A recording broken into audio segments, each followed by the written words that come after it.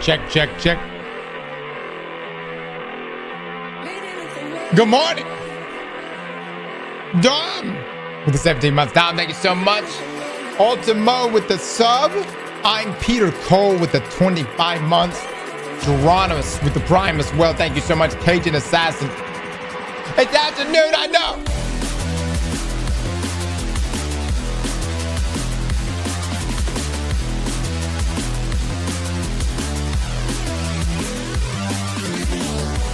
Hey.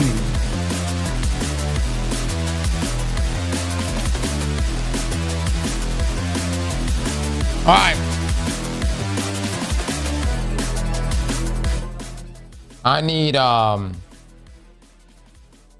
couple things right now, guys. First up,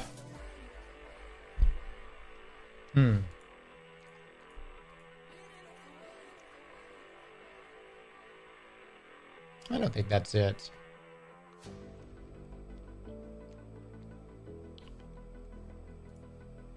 I will just roll with this then. Hold on, let me make sure YouTube is up. YouTube, good seeing you guys. How y'all doing? Huh? We've got a lot to talk about, fellas. Also, we're gonna be in a tournament next week for Mech, which means now until then, we're gonna have to become gamers in that game. 3, 2, 1. We good. We on the money. Cheap shot with the 5 months. Thank you so much, my man. Thank you. Thank you. We'll be in a tournament for that one next week. So we'll be playing today again with Summit, and also with Shroud. And then next week we'll be on I think we're on XQC's team and Lyric's team. But we'll see. I would love it if Peanut... Yeah, Peanut should be with us today. But Peanut is funny as fuck, dude. I fucking love that guy. I need more Peanut in my life. There's Crimson with the 12 months. Thank you so much. Peanut was great. No. We're gonna do some more stuff with Peanut. Someone needs to convince Peanut to come play some Destiny. It's Raw Steak with the Prime. Thank you so much. Crimson Snake with the 12 months. Thank you. You see that Xbox is getting Helldivers? Are they really? Brother, how the hell did that happen?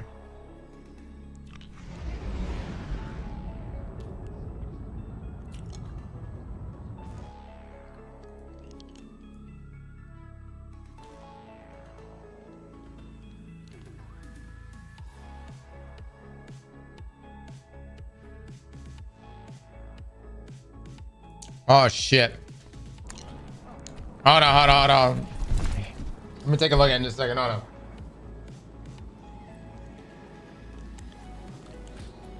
We'll take a look at it. Hold on. Underway. I do need some clanmates joining me here soon. I need to cook this fucking clan bounty for all 3 characters. That, as in, we need to cheese this shit. When you whisper to the void, does it whisper back? Hellwalker with the 5 gifted subs.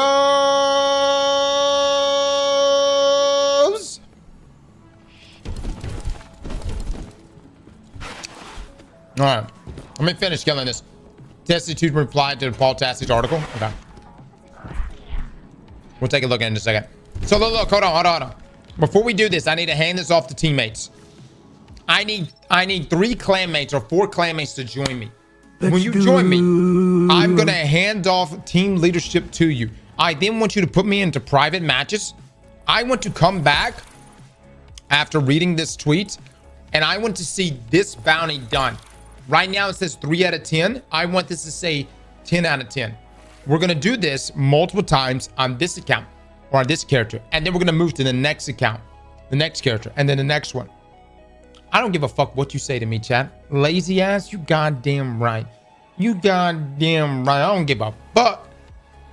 This is how I play, baby. Clanmates, I want you to get this bounty done for me. And as soon as you finish with this one. Okay. Thank you, Tony. People say this game is hard. Brother, just make some friends. You know what I'm saying? Make some friends. And it's easy. You get so much done with friendship. Isn't this boosting? Whoa, whoa, whoa, whoa, whoa, whoa, whoa. No, this isn't boosting. We're playing the game. Well, that's all we're doing. We're playing the game. Join Yanaha Chorus. Nobody join that clan. I don't know what the fuck that clan is. What are you talking about, Robo? What kind of bullshit clan is that? Friendship no jutsu? Cross, what, if anything, are you most excited for in Edge of Fate? Everyone losing their goddamn minds. Skeezy, I am so excited about this expansion because this community is at each other's throats. God, it's so entertaining, man. Every day I wake up, somebody's pissed off. You got the Glazers. All right, they're angry. You got the keyboard warriors. They angry. Dude, I fucking love this shit. This is gonna be the best expansion ever just for the drama. Dude, July's gonna be a good time. It really is. It's gonna be a good time. Hold on, let me make sure Tony's got this right before we move on here. Everybody, hold on. Let us observe. Let us see if Tony knows how to do this. Nah, bro, this expansion's gonna fail. I love it, D-Long. I love it. That's the way it, yeah, dude, live by that. Put it on the forehead. Edge of Fate ass.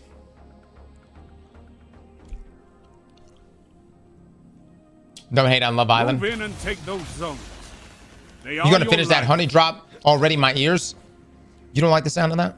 That don't turn you on? Michael, thank you so much for the new membership over on YouTube. Be captured. Finish them. YouTube guys, it's so good to see you. Look at this little guy. Look at that. Good. Hey. Done. Dude, these bounties are so easy like this. This isn't boosting. This is bonding. This is bonding, my friends. Take that iron will beyond the crucible. That shit is so hot. Cross, you got to go back and do side stuff in Expedition 33. I know, I really do. Wee Man with the 10 gifted souls. How's the best Titan of all time feeling today? Wee Man, thank you so much for the 10 chat. Please drop some love and eggplants for this man. We've got some big gifters in here, and that's 30 days of no ads. That's also 10 times sub luck for literally everything. This is a pay-to-win stream, everybody. Okay, I just want you to know, if you were subscribed here, you get benefits. All right, huge benefits, eggplant benefits. Infinite for the 10 months, thank you so much. Shinty, I'm doing great, brother. Good to see you, my man. Thank you for the 29 months.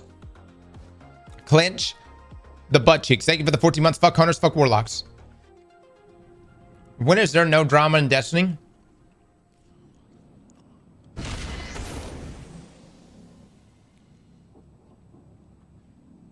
Curse of Osiris. Right after Curse of Osiris was out for about 2 months, there wasn't a peep. Take those zones, Guardian. It was the quietest this community ever was. Quiet Badger, thank you for the 1,000 bins. We'll be playing Mass Effect at some point. No, think about it. Zone B, Captain. There was there. That after Curse of Osiris was the most unified. Is your throat ready for today's TWAB cross? I hope so. The most unified this community has ever been. Everyone agreed gives the city hope, Guardians. That Destiny was going in the shitter, potentially going to die. Ghosty with the 10 gifted subs.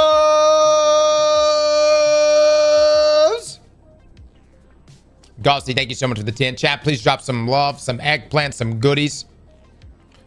But at the same time, I could argue and say that Into the Light, everyone was unified by being absolutely fucking hyped. You know what I'm coming from? Ghosty, thank you so much for that 10. Chat, please drop some love for this man. He's literally throwing it down for you.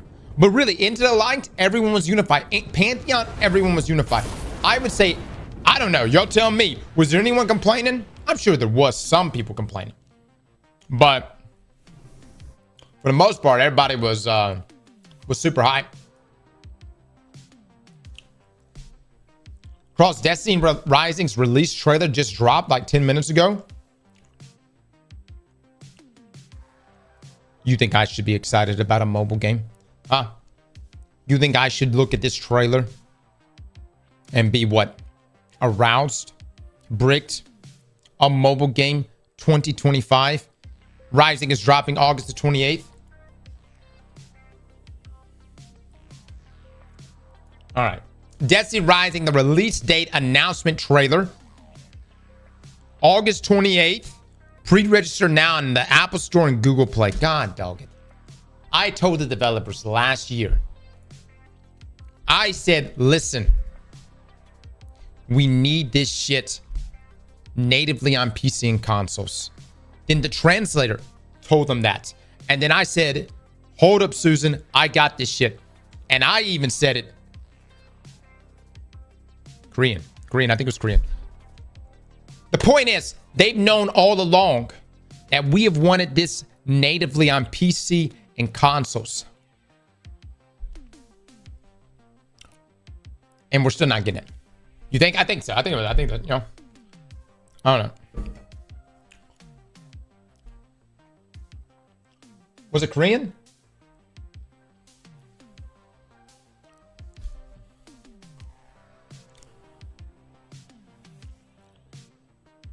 Hello, Judgment. Thank you for the fight, man. It's going to come to Switch. Watch. I doubt it, dude. I doubt it. No one cares about you PC nerds. Biggie. Let me tell you this, brother. I'm going to show you something right now. Look at the top right hand of my screen. Watch this. Here's something you will never see on your platform. You see this number right up here? Zones, Guardian. Hold on. Victory demands it. You see that number right up here? You see that first one? Look, I'm not trying to hurt your feelings. I know it's kind of hard to see right there. But if you could just zoom in at the top right. They've almost won. That's 240 frames. Fight again. Yeah, you see that shit? Persistence is key. Yeah. You will get this experience You've got to whenever I have grandkids. Maybe all right? Next time, Guardian. And that's all right. Listen, that's fine. Who I'm sure technology will plateau at some point and we'll be in the same boat. Maybe not. I don't know. You mean a lot of those fake frames? Ain't nothing fake here, brother. This shit native. Ain't nothing. Ain't no AI generation bullshit. This shit raw. Hello, the Xbox people, don't be talking to me about real frames or not. All right. I fucking see your settings. I already know. Your shit's been faked for years now. You don't even have a console anymore. That's not even a real thing. Xbox is giving up on you. Fuck, they got Game Pass. They even know they lost the fight. They lost the fight 15 years ago. Okay. I cooked a little too hard there. My bad. Xbox people right now, I'm like, fuck this guy. But your internet is shit? Touche. No, touche. That's my internet is shit. I'll give you that. Darth, thank you so much for the 4 months. Thank you so much. But Bob and Charlie came over to the house yesterday and they said, my internet's going to be better. We'll see if that actually happens. CDR, thank you for the sub, by the way. Damn, Cross, you ain't got to be like that. I know. All right. Let us watch this trailer here. Destiny Rising release date announcement trailer. I can tell you right now, for a fact, that this trailer is not going to brick you more than the Edge of Fate trailer.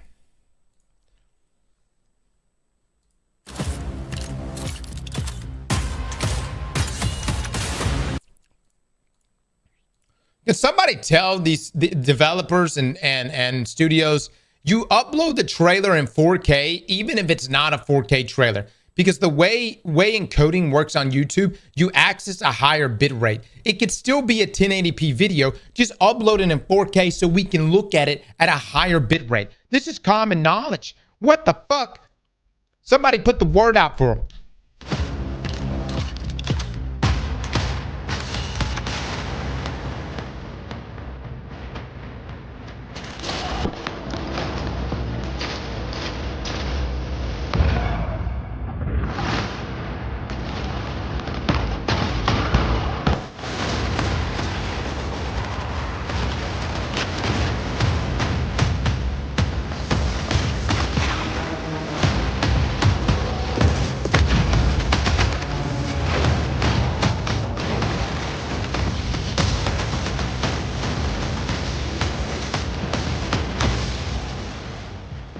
the hell was that signal shield?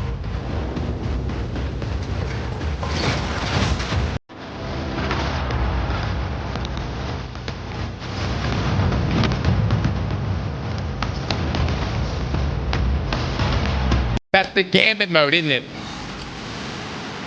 That is a good. This is a good mode. No lie, this is actually a fire mode. Bungie, you should put this in your game.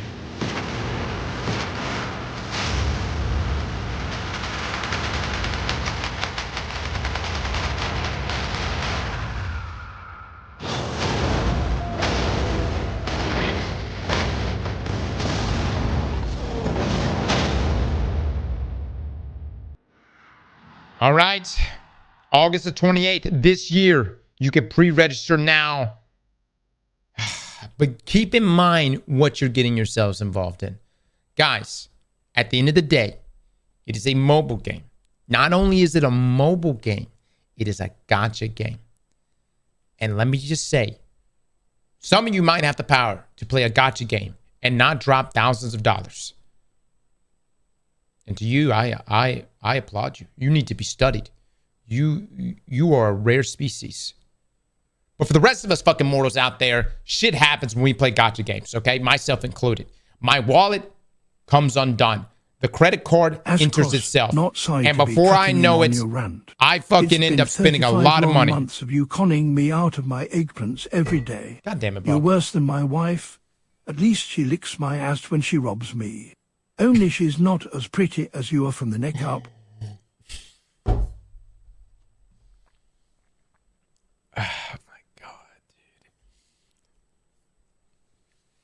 Buck Ziggy with the 42 months. Thank you so much.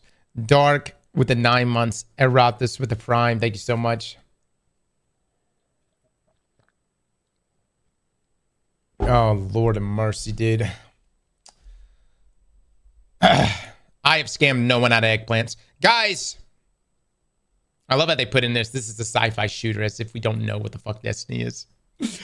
I don't know. What are y'all? You're looking at this? You're watching gameplay. I'm not gonna lie, dude. They made it. They did a really good job making it not look like a mobile game right here. Like this, when you look at it, I think anyone would look at this and go, "That's Destiny."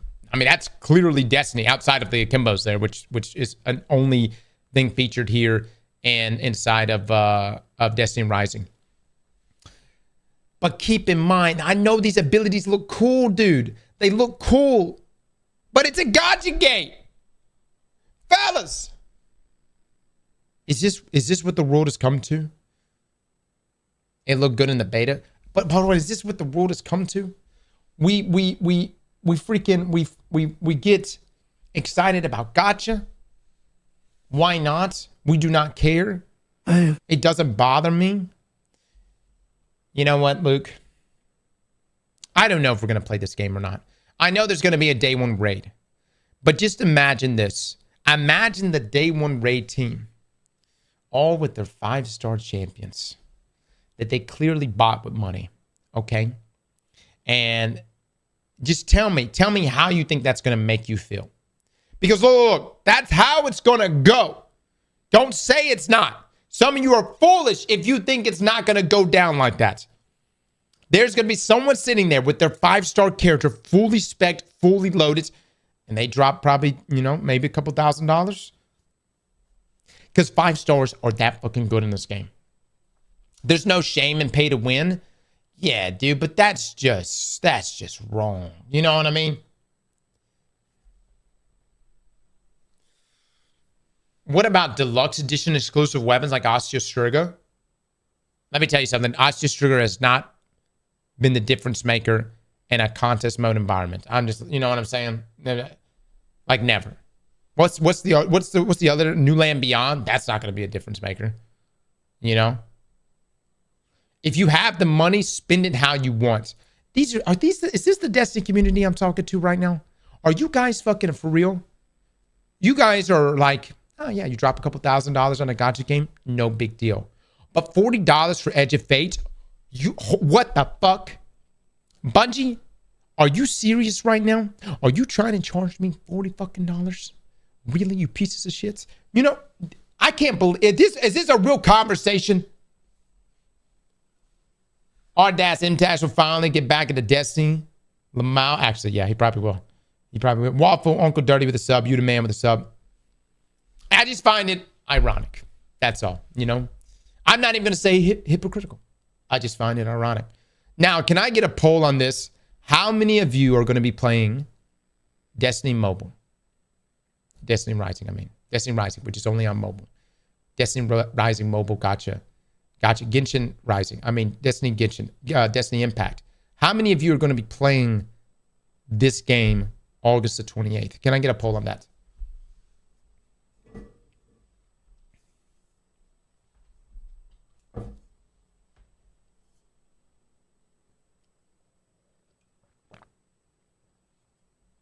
I call it what it is. That's what it is. That's what it is.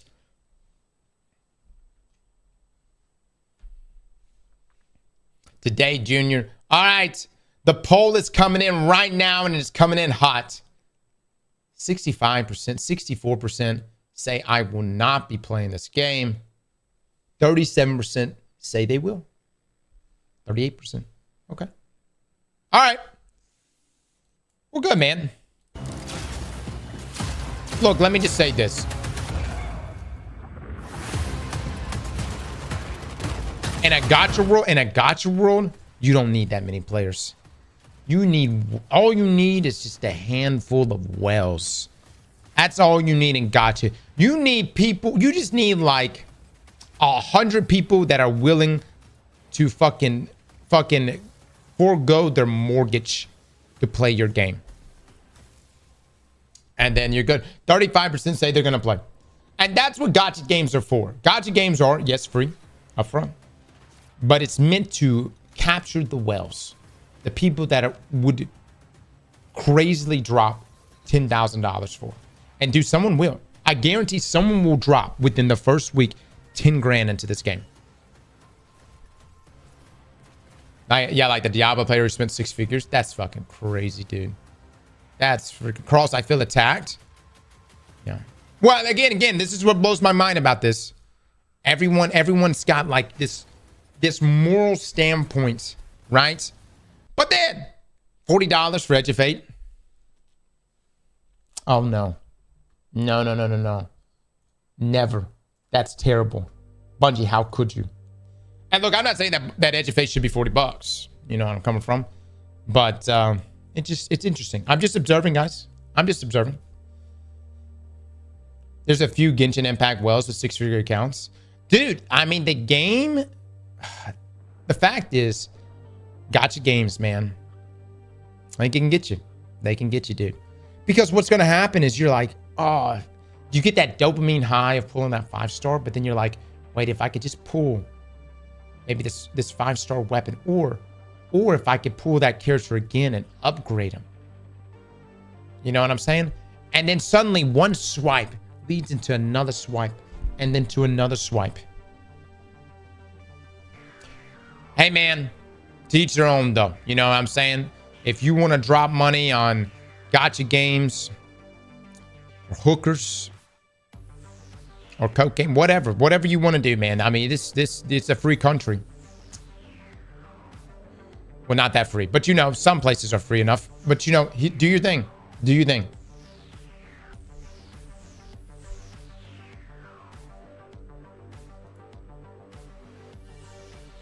That just comes down to self-discipline.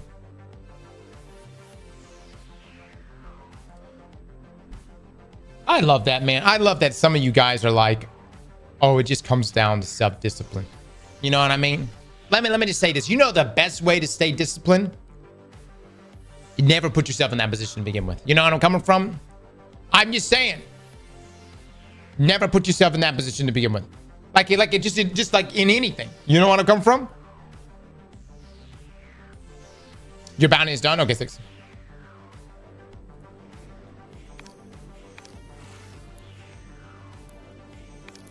Hold on, I'll come back. I've had 1100 silver for 4 months. I'm not weak, guys.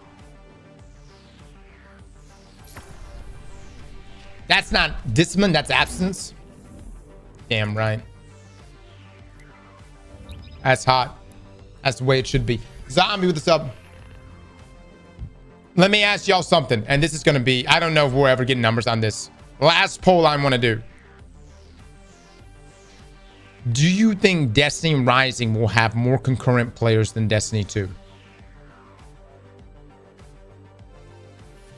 Answer this objectively. Don't answer this. All right? Don't answer this with your toxicity. Some of you fuckers. Answer this objectively. Do you think Destiny Rising will have more concurrent players than Destiny 2? Everyone has a phone. Stop. God, don't. No. I'm including not just Steam numbers, console too. Yeah, we got to include console too. It's mobile. It's way more available. You underestimate China.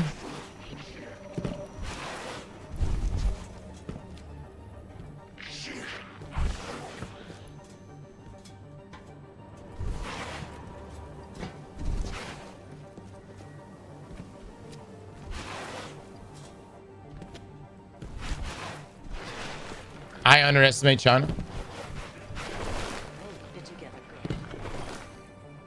I bet China doesn't allow video games for people under 18 on weekdays. I thought that's all. Isn't that law?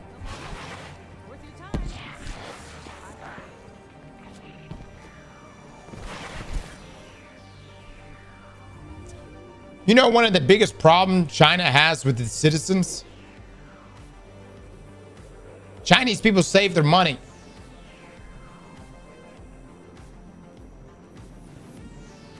They're actually trying to figure out a way to get them more to spend their money like Americans. Americans, we spend it, man. We spend it like nobody's business, dude. We spend it like we ain't, dude, we fucking, moment it touch. People be out there buying shoes and starving. Yeah. No. Chinese people. And I think it's because they went through a really bad famine. But they really do have. They're trying to get their people to spend more money. Okay, got that one. Oh, only one on time. Move back. Take care of yourself, okay? I'm coming back, Tony. Tony, let me join.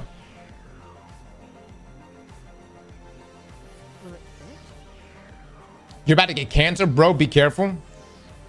Dude, of all the things to get cancer for, saying the most obvious shit. Like here in America, we spend more than any other fucking country. That's a fact. That's not fucking... Dude. Did the bird Americans spend like nobody else in the world. I'm talking about like on a per capita basis.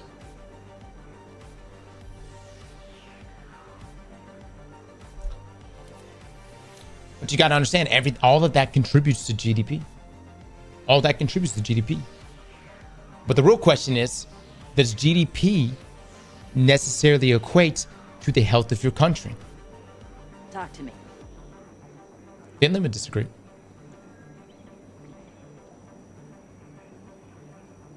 Is that what you sell to the Guardians? The poll is done. Will Destiny Rising have more players than Destiny 2? 58% currently say yes. All right, we shall see. We shall see. I don't know. We'll put some stakes up. I will say this. If Destiny Rising ends up outperforming Destiny 2. And look, hold on. We got to judge it for 30 days. All right? If Destiny Rising ends up outperforming Destiny 2, we will delete 5 god rolls. Unless it's a count. You have my word. We'll go through his vault. We'll narrow down 5 rolls. And we will shred them bitches. Okay? Is it stupid to say it won't? I have no idea, dude. Guys, I am not the mobile market. You know where I'm coming from? I am not the mobile market.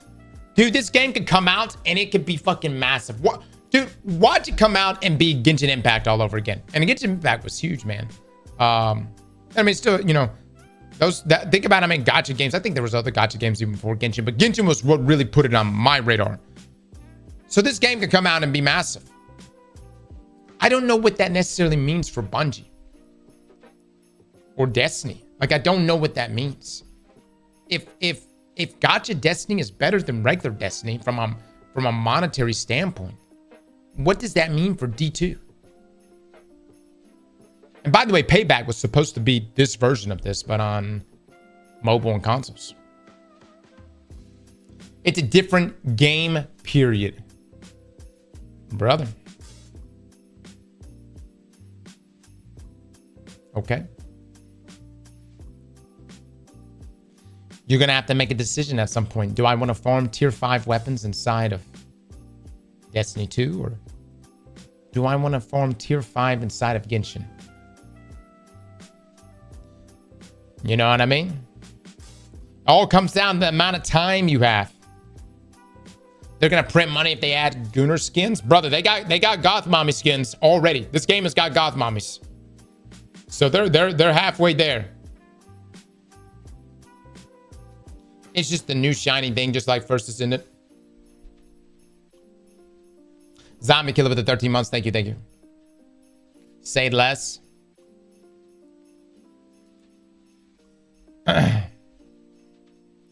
As soon as they support PC, they're going to be swimming in money.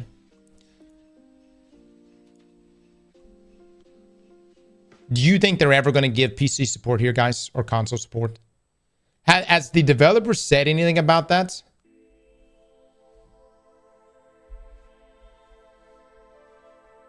No? Someone say goth mommies. Bungie won't allow it. Get in the flash with the 47 months. Thank you so much. I'm going to say this, dude. I know everyone here seems to think that there will be no way this game comes out natively to PC or console. But I think it's a money thing, man. And if Bungie looks at the numbers, I'm going to say Bungie leadership looks at the numbers. They go, oh, shit. Destiny 2? Pete's looking at it going, that's 6 more cores. If Rising does well, it will prove that Destiny's biggest hurdle / obstacle is just Bungie upper management. But if he looks at Destiny and Rising goes, but that's 12 cores. I'm just saying, if that was a Pete decision only. And of course it's not, because he needs, you know, the board and everything else, the Sony and stuff. But I'm just saying, it might end up on PC and consoles. Jamari with the 5, get the subs. Jamari, thank you so much.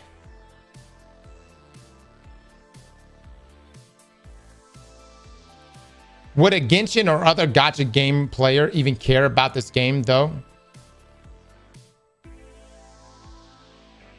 I have no idea. I don't even know. Do y'all even know off the top of your head? Name me 3 people you know that are gacha gamers. I don't even know. You know where I'm coming from? I know people. I know Imtash, but Tash is one of us. Don't. You know what I'm saying? Imtash is one of us. You know, he just. He got into Genshin, of course, and he balled out with the Genshin. But hold on, Les and Bombad and Les are not gacha gamers. They partake in the gacha, but they're not gacha gamers. Gacha gamers hide in the shadows by themselves.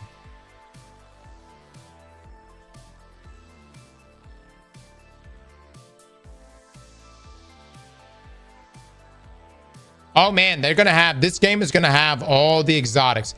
Everything you've ever seen inside of Destiny, it's gonna be in this game. I guarantee it. And if it's not in the game at launch, it will be. All the exotics. You see them popping up right now. For Xbox. Launches August 26. Neo, I heard, brother. I heard. Thank you so much for the 1,000 bits. And this game is gonna have raids. And it's gonna have a day 1 raid race. Marvel with the 4 months. Thank you. I'm Hyper with the 22. Thank you. Get the wallet out cross right. There's risks around the trailer, yeah. Clone, I am not, no. Honestly, if only Bungie put all this from Rising into Destiny 2, it would be performing so much better. Well, it's not Bungie doing this. This is NetEase. Yep. This is NetEase. And I really don't even know how much money Sony's going to get out of this, or Bungie's going to get out of this. You know what I mean? People are supposed to play this on an iPhone. That they are. They're going to be playing this on mobile devices. And you know what? You can emulate it. So you can be on PC and be playing against mobile players. Farm away, I suppose. Manga with a 39 months. Alpha with a 9 months. Thank you, thank you. How was NetEase able to do this? A long time ago. In a time when we were optimistic. Bungie split away from Activision. We were hopeful. And in our eyes, we saw Bungie as the independent studio we always wanted them to become. People speculated on what we could possibly get. Could we get a Destiny show, a series, a Destiny 3? The world was open to us. We thought Bungie could accomplish anything. And then they decided to do with NetEase and made a mobile gacha version of Destiny. And then sold their souls to Sony. But listen, it was a good time, man. It was a good time. 2019, we were super optimistic. You know what I mean?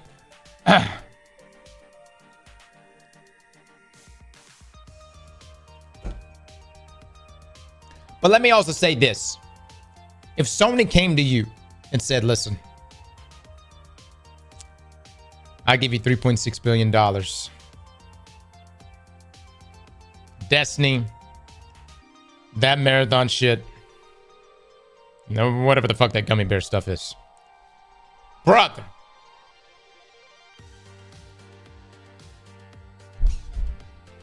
All right. You sure? Are you sure? Oh, I'm not. Just tell me where to sign.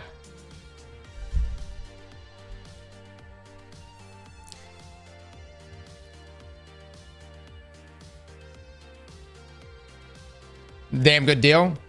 Be like, yeah, all right, no problem. Yeah, and listen, as a cherry on top, I'm gonna give you this guy in leadership. He loves playing Truth or Dare. You guys are gonna be great. Tell me what to sign. Let's make it happen. Gusty with a 19. Thank you so much. Gong to the 16 months. Thank you, thank you.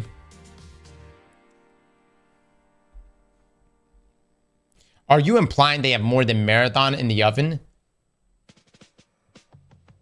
Well, they had gummy bears. That moved over. That moved over under Sony. Microsoft is the bigger sugar daddy.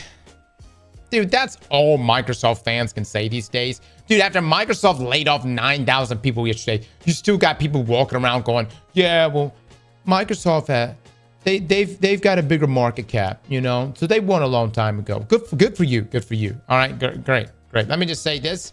Xbox has never cracked in the top 10 most sold consoles ever. All right? But keep fucking jerking Bill off.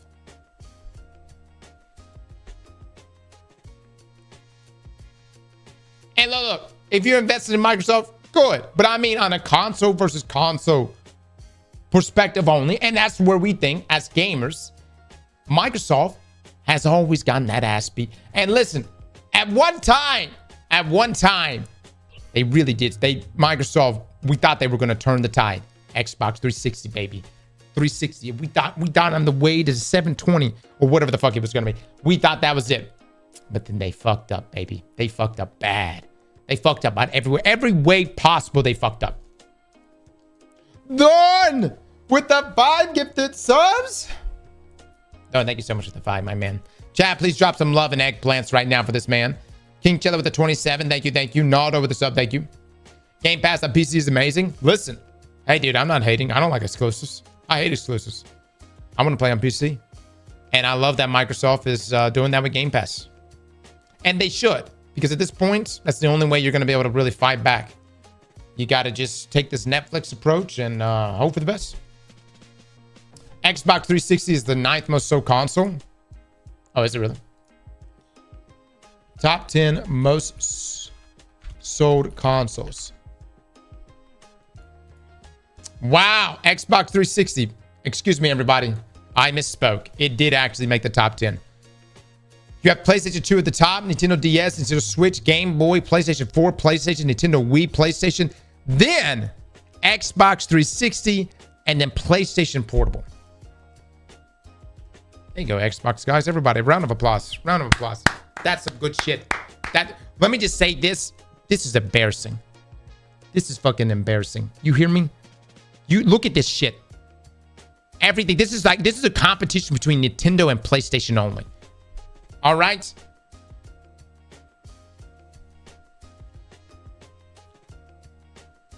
That's fucking crazy. PS2 is peak.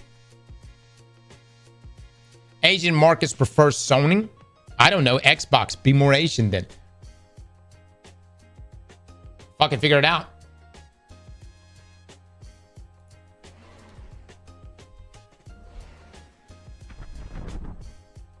Chris with the 5 gifted subs. Chris, thank you so much for the 5. Chat, please drop some love for this man. Please drop some love.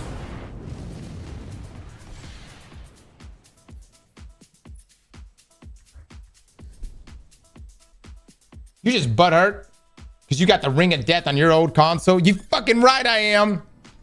That's why Xbox so many consoles. That's right. Look. This number doesn't even count, dude. 84 million units sold on Xbox 360. Fucking 30 million of those were Red Rings. We had to reorder another one. There was no warranty. I never got a fucking warranty back then. I got told to eat shit and buy the Slim. That's what I got told. All right, what's this? Oh, yeah. All right, Enemy 7 out of 10. Good stuff, fellas. Keep it up, baby. Keep it up. Keep it up. Let's go. You're beaten. Subcross. This time. No. I was even after I got Red Ring Dead though. I was still such a big fan of Xbox. Maybe I would have played Xbox for the rest of my life. But then they hit me with that whole online bullshit. They were like, your Xbox will be online all the time, and at that time, I just couldn't do that. You know.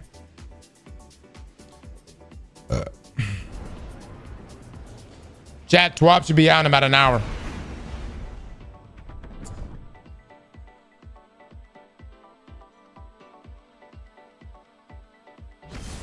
I believe the percentage of defective Xbox is around 54%, which is insane.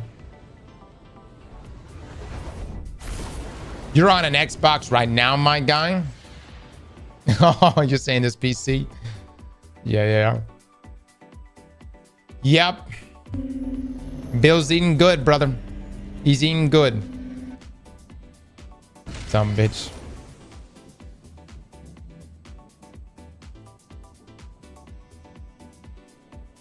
You guys can't even play that. Y'all chill. Y'all chill. No zones means no Zeta with the 10 months. Thank you so much. Them and crush your enemies. All right, the next Xbox be more PC, Xbox, Steam hype. Maybe. I'm gonna play Gears of War on my PlayStation, Xbox soon too. Your enemy is pushing for you playing with Peanut again? Yeah, today we are. Your enemy. All right, chat. We're gonna finish this bounty up. Hold on.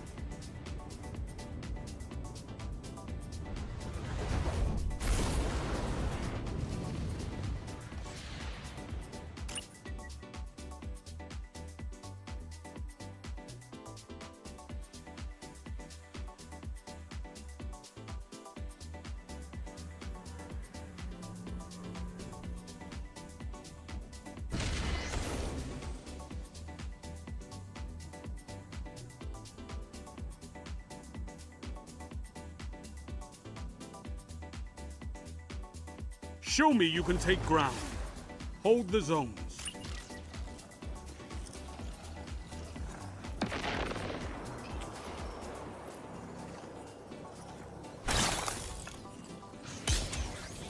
Zone B captured. Finish them. Sound tactics bring victory.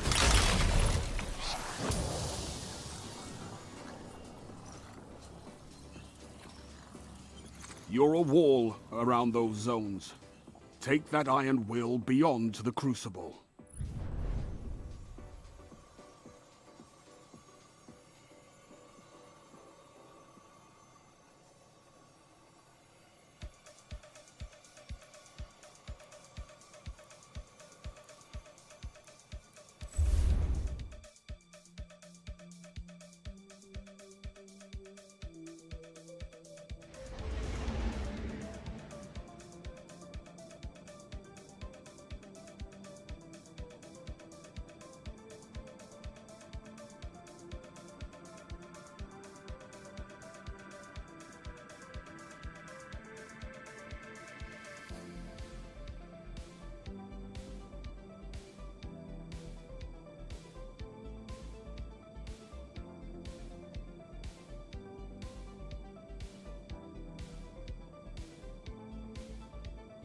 I'll keep it short. Energy's getting yanked on down from the Dreadnought into Savathun's throne world. A whole damn lot of it. Maybe she knows something we don't. Maybe we can beat it out of her. Either way, sure ain't for nothing good.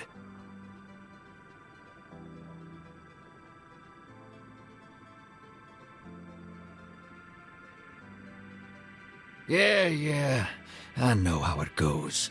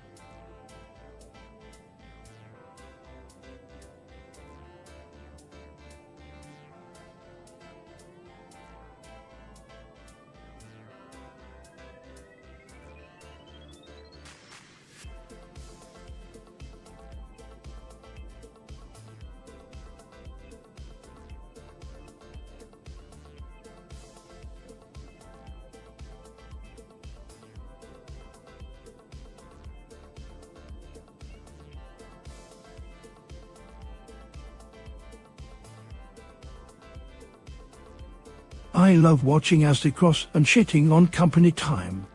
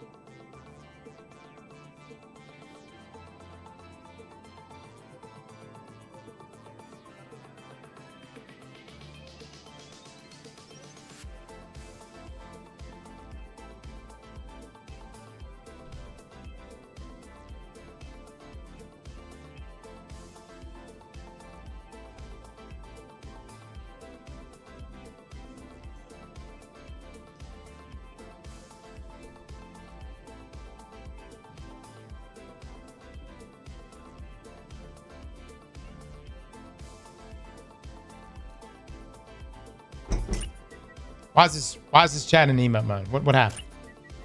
Fuck went down.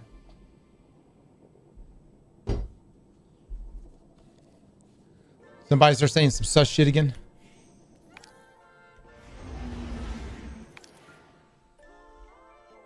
Win TWAB 1 hour. Alright, let me make sure I got this bounty on me. I don't? Son of a bitch. I haven't done shit on my warlock. By the way, tomorrow is America's birthday. I'm gonna try to stream, but we'll see. We'll see what happens. I know Helldivers is coming to Xbox. I heard.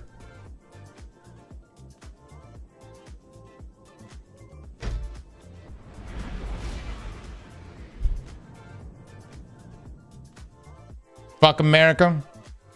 Wow. Wow. Got a lot of shit talkers in here.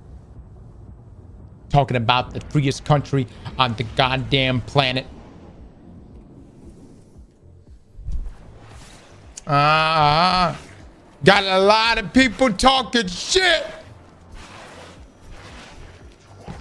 Oh, we're so free. We're so free. Oh my God. I woke up today going, God dog it, we're free. Holy shit. Free from what?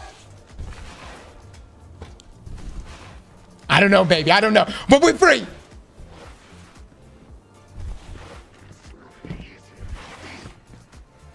Freedom.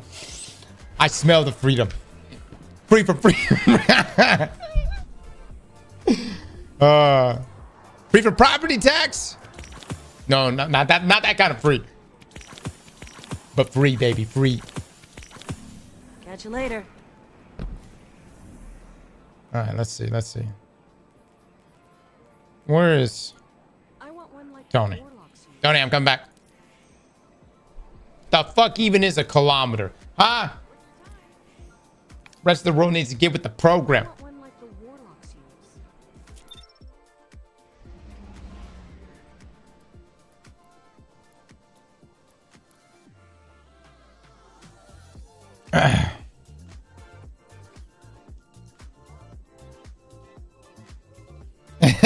use. I'm feeling patriotic. Triple the defense budget. Yeah, we'll try to be live tomorrow, guys. But there's a good chance I got to go hang out with the family. We're gonna go down and take a look at the Gulf of America and just celebrate America's birthday. You know, hang out, make a little brisket.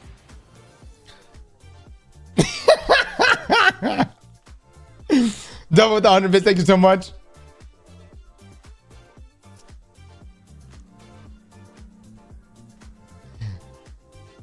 Gulf of America, for fuck's sake, man. Did I bring back a drink? I did. Was that the eggplant bets? All right. Let me take a look at this. Chat, if you don't know, over the past 24 hours, there has been some drama in the Destiny community, which I greatly dislike. I, for one, can't stand drama. To start off where it all began, though, right here from Grenader Jake. He put out this tweet yesterday. at 9:01 a.m. If I'm just vibe checking content creators, Edge of Fate is about to be absolutely 10 out of 10. If I'm just vibe checking from non-creator players, Edge of Fate looks terrible. And these positive creators are shells. Like, why? The division on Twitter is crazier than ever.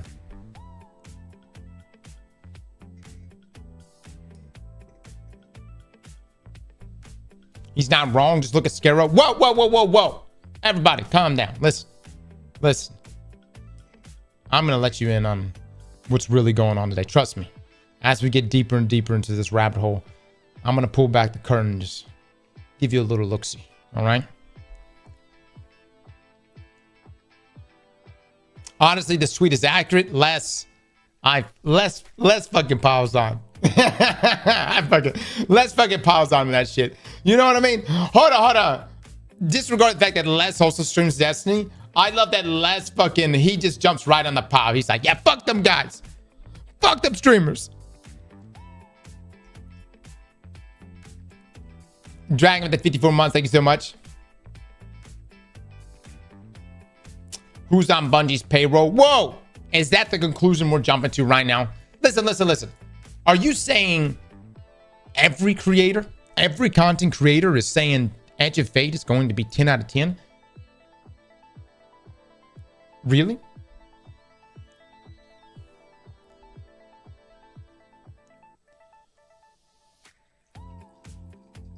%90 of them?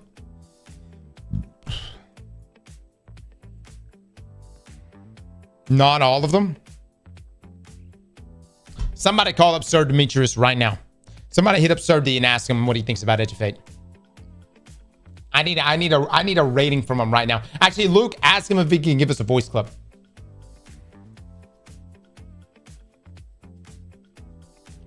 No one said it's 10 out of 10. All right, hold on. So listen. This led to a lot of things. Most notably, this reply right here. Because no creator wants to be critical to the point that they are blacklisted by Bungie. That mentality is what has led to AAA studios being okay with releasing the crap we see today. They only listen to those that are supportive. And that doesn't help at all. Hot damn it. Vivek's hand. Vivek's hand.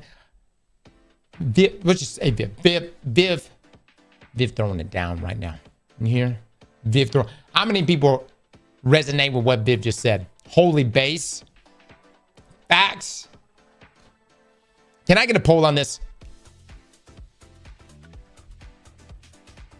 I personally hate how people defend soul stuff compared to what we have. For example, comparing seasonal bonus to overcharged weapons like that, it's not the same. Les, hold up. You're being too objective here. Okay? That's getting in the way of rage baiting here. All right? We're not here to discuss fucking facts and what is and what isn't in the game. We want emotion. And you're requiring too much thinking for emotion right here.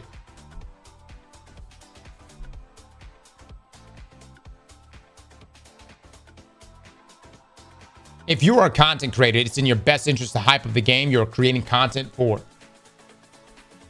Yeah. Look, man.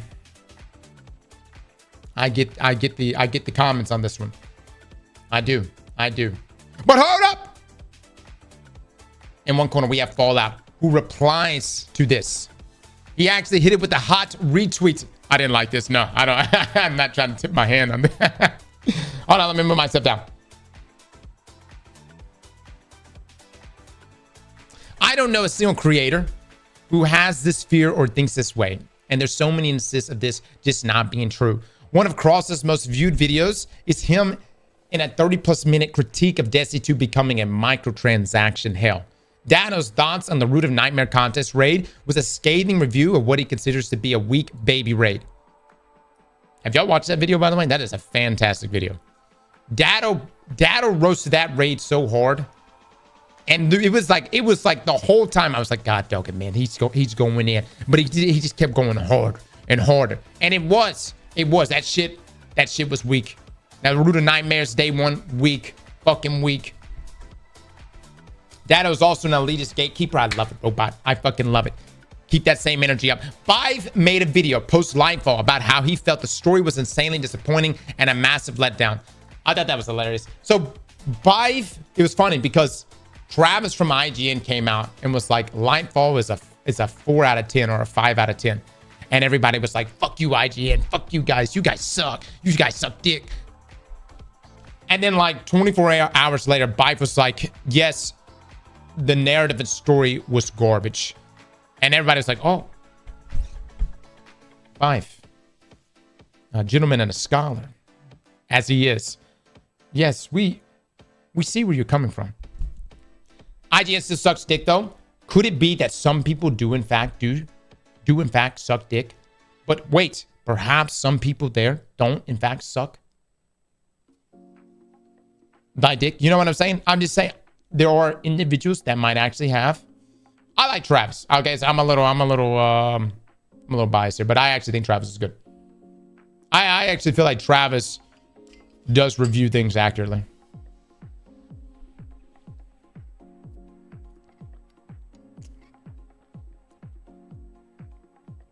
Gaming went downhill when people started caring about feelings. Okay, whoa. Let's just stay in our lane right here.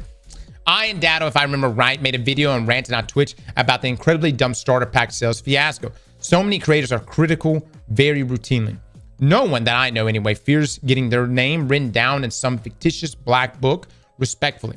Now, let me just say this. Some companies do in fact have a book of creators they don't want to work with. You may think Bungie has that book, and yes, there are people that Bungie don't deal with. And but as far as like negativity goes, guys, I've said some pretty heinous things. I called Bungie's sandbox team a bunch of crackheads. I made an entire video about Luke Smith not even understanding the sandbox. And you know, we've made monetization videos. Look, we've talked a lot of shit. You know where I'm coming from? And somehow, some way, we haven't been blacklisted. You know what I mean? However, let me just back up real quick. I said, I only put out one negative video about Starfield. One, and I wouldn't even say it was that negative. It was a critique of Starfield. And Bethesda has blacklisted us. Okay? We'll never work with Bethesda again. Completely. There is a list there. There is a list there, a black book, if you will. And we'll never work with Bethesda. And that was just from one video. So the point I'm trying to make is, yes, some companies, in fact, do have this policy. And, but Bungie actually has been very open to critique. And I think that's really a thing because it was a live game. And, you know, you need proper feedback. Stein with the 12, thank you so much. Your chat reading game is lacking cross. Give the right monitor some attention. I see my YouTube guys. No. I see my YouTube guys.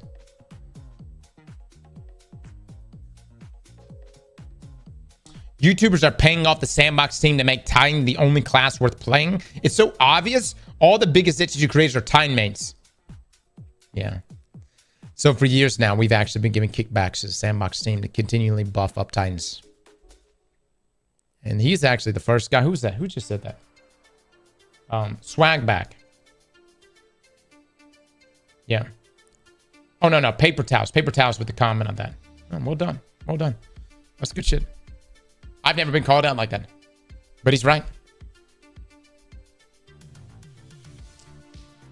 Now, listen. This was the follow-up from Fallout, though.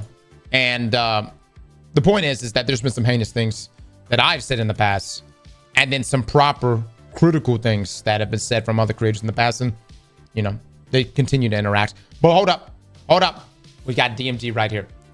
He replied, the only folks we don't invite to the conversation are those who can't hold respectful exchanges when giving feedback, or those who lean into hateful rhetoric that goes against our studio pillars code of conduct. I've seen numerous presentations quoting negative reception or conversation. We've held direct chats with tons of folks who had critical feedback to make sure we understood the core of their words. We continue to listen. adapt, and change based on posts and voices we find throughout the community. Of course, we celebrate wins and appreciate positive commentary on what you truly enjoy within Destiny, but we don't actively ignore critical feedback or solely focus on those who say positive things. Frankly, I don't see this sort of behavior from colleagues at other studios either. Much love.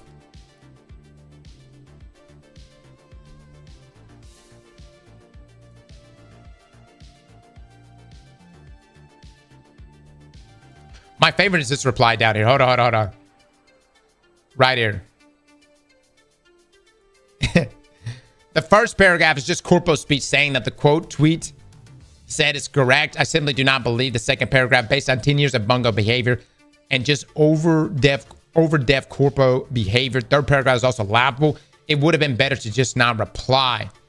DMG, been doing this job for 10 years between a couple places. Giving my perspective, apologies, it came off as Corpo. Just trying to be clear. We don't ignore negativity. We ignore assholes and racists. Is that more understandable? If the question then becomes what defines an asshole, I'd point you to our code of conduct.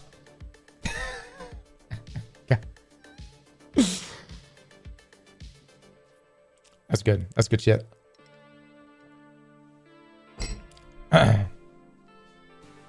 Look, man, I would argue and say Bungie themselves don't even care for overglazers either. There's a lot of times, like if you're ever part of a summon, and again, like I've said in the past, people that have been pulled from the game, people with just a lot of hours. What's the tea? You know, they want immediate crystal feedback on something. You pick up an exotic, you shoot it. If you feel like if it feels terrible, they want to be told, hey man, that feels terrible. If you know, if they're looking to gauge a new activity, you gauge it appropriately.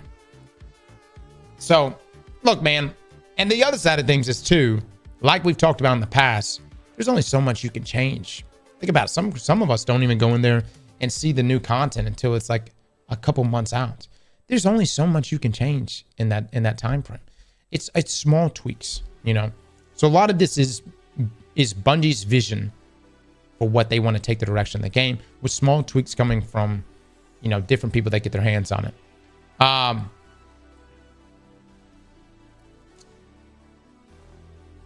Paul Tassy Reddit can confirm I've written thousands, possibly the actual number, critical Destiny articles, and DMG still talks to me. Yeah. The further DMG's point, this isn't something that solely applies to creators either. We're the most high-profile voices of feedback, but regular community members absolutely give their feedback in the same fashion. Just because you don't see it doesn't mean it doesn't happen. Do this, so sure.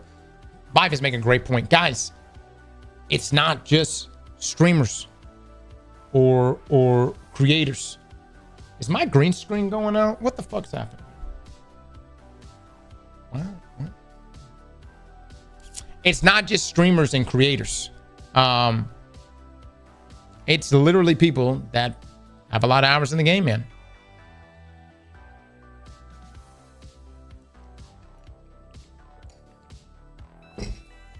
All content creators coming together like Avengers. Oh my lord. Oh my god. Yeah, dick riding 101. Let me tell you something. No one rides Bungie's dick harder than someone's first damn time, especially someone who's not been in the streamer or content creator space. Their fucking first time at Bungie Studios. Everybody, I said this in the past, everybody acts hard until they walk through those doors and then they go, oh my god, it's Master Chief. Cross, can you take my picture with Master Chief? And then it's done. I know from that point on, I'm like, damn. Well, let's go. Let's do this.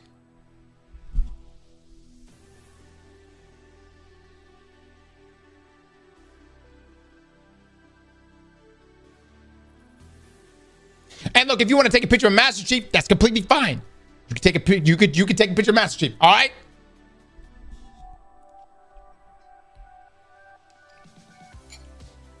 But also at the same time,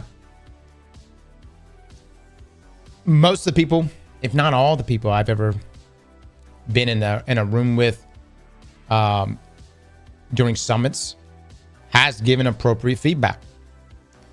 And whether or not it's heard and received and acted upon, dude, that's in Bungie's field. You know, that's up to Bungie to act. But the other side of things is you're having to make calls on stuff that you see only 10% of. If you're only seeing 10% of the Kepler destination, how can you really make a call on that? You're not really supposed to sit there and make a call on that. You're supposed to make a call on just some of the, like, the mechanics, the puzzles, you know, the matter ball, things like that, the exotics. But as far as like it in its totality, that entire destination, you can't make a call on just the small amount of time and area you get to explore. Lamau, of course, Bife is going to defend. He gets paid to explain Destiny 2 lore. Hey, man. Hey. Here's the thing. Everyone here. Luke, can you join our Discord right now? Luke, how many times have I heard that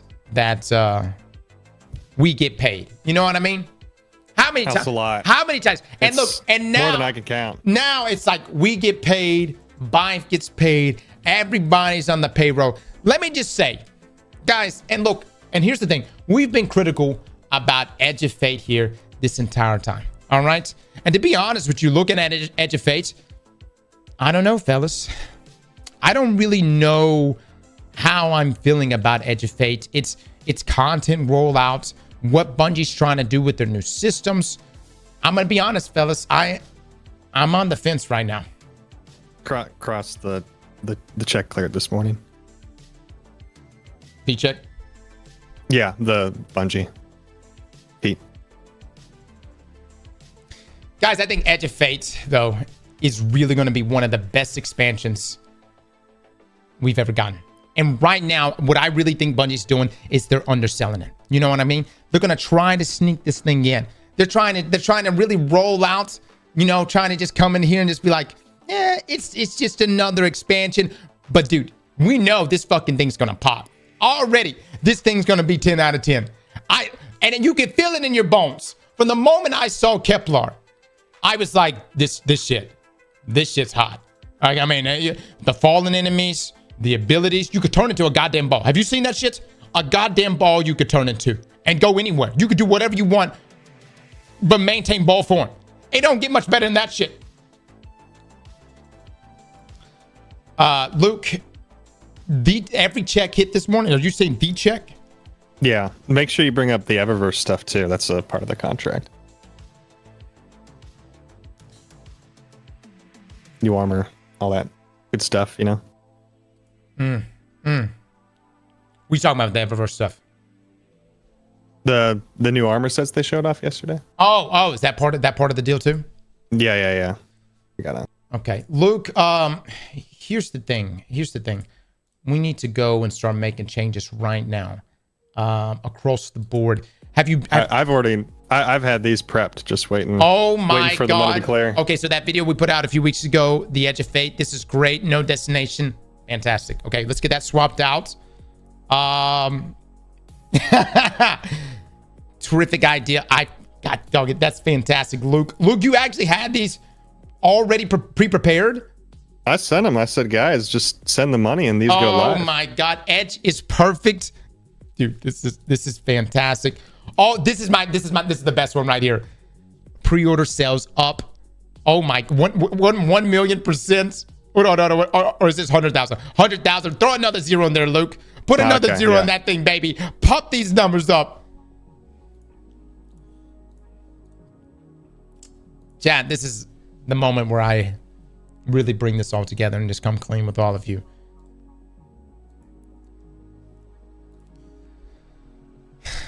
He pays me.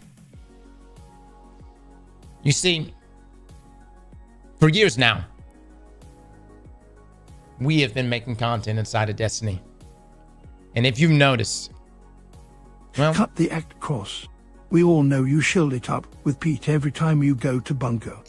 How many cars is he sending you? Can you show them off on stream? Here's what I could do. Some of you may be upset. Some of you may feel betrayed right now, right? I get it. However, would a core tour change your mind? Luke is going to come down and we're going to do a core tour together. Pete's secondary arsenal, if you will. You know? And look, you may not even be a core guy. That's completely fine, right? But I just want us just take a gander. You can take a look and you know what I mean? And we'll see if it excites you a little bit. Listen, we'll be driving some of the, like, I'll bring my car across. You can bring the one Pete gave you to GCX, and you guys can even go for a test drive. Oh my God, we could do test drives. Even better, test drives at GCX. It'd be a good old time, man. And who knows? We'll talk to Pete. Perhaps we can get a tour of his garage. Luke, can you hit me that other thumbnail? Here it is right here. And Chad, let me just say, man, you may think you're hard until you enter this man's garage. You know what I'm saying? Luke, you hit this garage with me. Did your life change? Oh, I realized that we were doing it all wrong. I was like, hey man, this guy's got knowledge. You know what I'm saying? Fucking, whatever we need to say. Do you know that Pete Parsons is considered a curse word in Destiny? Yeah, can you not say Pete Parson in game anymore? Is that a real thing? Hold on, let me see. Oh my God. Luke, Let me see I the didn't Bungie know Bugatti that. you got. I didn't know that either. You can't say Pete's name in game. Wow. Interesting. Oh, you can't say any names? Oh, you can't say Luke Smith either. Okay, all right. But you could say Greg. You could say Pete's Cores. Say that. Can you say Chris Proctor?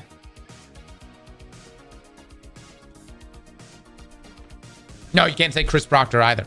Why did they know? How did they know? That's good. That's good. Oh, Bungie's on top of their shit. Chris left already, too. You know what I mean? All right. Chat, the reality is this is just how the system is. And you guys have suspected it for years. You guys have suspected it. And every time y'all brought it up, I'm like, God. I call Luke up. I'm like, Luke, they're on to us. They're on to us. And to be honest, I feel so good today coming clean with y'all. At first, I was nervous. But after just opening up and being honest with you, I feel a lot better now. So thank you. Thank you for this therapeutic experience. It has allowed me to come clean. And I'm looking forward to Edge of Fate with all of you. It's going to be an exciting expansion. Maybe even Bungie's best.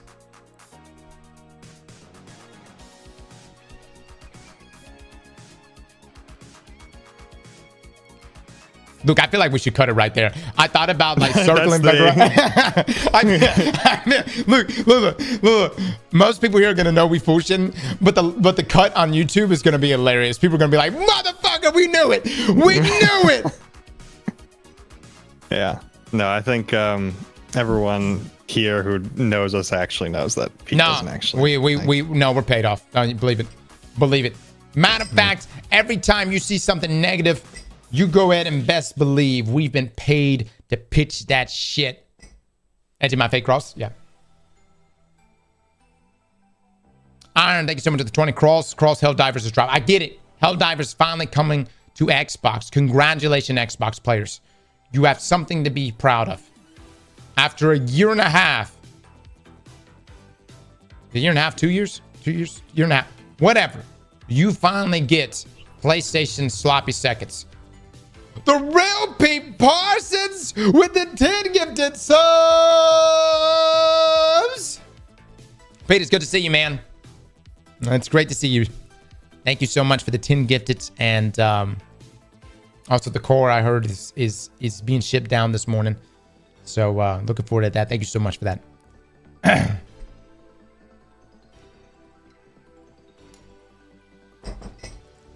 Is that Glad? Close enough. Sure. Hold on. Have we gotten done with this? Have I gotten done with this clan? This clan? Okay, we have. All right. I need Gambit done. I need 2 other players to join for Gambit. Am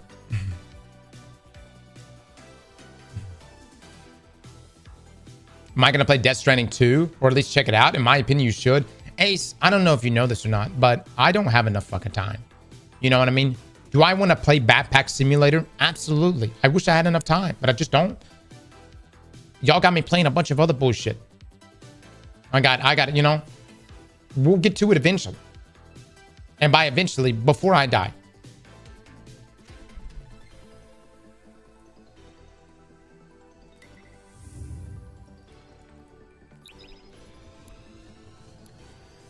Send me the invite, Cross.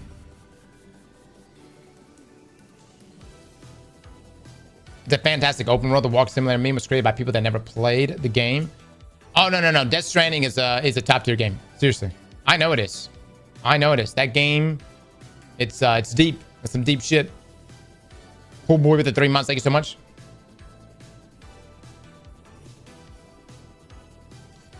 Destiny Riot's gonna hire player count. Maybe. That's weird because you always play the backpack in Destiny. Mons, deal with that, man. You want to talk that shit, do you? You want to talk that shit? Oh, baby, when did you drop? Huh? When the fuck you end up in my inventory? Hot damn. I had no idea. What the fuck did you get here? That's it. That's hot. No, that's a god roll. It's not trash. It's fantastic. Well, it's going to be somewhat trash now that Shatter's getting a nerf. On a real note, though, guys, every creator in the Destiny community really does. They bring great points to the table. And I think the players also bring great points. And I still maintain the same thing that I said way back when. I think summits are good. In-game polls would be fantastic. I would love to see in-game polls. I just feel like having multiple ways for Bungie to interact with the community and get immediate feedback, and if we could find a way to do it in the game itself, I think would be huge.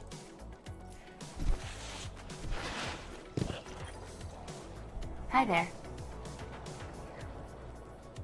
Paul Tassy got clapped. Say what?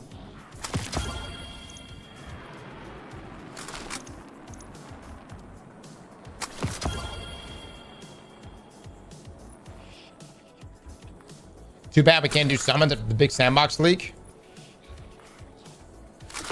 What are you talking about? How am I handling all the negative sentiment around Edge of Fate? Oh man, people are gonna, you know what I mean? Like, I'm not here to convince anybody any other thing. Like, look, I understand the skepticism, without a doubt. At the same time, I understand why some people might be excited because, you know, systematic changes do look good. It's just one of those things that we'll just have to play it, man. We'll just play it. It's either going to be shit or it's not. And if it's not, great. If it is shit, Destiny Rising, here we come. I mean, you know what I'm saying? I don't got any other answers outside of that. Goodbye. Sometimes contain the greatest pleasures, and perhaps a barter is warranted. I am very neutral. I think I'm pretty neutral. Yeah, the story is the other thing that's also the big asterisk. Cross, read the fucking tweet. Okay, all right, dude. Fine. Which tweet? The one from Tassy? Look, what tweet are they talking about? There's a tweet from Tassy?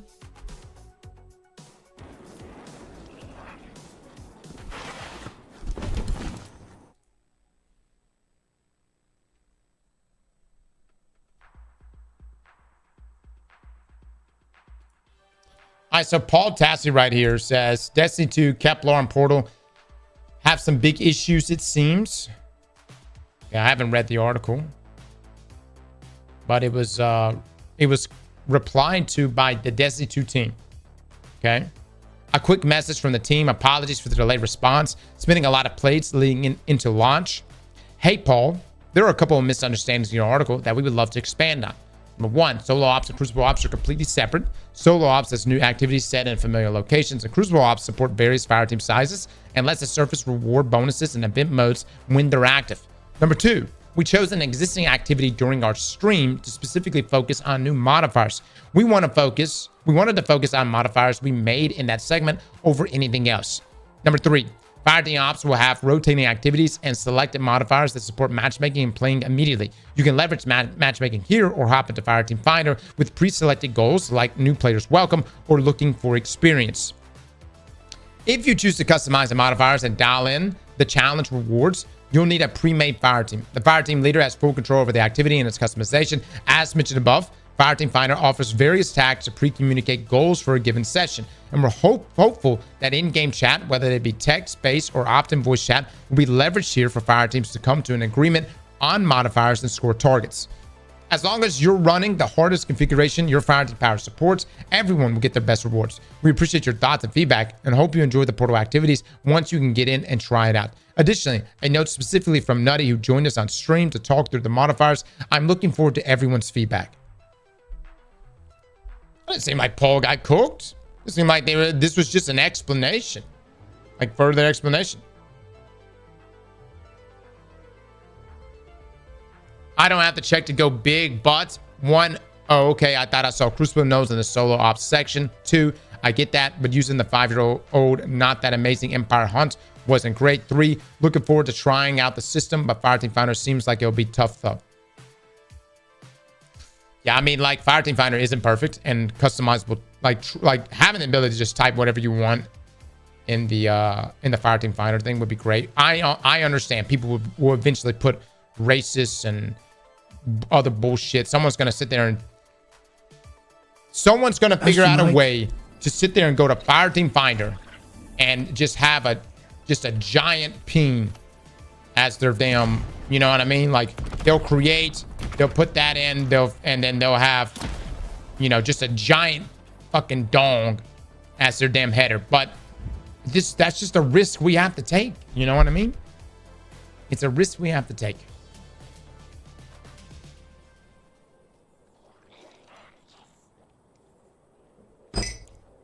It's okay, Bungie. I've seen penises. You'll be fine.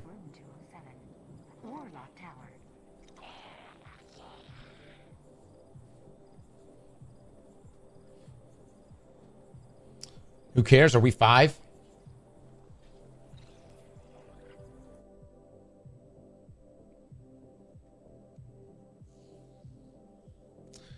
Okay, so for Paul right here,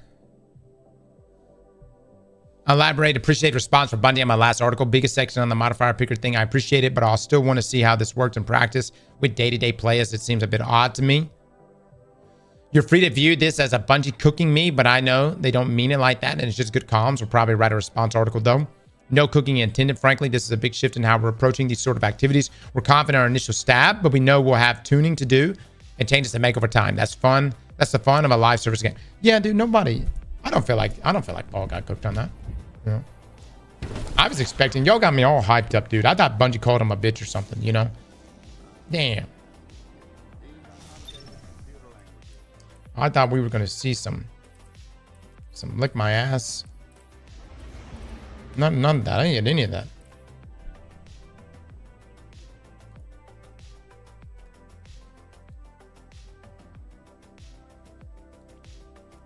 Yo, what? Whoa! Why's everybody talking shit about Paul in here? Huh? He said Star Wars was ass. I mean, come on. Is he wrong? Star Wars fans, let go. It's over. It's over. It's been over. Stop it.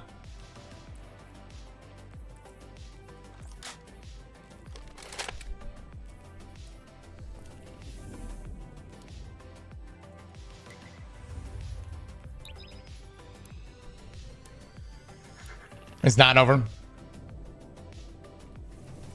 Hold on. Let me get some ammo finders on. Actually, we'll do this.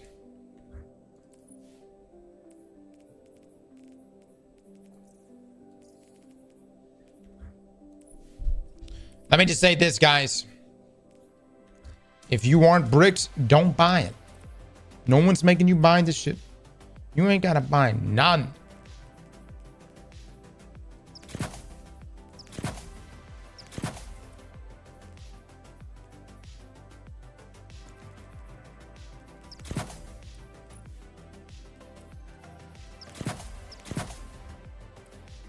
Oh, powerful attraction. Let's do Daybreak. Phoenix time. I got Celestial, Fusion. He rides to Hellion.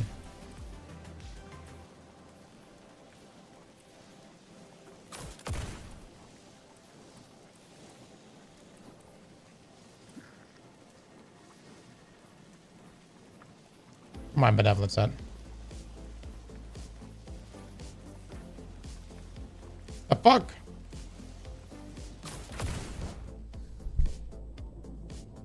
Not gonna lie, Cross, that fast is kind of hot. Yeah, you like that? Yeah. I like that shit.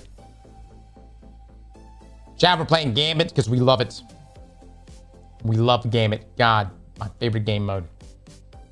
Work Twitch. Twitch should be live in 22 minutes, everybody. 22.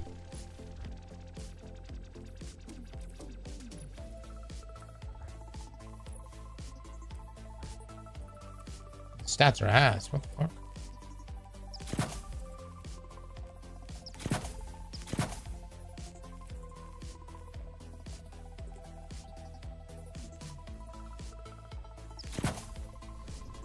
Symmetry cross. Don't tell me how to live my life.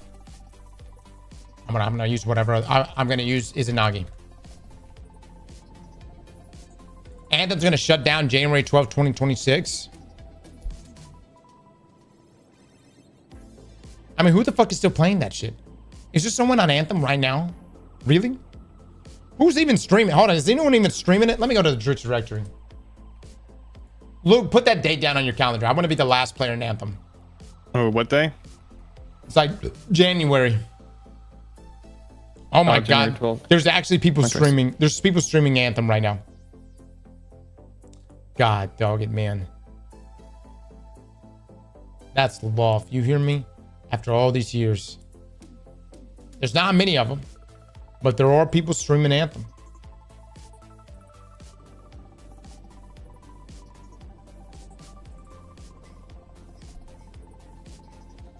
It's like 4 streamers.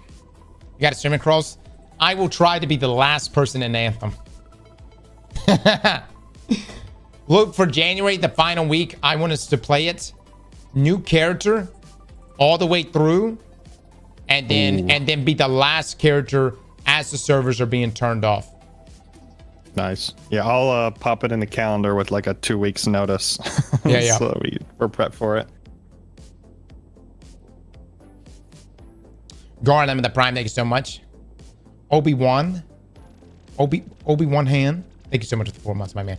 Ghost, smacked you with the sub. Your mom, Scorpion, Rogue, Pool Boy. Thank you guys.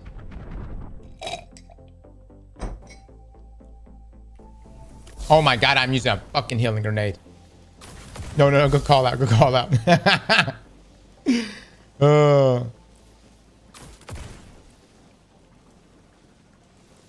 You 2 years. All right, let's do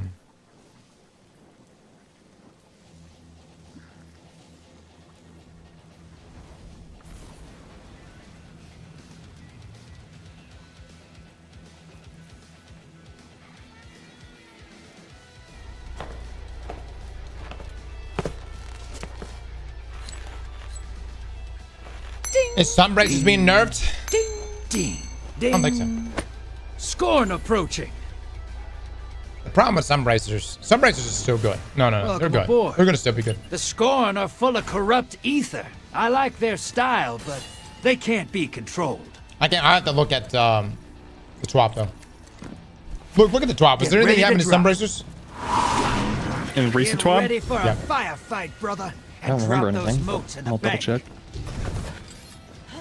Yeah, I should be on Snap too.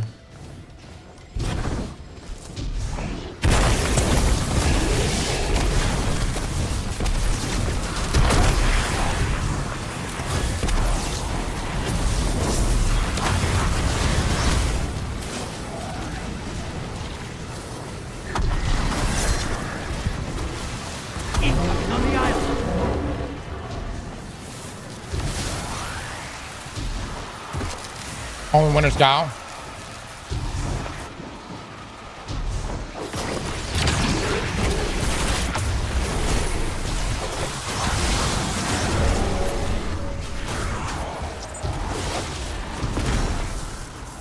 Yeah, it was just Starfire was the big one for solar.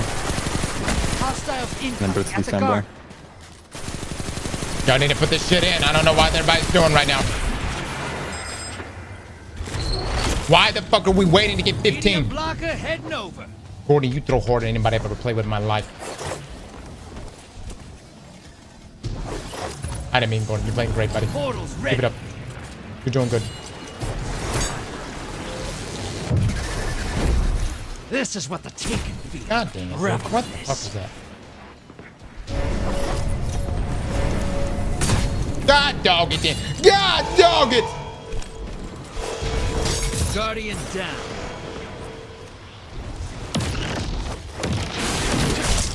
Fuck me, dude. Fuck me. Incoming at the cave. Bro, hit a shot. I'm trying. It's like that, huh?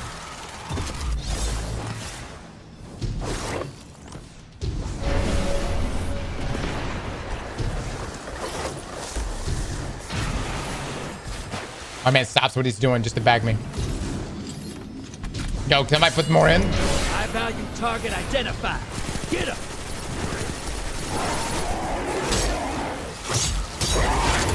Put it in, baby. Put it in. Portals ready. Embrace the darkness. Take out those guardians.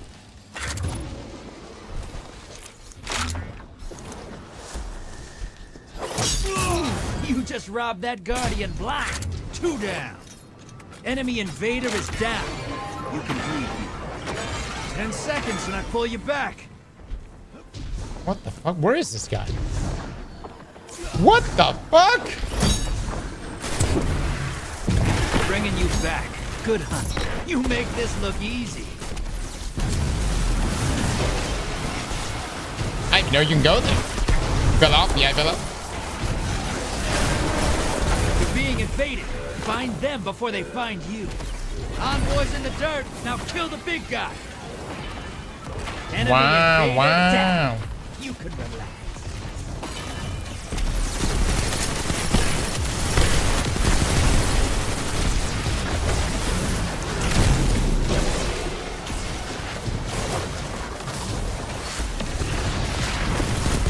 I'm evil compromised.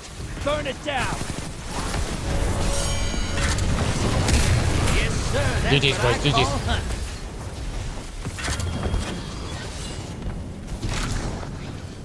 Alright, I actually need more kills though. 6 out of 10.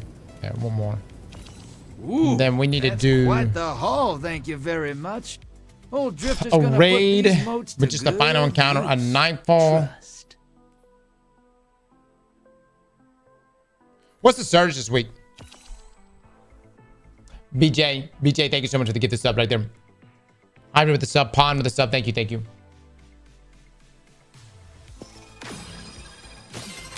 It's Ark.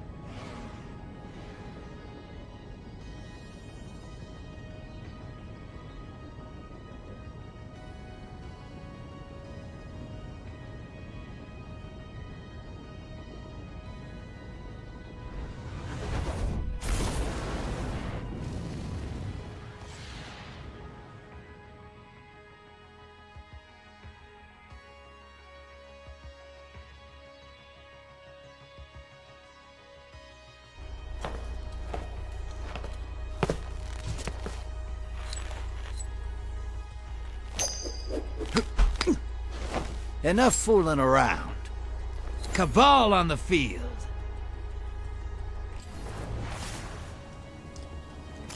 Welcome to Gambit. What's that, Gambit?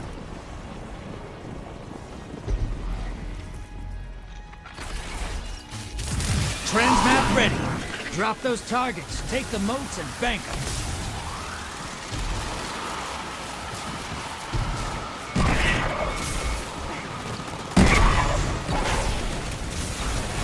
Good, I'm back.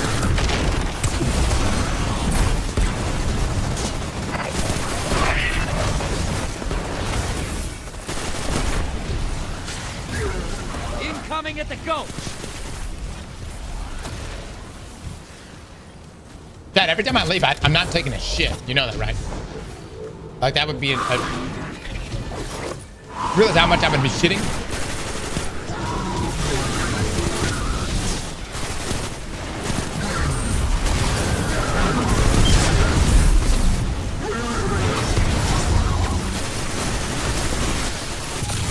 Like a dangerous amount. Hostiles incoming at the cavern.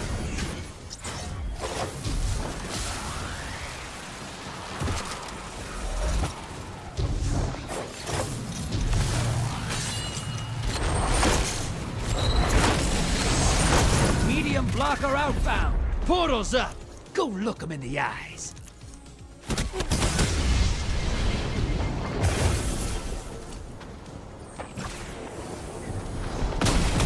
One down.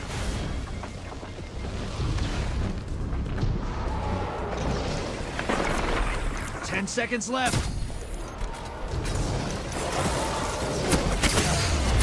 You just.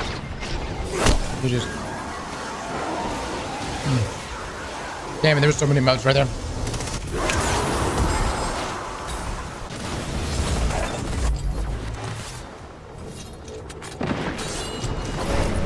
Give me another one. I need another one.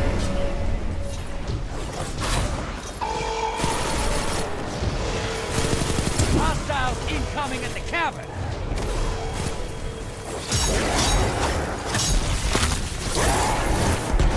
I put it in. High-value target is on the field. Hunt it down. No. Put some rounds.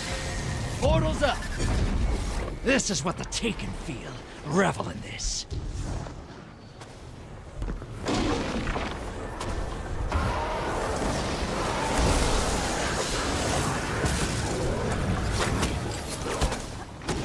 Guardian down. 10 seconds left.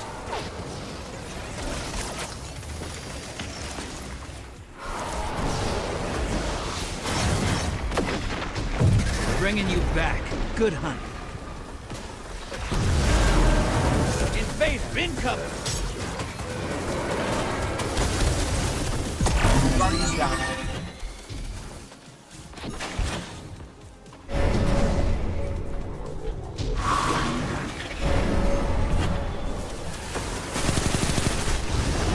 Enemy invader is down. You can breathe now. Damn it! Hold on. Let them get this ball up so we can invade. I need this bounty done. Time is it 152? This might be my last game. Let me get this ball up. Don't kill.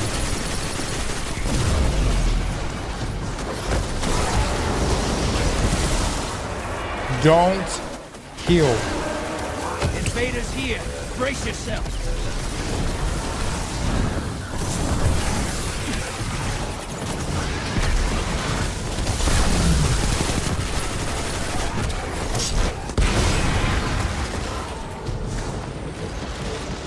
Dude, are they even trying to get modes? What the fuck? Play the game. Invaders gone. Get them next time.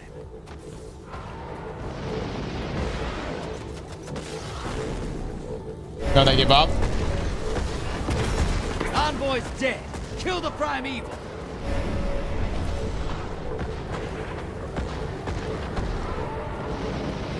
Would you try if you were getting ass blasted? Oh, yeah. Invaders here. Brace yourself.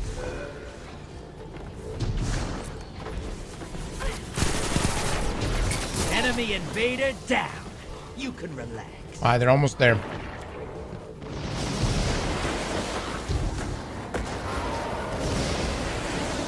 Should we go help them all?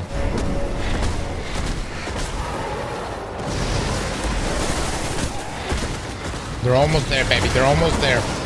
They're doing it. They're doing it. They're gaming. You're farming these poor guys? You're being invaded. Find them before they find you.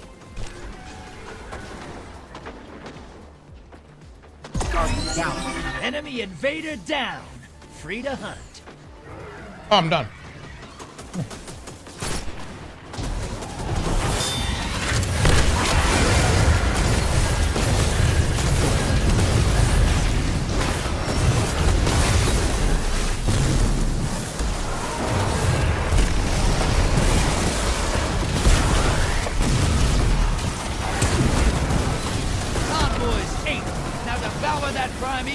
Sometimes I forget we killed a god or two.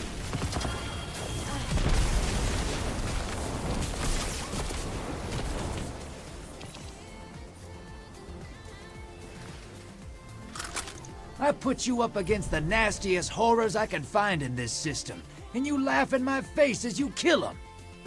This bounty takes way too long.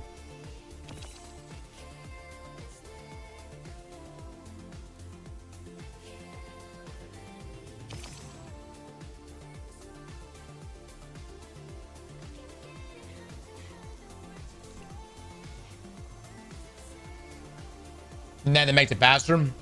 I think it just takes... the scaling on it doesn't make any sense. It makes 0 sense.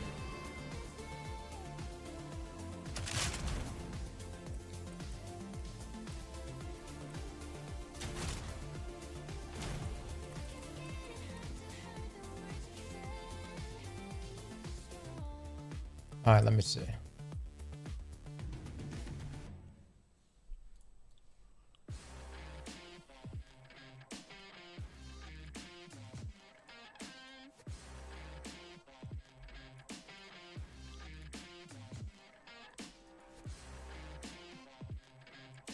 Chat, we have a ginormous TWAB dropping. A fucking massive TWAB dropping here. In the next 4 minutes.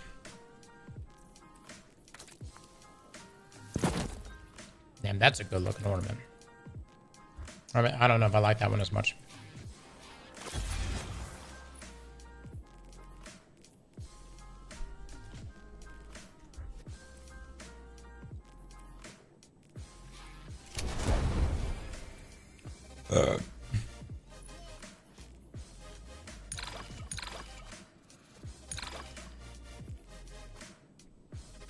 I came in for the TWAB. Damn, Anthem servers are shutting down in January. I'm gonna be honest, guys. I'm surprised they were even up. I didn't even know they were even up anymore. I thought that shit had been shut down a long time ago.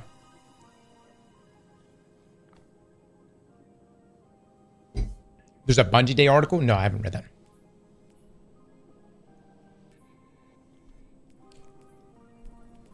Didn't they stop updating it? Oh, yeah, a long time ago. Yeah, a long time ago, man.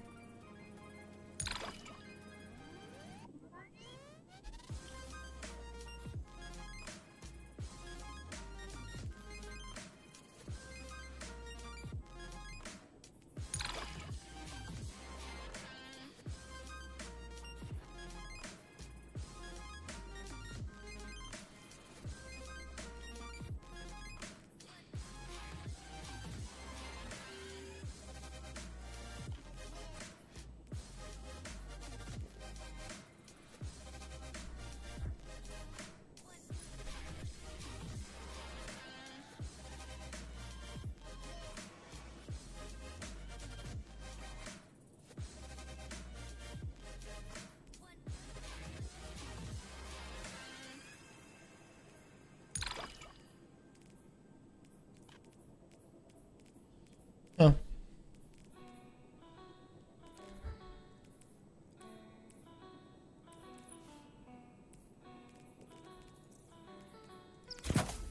On Transcend, it should be enough, actually. We'll roll with that.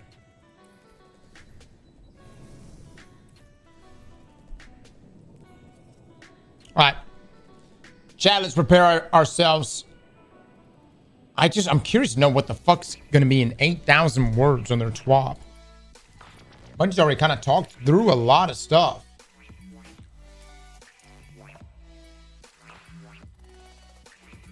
$8,000 words.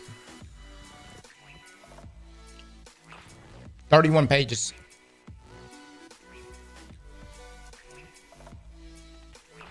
Oh, it's a weapon tuning focused TWAB?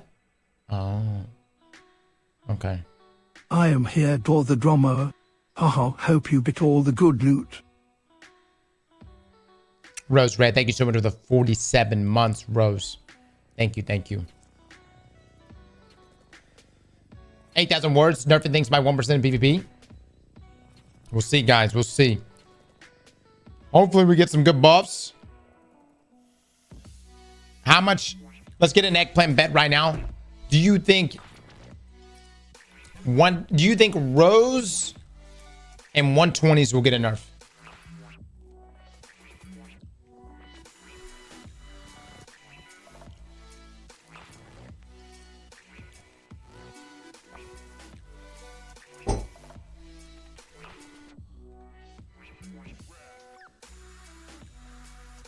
Remind me to turn on the alerts. I just turned them off right now. Remind me to turn on the alerts after this, okay? To turn them all back on. 120s don't need a nerf. What's your favorite weapon? You like criminals a lot? Yeah, master. Just got that slideways roll. I'm 90. Thank you so much for the 3 months. Personally, I find when exotics are the best weapons, the sandbox is just more fun. You know what I mean? I love when exotics are the standout ones, right?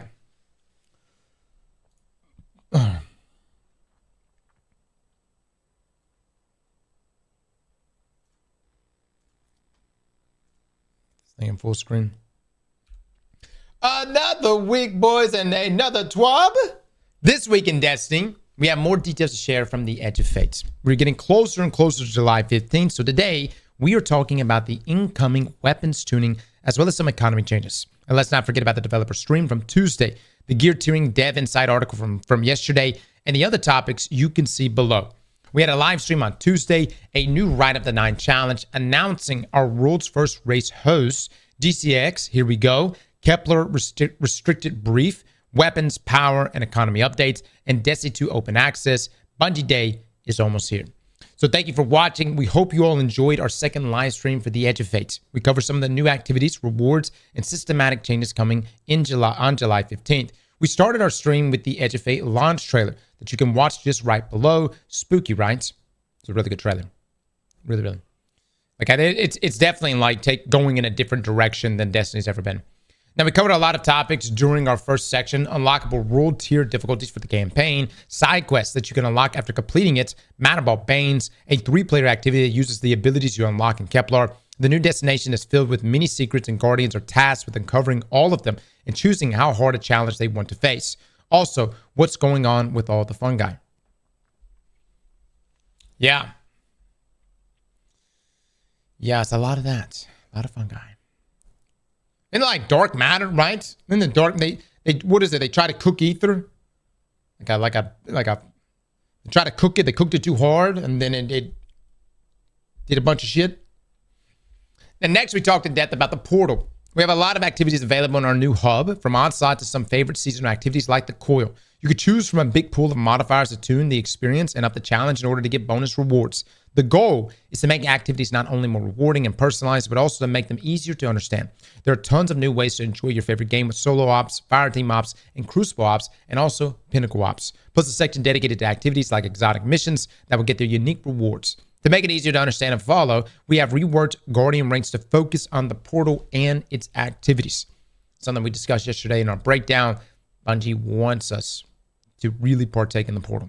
Now, we also have the new seasonal hub with weekly ranks, daily and weekly challenges, and tons more gear to earn, and that resets every week. If you complete the conquests also available at this hub and progress through the different difficulty settings, you will also earn the reward or the renewed Conqueror title.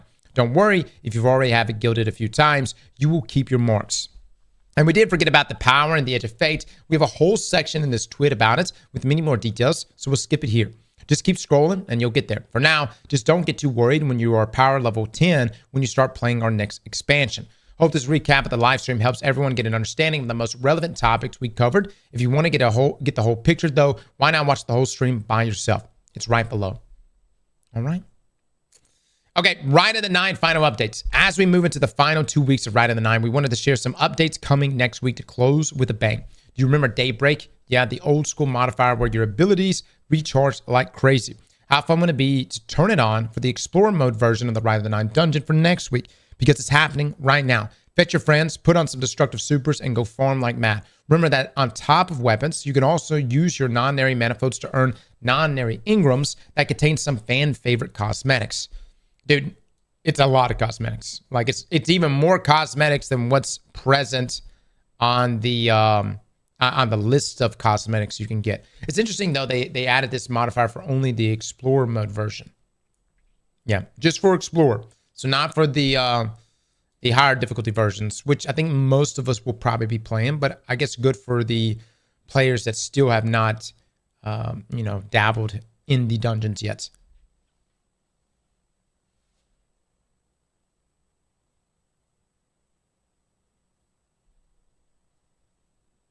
Oh, on Eternity mode too?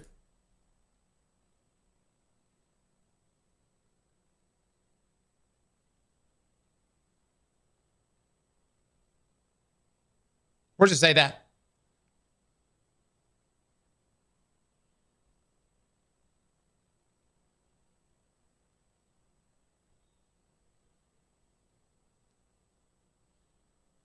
In game?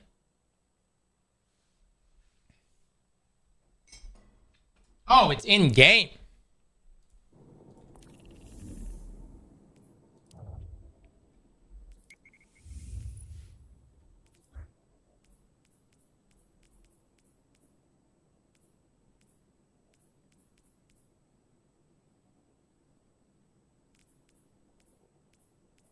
Right now? Eternity this week, Explorer mode next week. You looked at it?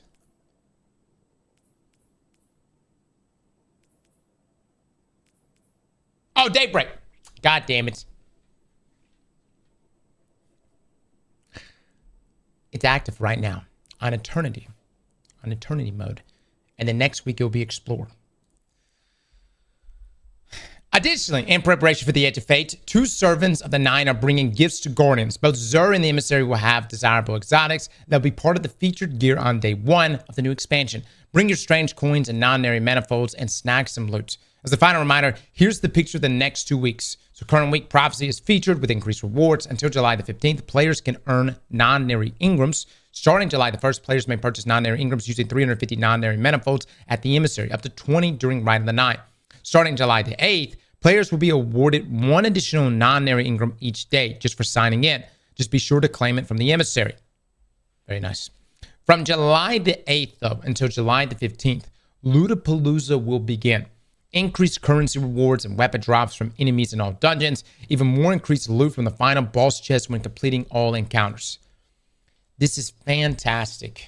And some of you may be thinking, Cross, I've already farmed my loot. Why would I need a Lootapalooza? Well, say, for instance, you accidentally deleted a god roll. Like a god roll. A 5 out of 5. Actually, what would that be? More than a 5 out of 5. The godliest roll you could possibly get. Maybe you accidentally deleted that. Now would be the time to farm. You know what I mean? And it could happen to anyone. Anyone can accidentally delete their god rolls. It happens way more than you think. And so next week, you will be able to farm it back. Hopefully.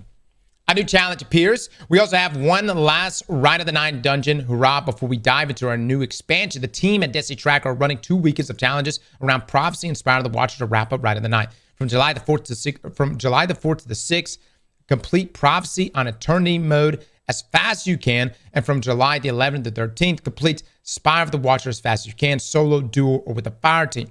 You can win prizes such as silver, one of the 9 exclusive Star Horse inspired headphone holders fabricated by Hinch and Scrap, and a premium Ride of the Nine themed PC unit created by Overkill.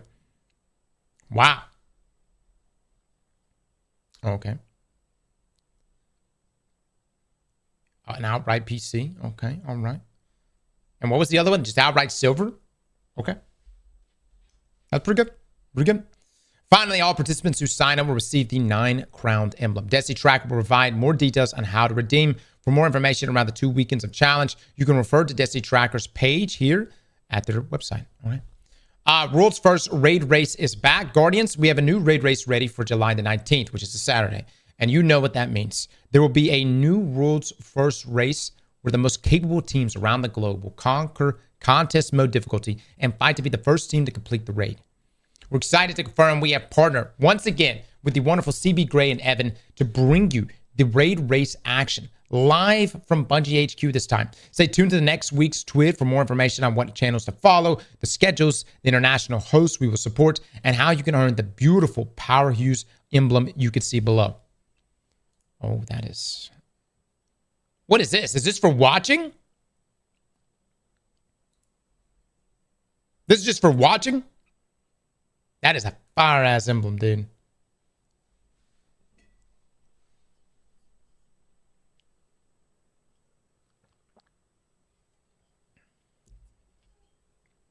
The hide your screens race.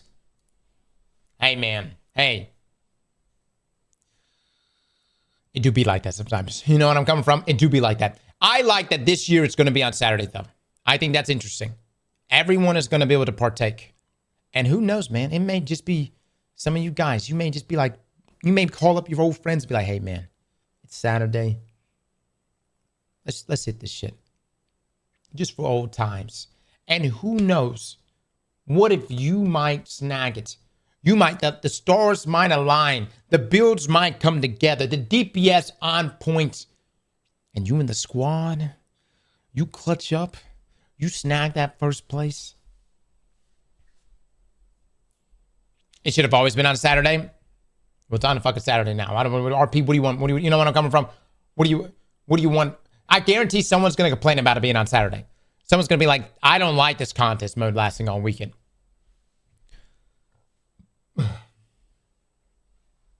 What is friends? Y'all quit. You know what I mean? Friends in Destiny is people that allows you to get more loot. All right? You know, you don't even have to like the other person. They serve one singular purpose. Can you perform? And are you not a piece of shit 80% of the time?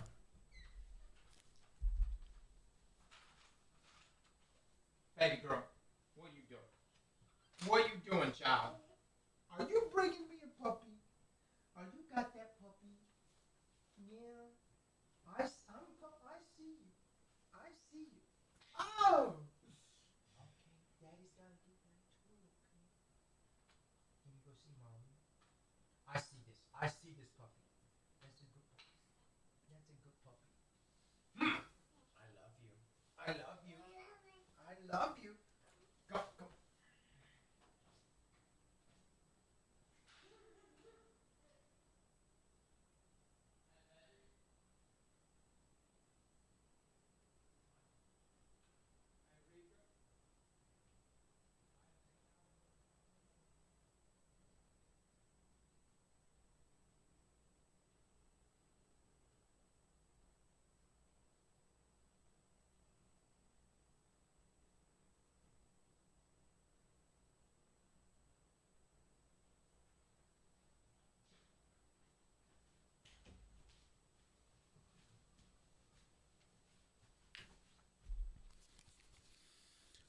Bungie at GCX. Guardians, we're excited to share something special coming your way at GCX 2025.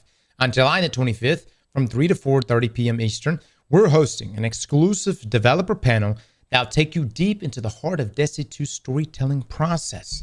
Threads of Fate, exploring Destiny 2's narrative craft, will give you an unprecedented look at how one expansion story goes from initial pitch deck all the way through development to launch, with special focus on the Edge of Fate. You'll get to see behind the curtain of our creative process and discover what it takes to craft the narratives that drive your Guardian's journey.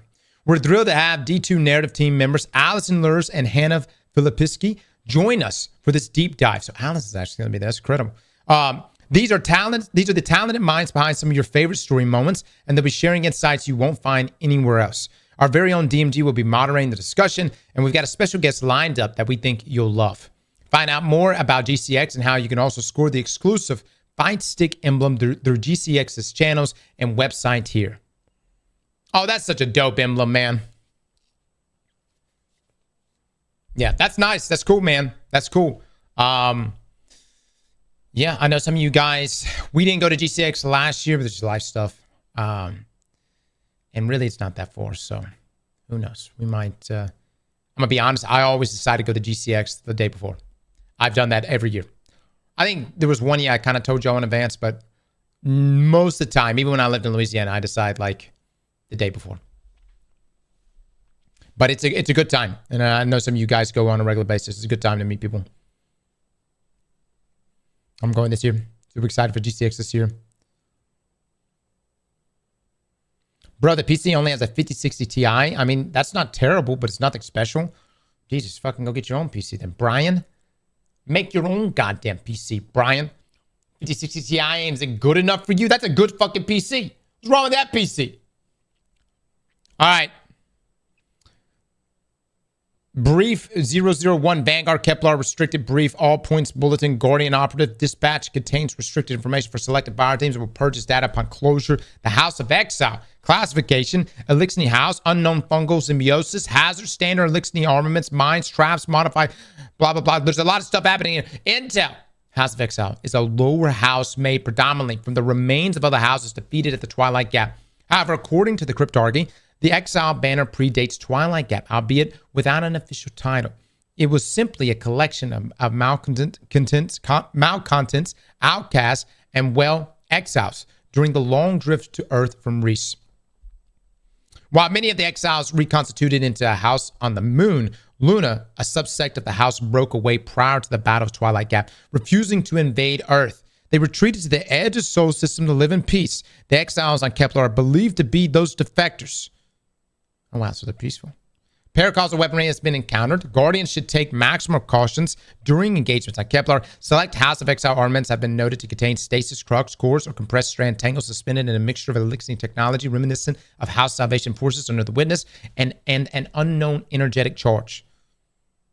All right, they're peaceful. Why are they attacking us? Hidden log transcript. The following transcript documents the House acquisition of strand and stasis technology. Do you see now the gifts which I spoke? Here they are set before you as I foretold. The deathless comes for us, and so the giver arms our people in defiance. Through time and space I have claimed at the giver's behest loss and sidecast technology of our broken siblings on light-conquered worlds. Where they fell, we stand by the will of the giver. Of note, exiles on Kepler seem to have undergone a sort of fungal symbiosis with local fauna. It is unknown why or how this happened, but the fungus appears to feed from the dark matter of the singularity the exiles revere at the heart of Kepler. There appears to be a sort of stylistic hierarchy among the exiles. While it affords no actual authority, the size, shape, and unique features of the fungal growth sported on their armor or hosted on their Titan impact relationships, respect, and clout within the house. Am I saying that right? I get this word wrong every time. I don't know if I said this word. Oh, shit, yeah. We fucking killed that. And this report suggests the House of Exile was not always hostile and at one time even worked alongside the Aeonian population of Kepler. Excuse me. Kepler. We hope you're enjoying these short lore pieces more in coming weeks. Actually, this is fantastic. So look. If you come across a Fallen and they're just loaded down with fungi. They got fungi everywhere, and it's just that guy's powerful. That guy fucks. You know what I mean? That guy's strong. If I'm understanding this correctly. The more fungi, the stronger they are. Excuse me. Elixir. Excuse me. All right. All right, weapons tuning for the Edge of Fate. Hello again for the Destiny Sandbox team. Like most other areas of the game, weapons have gotten many changes in the Edge of Fate, so let's get right into it. Before that, though, a reminder that yesterday we published a Dev Insight article focused on weapons and gear tiering. We hope it helped you understand the new system a bit better and that you can use it as a source of truth moving forward. In case you have not read it yet, here's a link to it. Now let's jump into the weapon tuning content. So weapon archetypes, machine guns. We're trying out something new for Destiny on machine guns. Staged reloads. Machine guns generally have very long reload animation times that can be very punishing when canceling. We've added several checkpoints from which the animation can be resumed if it is interrupted mid-reload. This is a feature we are rolling out on machine guns first, but we plan to expand this to other weapon types in the future. That's so hot. Now have staged reload. Staged reload places checkpoints in the reload animation. When a player cancels a reload animation and starts it again, it will resume from the latest checkpoint. Guys, do y'all get that? You got a machine gun. Instead of it being like, I'm reloading, and it's... And then now there will be points of that animation where you are actually reloading and putting... So if you have to cancel, you can, and you can start shooting. You see what I mean?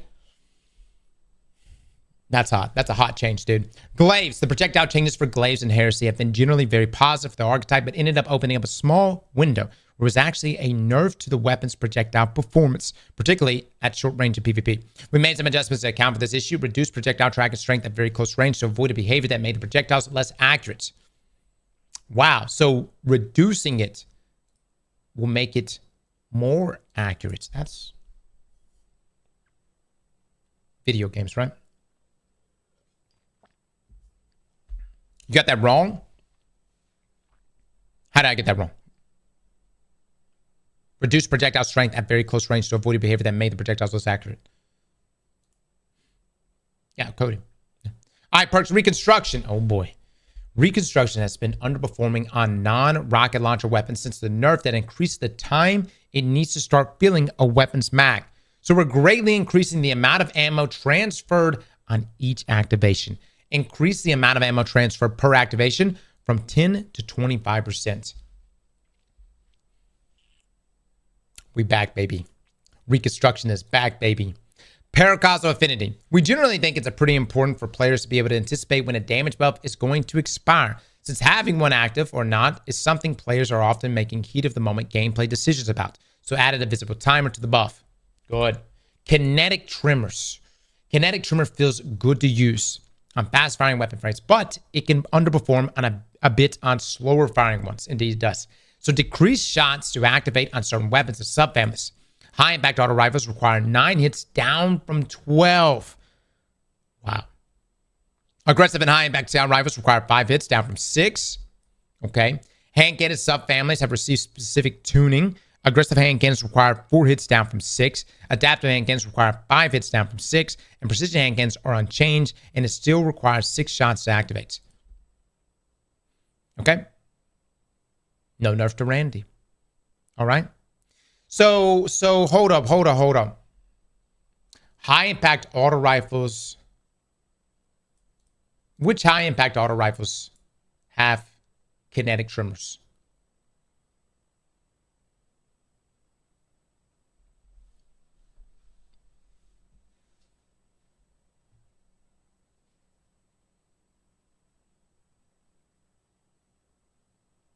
High impact motherfuckers. Are you guys kidding me right now? Mods ban everyone who just got that wrong. Tiger Spike, Breakneck. What is this goddamn amateur hour? High impact. High impact.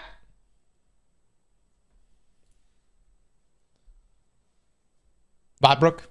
Does Lodbrook actually have it? Well. Lodbrook cannot roll killing kinetic trimmers. Fuck it. Fuck it, we move on. We'll look later. 1-2 punch. This was covered in our 619 TWID on melee changes, but we're copying it here for posterity. Now works with all melee abilities. Perk activate time increase from 1.22 seconds to now 3 seconds. Pretty nice, pretty nice. Attrition orbs. Attrition orbs is currently too powerful on aerial denial grenade launchers, but it is somewhat underwhelming on other weapon types. So increase perk progress by 20% across the board. Reduce perk progress by 80% with aerial denial grenade launchers. This is surprisingly not as noticeable as it sounds. Sure.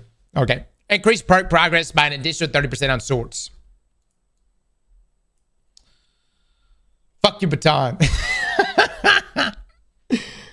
Yeah, we'll just have to do a pre and post on that one, man. Yeah. It makes me happy because I still have not gotten the God roll. So it's nice. It's nice to watch you all get fucked right now. You know what I mean? Eager Edge and Valiant Charge. Eager's Edge aggressive target tracking presents two problems. It makes it more frustrating to use this perk for mobility in PvE, and it makes it somewhat oppressive in PvP. Really? Valiant Charge has some similar issues. It can track to unintended targets relatively often, which undercuts some of the repose fantasy that the perk functionality suggests. So while active, melee search angles now reduce by 50% at the start of lunge range and by 88% at the edge of lunge range. This requires the player to look more at their target to strike it, improving specific target acquisition in PvE and requiring a more direct look in PvP. Brother, really? Is Eager Edge, is this too much? Yes. Just get good, I suppose. I mean, I don't know. Learn to bait. That's good. Okay. I mean, how many people are getting killed by swords inside of PvP? It's aggressive as fuck. It's hot. That's what it is. It's fun. I enjoy it. I will say the random tracking of PvE was annoying. Yeah, I'll give you that. But the PvP was nice. It tracks random enemies. Yeah. All right, chain reaction. As fun as the chain reaction plus hatching interaction is, it is inconsistent with other perk combinations, which are generally not allowed to chain explosions together. It's important to be as consistent as possible when we handle these interactions. We don't want our players' ability to tell if a weapon roll is good or not to be dependent on knowing which perk chains with each other and which don't when it's not listed in-game. So thread links created by weapon perks will no longer activate the detonation from chain reaction. Wow, damn. Chain reaction, Dragonfly, and Firefly. These perks currently deal different amounts of damage to different targets based on the type of weapon that activates the perk. In many cases, this makes these perks even worse on weapons that do not use them well in the first place. It's harder to get a precision kill with a submachine gun than it is a hand cannon. But Dragonfly also deals less damage when a submachine gun activates it. We want perks to feel strong on different weapon types for obvious reasons, such as how often a weapon gets the precision kills rather than unintuitive ones. So chain reaction, Dragonfly, and Firefly no longer use weapon archetype scaling against combatants and instead use a new perk damage scaling that is more normalized between different weapon types. This buffs many weapons with these perks against most targets. What this means, more AoE kabloomies, or more damage from the AoE kabloomy, right? Now here's some of the biggest winners from this change. Fusion rifles deal 41% more chain reaction damage to minor combatants. Submachine guns deal 43% more Dragonfly and Firefly damage to minor combatants. Auto rifles deal 47% more Dragonfly damage to minor combatants. Linear fusion rifles deal 165% more chain reaction damage to minor combatants, and at least 124% more chain reaction to all of the combatants, very slightly based on combatant type. Swords deal 123% more chain reaction damage to minor combatants, and at least 193% more chain reaction damage to all other combatants, very slightly based on combatant type. That's big buffs. That's big buffs. These are big buffs. Yeah, we're having to look at fusion rifles too, because I guess chain reaction may be better than reservoir bursts.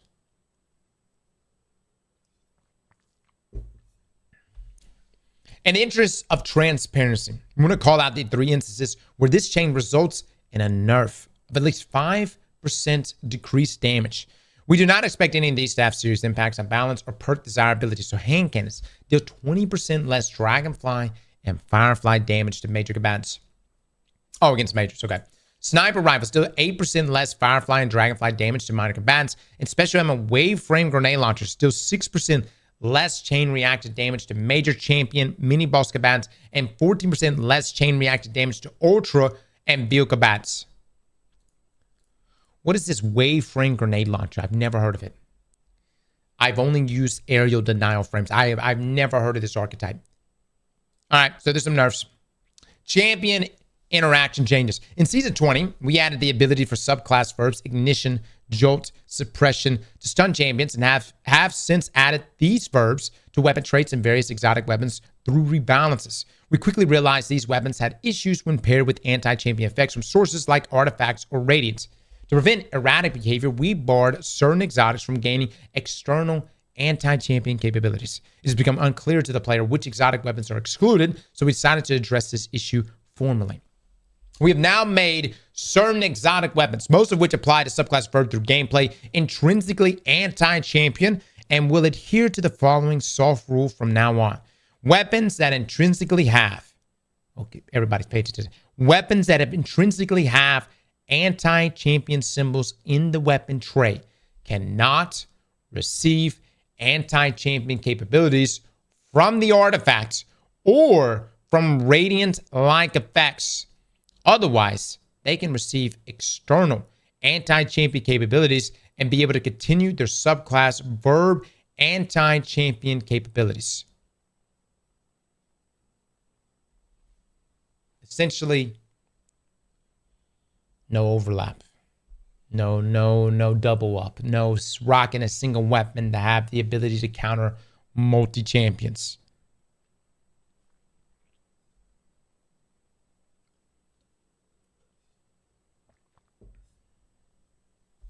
No double dipping. There you go. All right. That seems pretty obvious to me that Bungie was going to do that, considering what they just did here recently to Kill Clip. You know what I mean?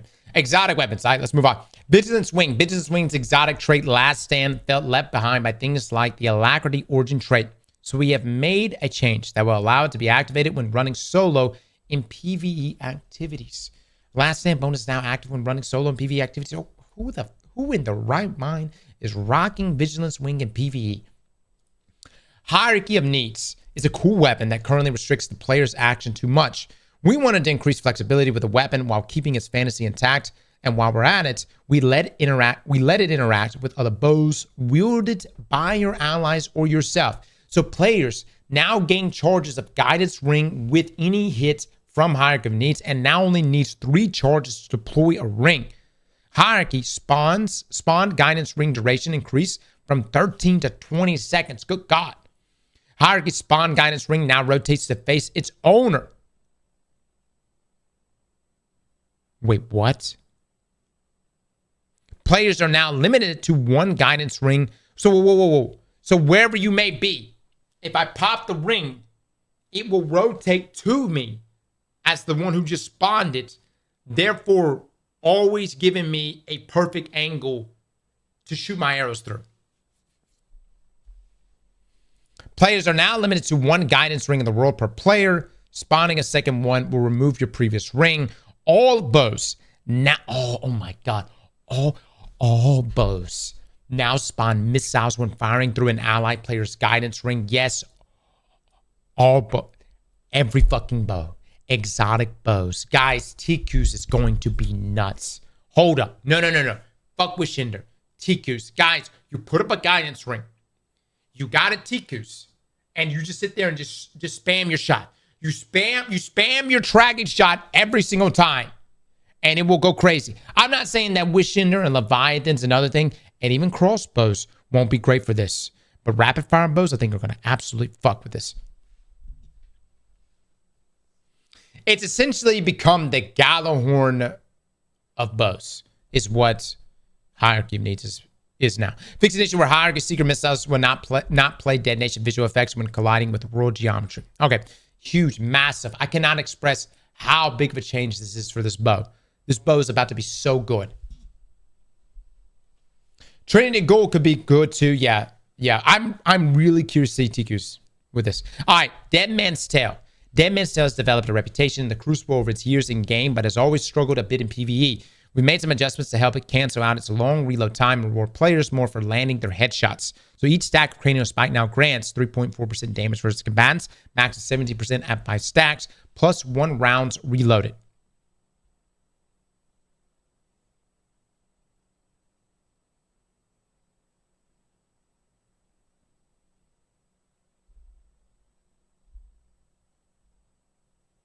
Are you telling me that every time I land, every time I get a stack of cranial spike, it'll give me a round back? Am I understanding that right?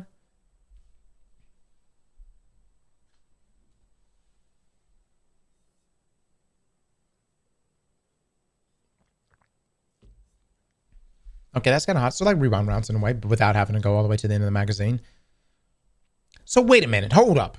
If I'm already at 5 stacks, max stacks of cranial spike, if I just continually keep landing my crits, am I going to keep reloading the weapon? Am I just going to keep... Can I just shoot forever? Or is it only on 5 rounds? Cap at 5, though? Okay. All right. Break time. I got to get water.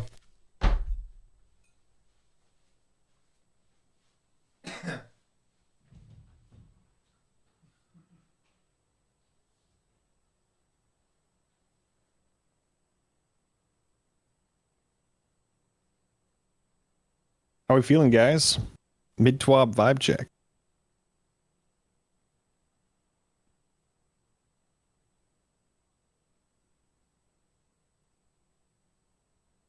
W hyped, yes.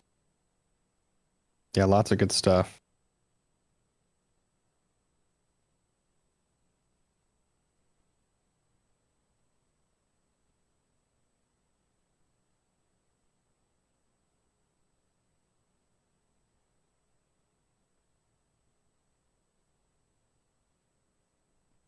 I'm really happy I didn't farm more of that velocity baton. That update's gonna hurt so bad.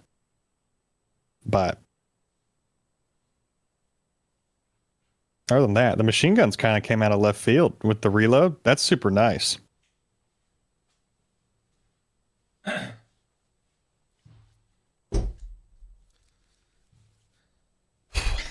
Duality. The previous set of changes to duality were good, but didn't do quite as much as we were hoping. We've relaxed the trigger on its trait perk to allow it to ramp into good single target damage more consistently. Added a secondary activator for Black Wings. Now gives the buff when landing most of your pellets on a target. It's not that I don't think duality isn't good. It's just Lord of Wolves was so strong. You know what I mean? All right. The Navigator. The Navigator is an interesting exotic, but it's felt a bit one trick for its woven mail and tangle creation. We've added a bonus to the weapon while the wielder has woven mail to let it excel while you're using it for its original purpose. When the user has woven mail, increased damage 25% in PvE, 5% in PvP, increased ammo generation stats.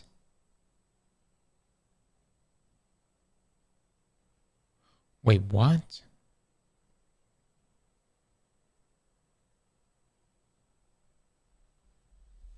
So just having woven mail active. Bricked. It's a trace rifle though. I mean, it's not like a huge thing, but I mean, like Navigator didn't need much for what we used it for. You know what I'm saying? And we're going into don't we have a lot of artifact mods? Do we? What is our artifact mods dedicated more toward next season? Don't we have some strand ones? Solar Strand and Stasis is the focus, with a lot of precision weapon boosts. Okay. All right. Wicked Implements. We've shifted Wicked Implement to a faster fire rate to better align with its gameplay fantasy. With our recent changes to how Stasis interacts with champions, we've also made Wicked Implement to be anti-overload intrinsically to align with the Stasis role in the sandbox. Now is a rapid fire RPM. Oh my God, they completely skipped 200s and went to rapid, dude. I thought they were going to be, because right now it's a 180, I believe. Now it takes one additional hit to start slowing and to freeze to account for the faster rate of fire, increases magazine size to 20, and now intrinsically anti-overload. Hot damn it, baby. Hot damn it. Wicked Implement. It's a good feeling scout. It's a great feeling scout. And it's probably going to be one of the best scouts after this change, because it's going to still have its same makeup, its same design as a 180, but it's going to shoot rapid fire now. I think it's going to be incredibly consistent for both PvE and PvP. All right, Hard Shadow. Oh my God, a big constriction for a lot of heavy swords is just how fast they chew through ammo. It makes it hard to choose when and where to use them, especially for a weapon like Hard Shadow that very much wants you to use it to clear out chaff by peeking in and out of invisibility. So with these changes, we've leaned harder into that fantasy. Increased ammo reserves, reduced cost of heavy attack to 3 from 4, added defeats while shot in the dark is active, makes you invisible once more. Hold on. Added defeats while shot in the dark is active, makes you invisible once more. Okay. I mean, dude, Hard Shadow actually does a lot of damage. It does do a lot of damage. I mean, it actually does cook. It just... And its survivability is pretty nice. Ammo is what's always hurt me the most. And now you'll be able to just loop it in more with the Invis. We'll see. World Line 0. World Line has always been a fun sword to play with, but has largely fallen out of favor ever since it lost its ability to let you skate alongside the introduction of Eater's Edge. To give it a more defined niche, we are leaning into its Tesseract ability, emphasizing add clear via rapid nimble teleports. So increase lunge range distance of the heavy Tesseract attack by 3 meters. Remove the ability to chain 2 blink attacks back to back. What? Added a new effect, defeating a target with Tesseract allows you to Tesseract again for a short duration. These extra blink attacks cost less ammo and consume less guard energy. Dang. Dude, the back-to-back chain attacks, although it missed like almost 90% of the time, could put out some pretty good damage. It seems like they want the sword to be ad clear / movement tech. You know what I mean? Devil's Ruin. Devil's Ruin is another exotic that has felt a bit one trick for a long time now. We have reworked the weapon to remove its firearm release behavior as well as make it the beam mode more of a reward once it has been enabled. So remove firearm release behavior. The beam is now behind a special reload. Kills with the weapon make fire sprites, and picking up the fire sprite enables the special reload. Beams now scorches on hit and ignites on kills. Oh, wow. Increases magazine size to 20, and it now intrinsically is unstoppable. Anti-unstoppable. This is the big one. Scorches and ignites on kills. I would say, reading this first few lines, I was like, big nerf. Big nerf. But it did say precision kill. It says beam now scorches on hits and ignites on kills. You do got to get a fire sprite. So you have to build into that. But in PvE, there's so many ways to build into that. You know what I mean? PvP nerf for sure. Nerf for PvP.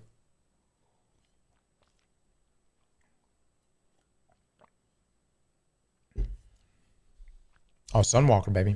Mm-hmm. All right, Tommy's Matchbook. Tommy's Matchbook runs into issues with survivability and overall usability. These changes focus on improving that experience, allowing players to maintain ignition trigger even if they stop shooting for a moment, and providing intrinsic avenues to heal back lost health without completely removing build crafting potential.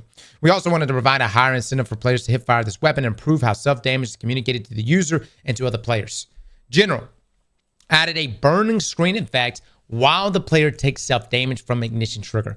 Other players who are taking self-damage from ignition trigger will now have a burning effect surrounding their model. Ignition trigger.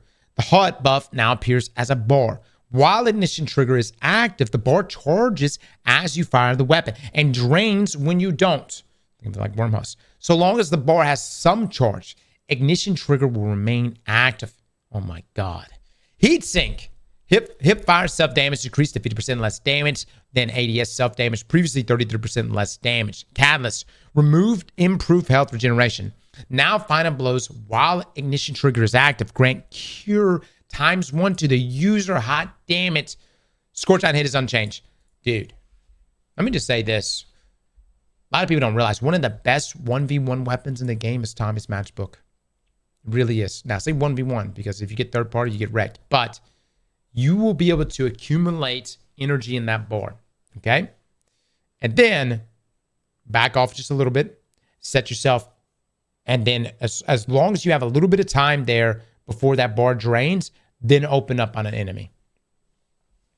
But even outside of this, just for PvE, these are great changes. I'm speaking from PvP perspective, but PvP, this is going to be really, really nice. Winter Bite. With a massive update to how melee damage works, this always on effect on Winter Bite ended up being a bit too much free damage, especially in comparison to swords. Like we can implement, Winter Bite will now be intrinsically anti-overload to align with the changes made to Stage of Shatter Champion Stunning. So reduce enhanced melee damage with ammo to plus 20% versus bosses, down from 50%. This is to account for this now being able to receive melee damage bonuses from a variety of sources and is now intrinsically anti-overload. So yeah, it's nerf. It's a nerf. All right, anti-champion changes. The following weapons have not been rebalanced, but have been given anti-champion capabilities intrinsically. So anti-unstoppable, Queen's Breaker, Salvation's Grip, Dragon's Breath. Okay, makes sense. Anti-overload, Tractor Cannon, Darcy, Two-Tail Fox. Also makes sense. It does. Conditional finality can be anti-overload or anti-unstoppable, depending on which element is active. Oh, well, stock and conditional finality just went up. All right, regarding PvP, for those of you looking for PvP tuning numbers, we're aware of the math in terms of balancing around fixed health values and the new weapon stat damage bonuses. We have our finger on the trigger and are aimed at a number of targets, but we want to make sure the weapons and perks we choose to tune actually become balance issues instead of preemptively nerfing a bunch of builds or playstyles before you were even able to try them out. Once it is known how realistic it is to achieve certain stat combos and what trade-offs those stat splits enforce, we'll have a more complete picture to determine how problematic these builds actually are in the Crucible. We'll be watching and gathering your feedback, and we're standing by ready to adjust as necessary in the near future updates. TLDR, PvP about to have some busted shit. Ain't a lot of playtesting on this front. We the playtesters. Good luck, everybody. It's Beyond Light 2.0. Now, power in the edge of fates. With the reimagining of Destiny 2's core game experience comes a refreshed version of player power. We've overhauled how you earn power and what it means to your journey across the season to be a more meaningful experience. We've also removed weekly barriers and are giving you more agency in choosing how you want to level up.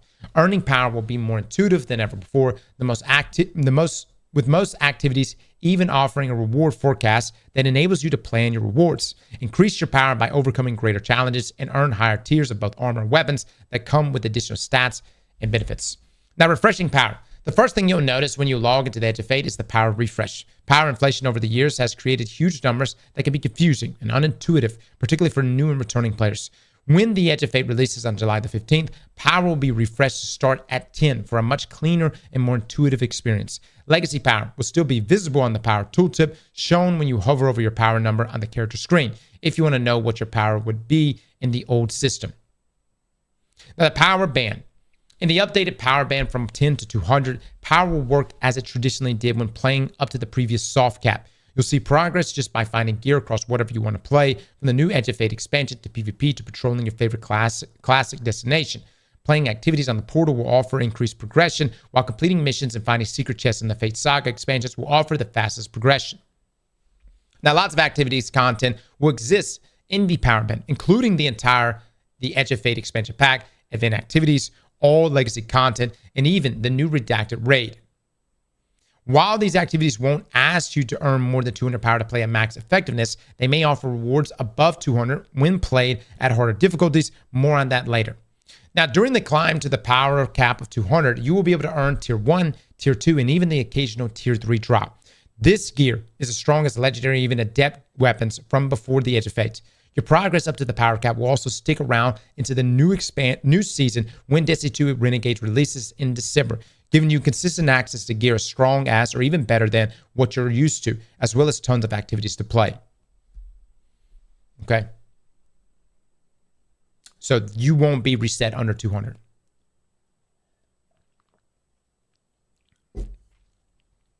Is it account-wide power? Is account-wide power still a thing? That's a good question. Luke? Sorry, what's up? Is account-wide power still a thing? Oh, for Or for Edge of Fate? Get to the end. We'll keep going. All right, seasonal bonus power. Since Shadowkeep, the seasonal artifact is offered a way to increase your power above the power cap through artifact bonus power. While this was a great way to get an advantage in high power activities, it wasn't consistent with finding new, better gear. Driven instead by XP, it incentivized behaviors like bounty farming that didn't quite focus on overcoming new and greater challenges. Yeah, I hate that, actually. Like, I would prefer to just play the activities and actually have fun doing stuff rather than just bounty hoarding. And at the Edge of Fate, seasonal bonus power will now live right on your weapons and armor instead of on a seasonal artifact. By overcoming harder challenges that PvE is customized by you or challenging yourself in competitive and trials for PvP, you can earn gear with greater amounts of seasonal bonus power that will increase your level beyond the power cap. Mind you pick the fuzziest, the blurriest image here, you know what I mean? So right here it shows 300, 200 plus 100 seasonal bonus power here, okay? Power helps you overcome harder activities, increase your power up to 200 by obtaining gear. New expansions are a fast way to earn power. Seasonal bonus power, increase power beyond 200 by obtaining new gear. Seasonal bonus power, earn higher as seasonal bonus power by playing harder activities. Seasonal bonus power expires at the end of the season. Okay, this is equivalent of a legacy power value of 2,300. Yeah. Now, there are no longer weekly limits on how much progress you can earn either. So your power can climb for as long as you want to play. Just like artifact bonus power before it, these seasonal bonus power levels are limited to the current season. And any weapons or armor above the power cap will be back to 200 at the start of the next season. Somebody's going to be macro farming the piss out of stuff. You know what I mean? Someone's gonna be setting up some macros and there's gonna be some crazy levels.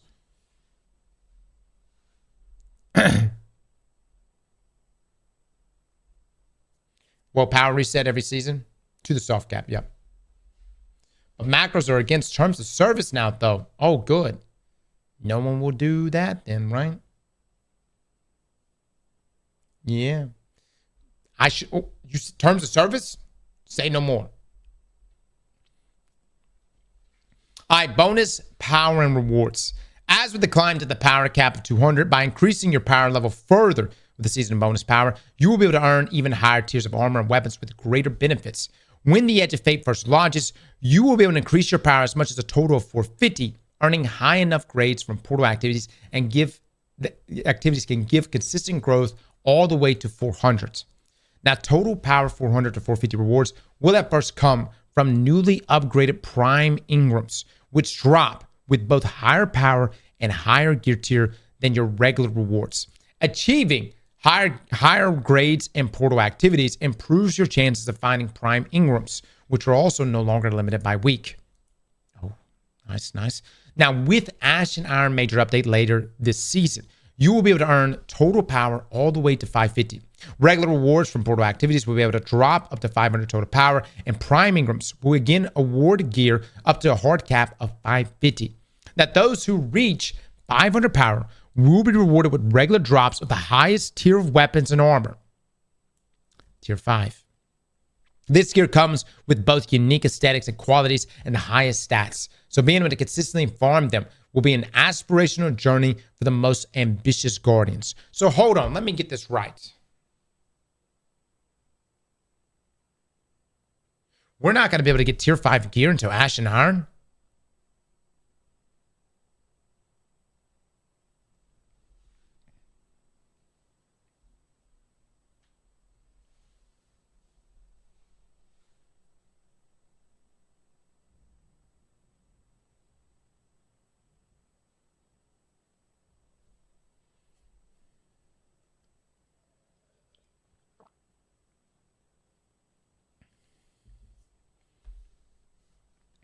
$500 is tier 5. What says right here, with Ash and Iron Major update later this season, you will be able to earn total power all the way to 550. Regular rewards from the portal activities will be able to drop up to 500 total power. And Prime Ingrams will again award gear up to a hard cap of 550. Because right here it says total power 400, 450 rewards will first come from the newly upgraded Prime Ingrams, which drop both higher power and higher gear tiers than your regular rewards. Achieving higher grades in portal activities improves your chances of finding Prime Ingrams, which are also no longer limited by week.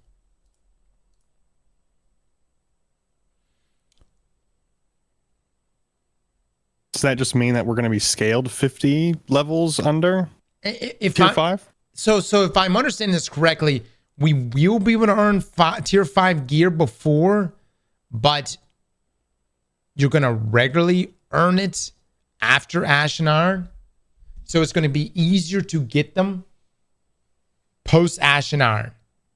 But before Ash and Iron, if you do the grinding, you can get tier 5. Okay. That's much better. Because that would suck. So just play later? Sure. Just play later. And make sure to regularly check what's going on the portal challenges on the seasonal hub page, and events will both be a great way to get some bonus power progression. All right, infusion. Infusion is a great way to increase the power of your favorite items, but needing a constant supply of upgrade modules to do it was a hassle. So we're simplifying infusion to instead use enhancement cores directly, so you no longer need to make constant trips to Banshee. Any upgrade modules you may have in your inventory at the start of the Edge of Fate can be safely dismantled to reclaim 5,000 Glimmer and 1 enhancement core at the same price that Banshee 44 and Ada sold them for. Now you can infuse levels of seasonal bonus power into your favorite gear using a new currency called unstable cores. Let me reread that again. You can infuse levels of seasonal bonus power into your favorite gear using a new currency called unstable cores. Now, while you find unstable cores from a variety of sources, the primary way to acquire them is by dismantling unneeded gear that has seasonal bonus power levels. The higher the bonus power of the item you dismantle, the greater the number of unstable cores you'll receive. Good, plural. Plural. Likewise, infusing items with Likewise, infusing items with a larger difference in bonus power levels will take more unstable cores. Hot damn it. Hot damn it. Unstable cores will have a large inventory cap and will be refreshed at the start of the next season alongside seasonal bonus power. All right.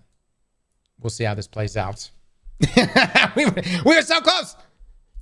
All right. Quality of life. With the Edge of Fate, the power climb should be more intuitive than ever before. Seasonal bonus power offers a refreshed player journey for the highest tiers of gear every season while keeping numbers understandable and meaningful. The reward forecast for many activities will preview exactly what power your reward will be when you reach the target score. With a new core game modifier system, you can even curate what kind of challenge you're in for, allowing everyone's power journey to be uniquely tailored to how they want to play. Portal content will also feature new daily bonus-focused rewards across both PvE and PvP, which allow you to target earning power on gear for a specific slot that you might be missing to round out your average.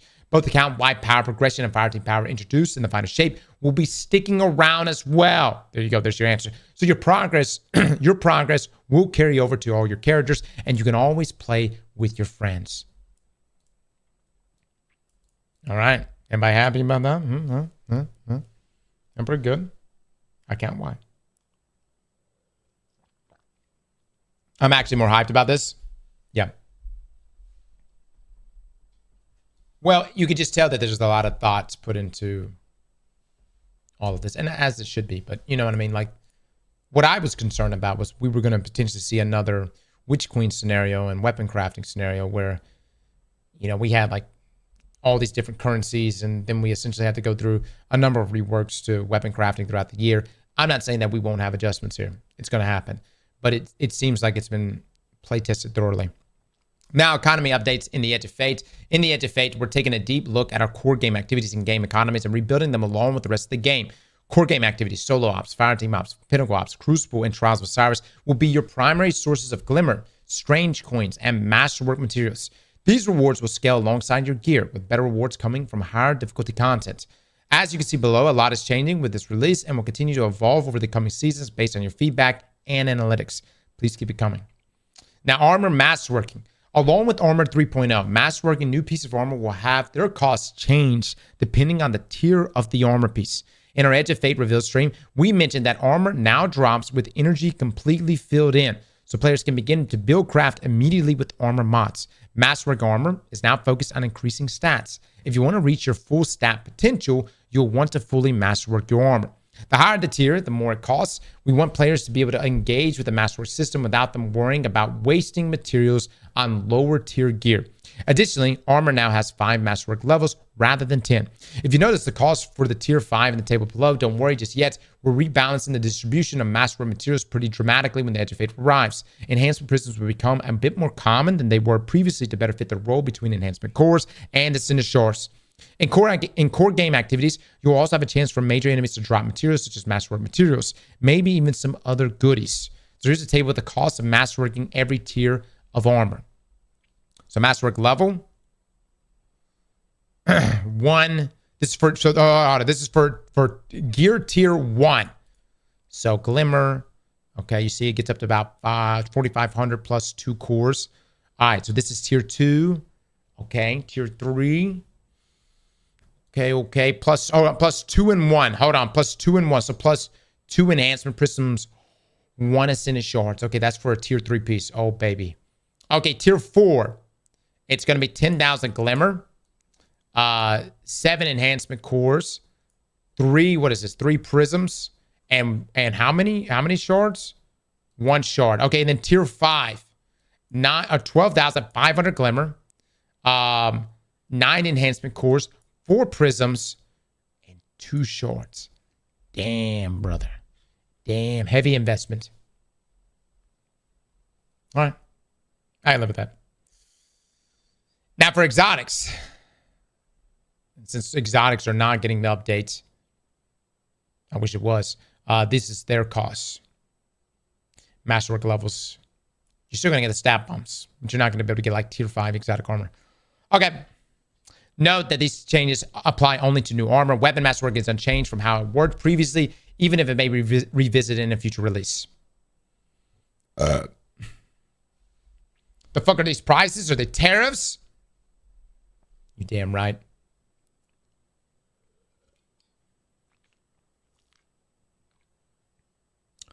It's expensive cross. Read and add. No. You got to add these together? Oh my God, that's so expensive. It's all of it. It's all of it added together. Oh my God. That's so much. I thought it was just the last line. Damn.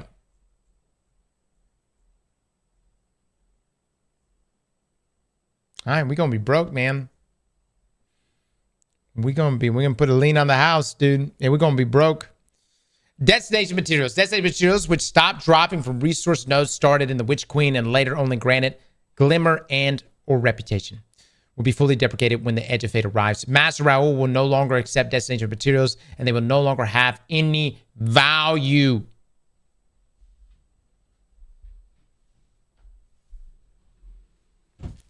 Excuse me, child. What are you doing? Is that yummy? Is that yummy? Is that good? Are you eating cheese? Is that another piece of cheese? That's a roasty.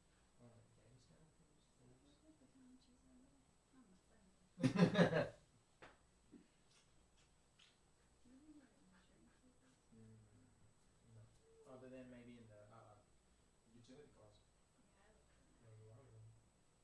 But I thought you had it.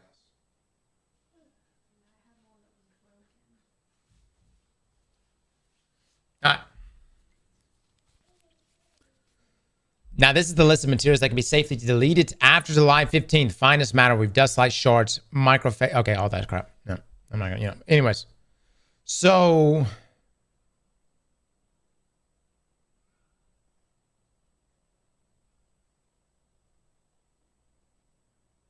should we turn it in now? Right? Like, we should turn it in now.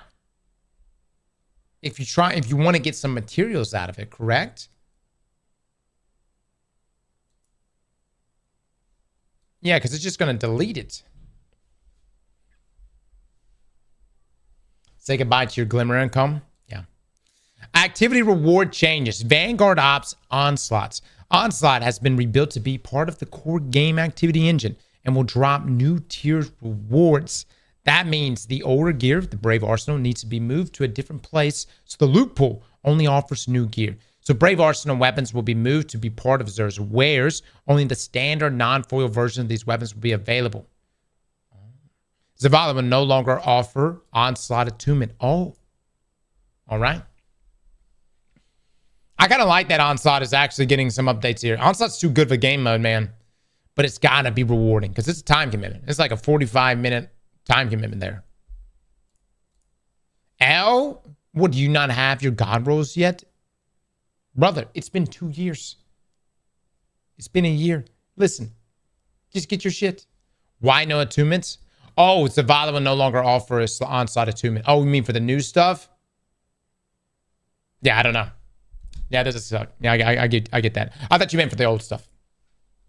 All right, Nightfalls. While Nightfalls remain accessible from the World tab and the Edge of Fate, they will no longer work on a weekly rotator, but on a daily one, and will include all current Nightfall strikes and battlegrounds. This required some changes to how the loot pool was delivered. Nightfall weapons are now legacy gear. Nightfall loots will be updated to include all previous Nightfall weapons that have origin traits. Nightfall rewards are on a knockout list until all Nightfall weapons have been unlocked. From then on, all Nightfall weapons have a flat drop chance. Grandmaster Nightfalls no longer exists, as their purpose and functions have been transferred to the portal screen and conquests. You will still experience Grandmaster difficulty, just in other activities.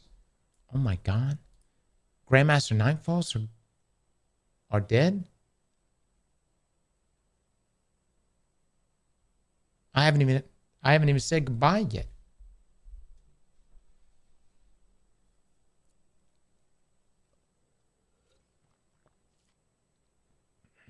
RIP then, I suppose.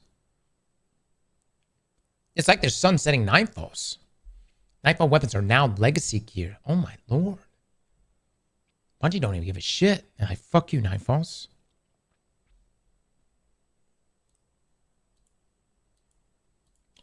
Bungie really doesn't. I mean, they want us to move to the portal. I'm telling you, man. Bungie's just like, if it ain't portal, we don't want it. To the portal we go. We about that portal life now. Legacy, Rituals, Crucible, Gambit, and Vanguard Ops. Activities that don't offer tiered gear require some adjustments in the new system. Ritual Reputation reward tracks have been removed. Ritual Ingrams have been removed. Legacy focus remains, but costs have been updated with the removal of Ritual Ingrams. Legacy armor and legacy weapons will cost 15,000 Glimmer, 3 enhancement cores.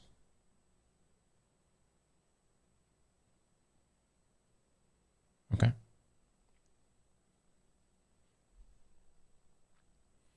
What are we supposed to play then? The portal. Everybody. That's what Bungie wants you to play. Portal. Have you heard of the portal? Have you seen the portal? Portal. You know, it's like where Bungie wants you to go now. You know, anytime you ever think about what is the Destiny experience, just think portal.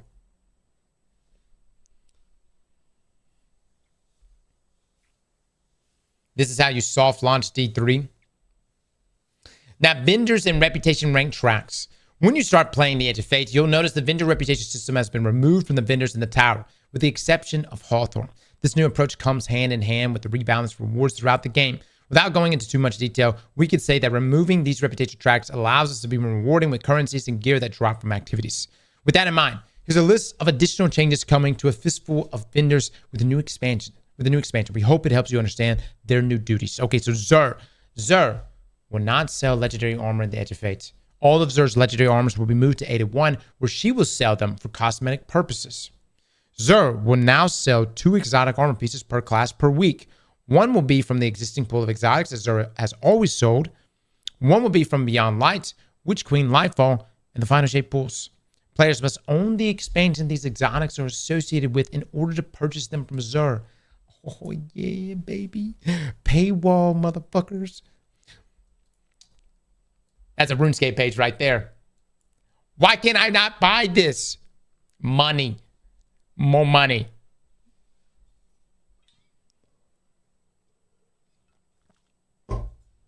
It's all right like that? Oh, is it? I don't know. We pay every year. Now, Zoro will continue to sell catalysts, but they have been moved to the strange gear offset offers from submenu. Zoro will sell exotic class items every week. Every week. Players will still need to acquire the exotic class item from the Dual Destiny or FOTL before Zoro will allow players to purchase exotic class items. FOTL. Am I thinking Festival of the Lost? Okay, Festival of the Lost. Okay, all right. Before Zoro will allow players to purchase exotic class items. Okay, Zoro will sell nine legendary weapons per week, 3 weapons per slot. Class-specific swords, which aren't class-specific anymore, are still in Zoro's inventory, but will not be available every week. Zoro has had Brave Arsenal weapons added to his inventory. Zoro has had Legacy, Nightfall, and Trial weapons added to his inventory. Rare chance at adept weapons showing up. Oh, wow. Standard weapons will cost 70 strange coins. Adept weapons will cost 41 strange coins. Zoro has had weapons from Echo's Revenant and Heresy added to his inventory. Rare chance at adept heresy weapons. Standard weapons 17. Adept 41. Okay, all right. I think in a tier 5 world, I won't give a shit. But, you know, maybe some of you will. Zoro has had Legacy, Comp, Crucible weapons added to his inventory. Zoro will no longer sell Nightfall Ciphers, Gambit Ingrams, Crucible Ingrams, Vanguard Ingrams, and upgrade modules. By the way, Luke, I think we probably need to have 2 people cutting this up. Oh, yeah. We've already got split. Okay. 81. We've already covered 81's new duties in the previous SWIB, but let's have a reminder. Ada will be offering up to 20 threaded bounties per season per class. Ada's inventory of legacy armors has been expanded to include armors previously distributed via Xur. Legacy armor will cost 15,000 glimmer and 3 enhancement cores, again for cosmetic purposes. Ada will offer players who have made it to the tower for the first time before the Edge of Fate a bundle of exotic armor tokens to be used to roll for exotic armors with new stat packages. Players must have unlocked an item in collections before it is eligible for rerolls on Ada. These tokens are a one-time offer. These offers will disappear from Ada when all tokens have been spent. No new armors will be added to this in the future, so there is no benefit to hoarding tokens. Now, Transmog bounties have been overhauled. PvE bounties that can be completed anywhere in PvE activities no longer since player-specific destinations, Blind Will, Ultra Sorrow. PvP bounties that can be completed in any PvP mode. Great. Raids and dungeons unchanged from previous version. Good. Yeah, I hate things that tell me to go into specific, especially Transmog. You know what I mean? Just give me something. Let me go kill enemies anywhere. All right, Banshee 44, the Gunsmith. Reputation rank reward track has been removed. Bounties no longer provide Gunsmith reputation. Dismantling gear no longer provides Gunsmith reputation. Banshee will no longer sell upgrade modules. Gunsmith Ingrams have been removed from the game. What the fuck? What the hell's Banshee do now? Legacy weapons will cost 15,000 glimmer. Okay, whatever. I'm never going back to that guy. Rao the Cryptar. Cryptar reputation ranks have been removed. New exotic armors in the Edge of Fate will be unlocked via completing the legendary campaign and not through Rao. Unlocked per class. Novel focusing for exotic armors from past expansions will be available to players immediately with no need to decrypt Ingrams to unlock it. Costs remain the same for novel focusing. Focusing sub-menu has been reordered to put the most used screens up front. Everybody got that? Everybody getting this right now? I cannot express, in my opinion, how I think you should just use up all your exotic Ingrams. Just my thought. Because I think the way the system, based on last week's TWAB, unless I'm misunderstanding, you can at least get a higher stat piece of your exotic versus what you would be getting next season. And then on the conversion will be better. Mm-hmm. Yeah, we've got a whole video that we can dive in on that. Yep. All right. Ghost mods. As we in the world of Armor 3.0, where new stats replace some old ones, we need to make adjustments to Ghost mods. As some stats are no longer available and new ones have taken their spot, similar situation with Nightfalls and other activities that have become legacy content. Having mods for not up-to-date gear doesn't feel that rewarding, so we are removing those mods. Previous Armor Ghost mods, that is Resistance Armor, will be deprecated as they no longer match the stats on Armor Post V900s. They will be replaced with a new set of Armor Ghost mods. Some Activity Ghost mods have been deprecated. We plan to add new Activity Ghost mods in a future release. So essentially, they're just moving them to the new stats. See what I mean? It's going to work the same way, but move to the new stats. All right. Osirian ciphers and Nightfall ciphers. Osirian and Nightfall ciphers will not have a use in the Edge of Fate, but they will remain in your inventory, and we are not deleting them. We have plans for them in Destiny 2 Renegades, and we will tell you all about it when our plans are more advanced. All right, fair. Don't get rid of them, I suppose. Renegades. Destiny 2 expansion open access. Do you have a few friends interested in Destiny 2, but that hesitate to make the jump? Good news. Let them know about Destiny 2 open access weeks. Starting July the 8th, next Tuesday, and until July 22nd, all currently available Destiny 2 expansions, as well as all 3 available episodes, will be available for free on all supported platforms: PlayStation, Xbox, Steam, Microsoft Store, Epic Games. And the cherry on top, all the currencies, gear, title, triumphs, and cosmetics earned during the open access period are yours to keep. Hot damn it. That is incredible. No. I thought it was like some like weak sales pitch that Bungie was throwing out here. If you got some friends that have thought about playing Destiny expansions and want a game, now is the perfect time, and you can make away like a bandit with all the loot. I'm so concerned about cheaters too. Yeah, I am concerned about that.